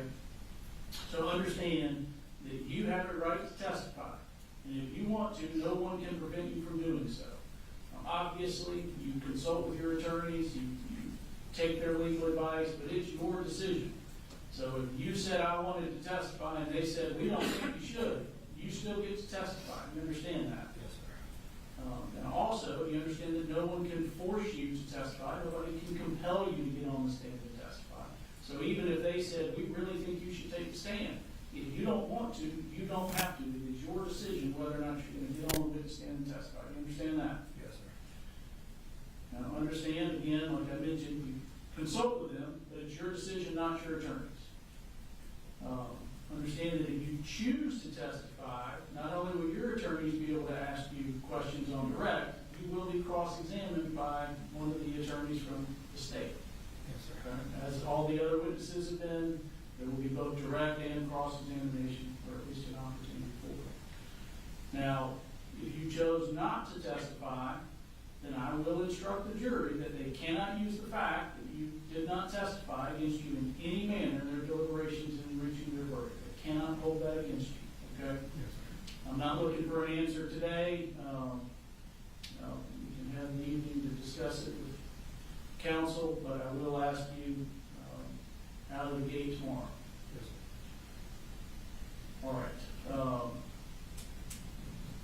Anything else we need to address in those states? I really wanted to make sure that everything was admitted. I just do it as I go, so I've got 4 notebooks here that I'd have to flip through. Court report is probably more organized. But we can go off the record for a second, you know, if you consult and see if. Yes, I do know that I misspoke when I introduced 211.1 through .5. It's 211 through .1 through .6 for the record, but, okay.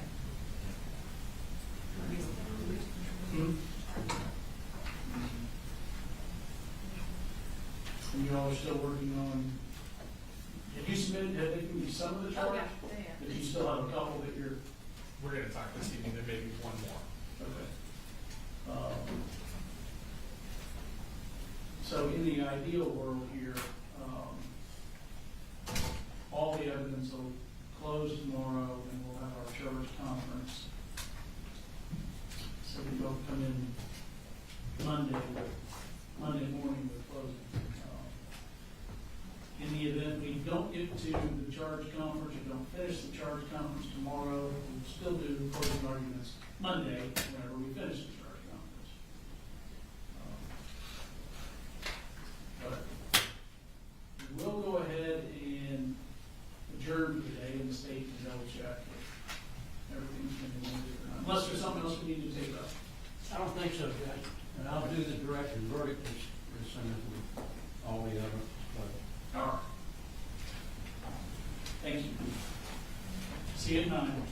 Thank you.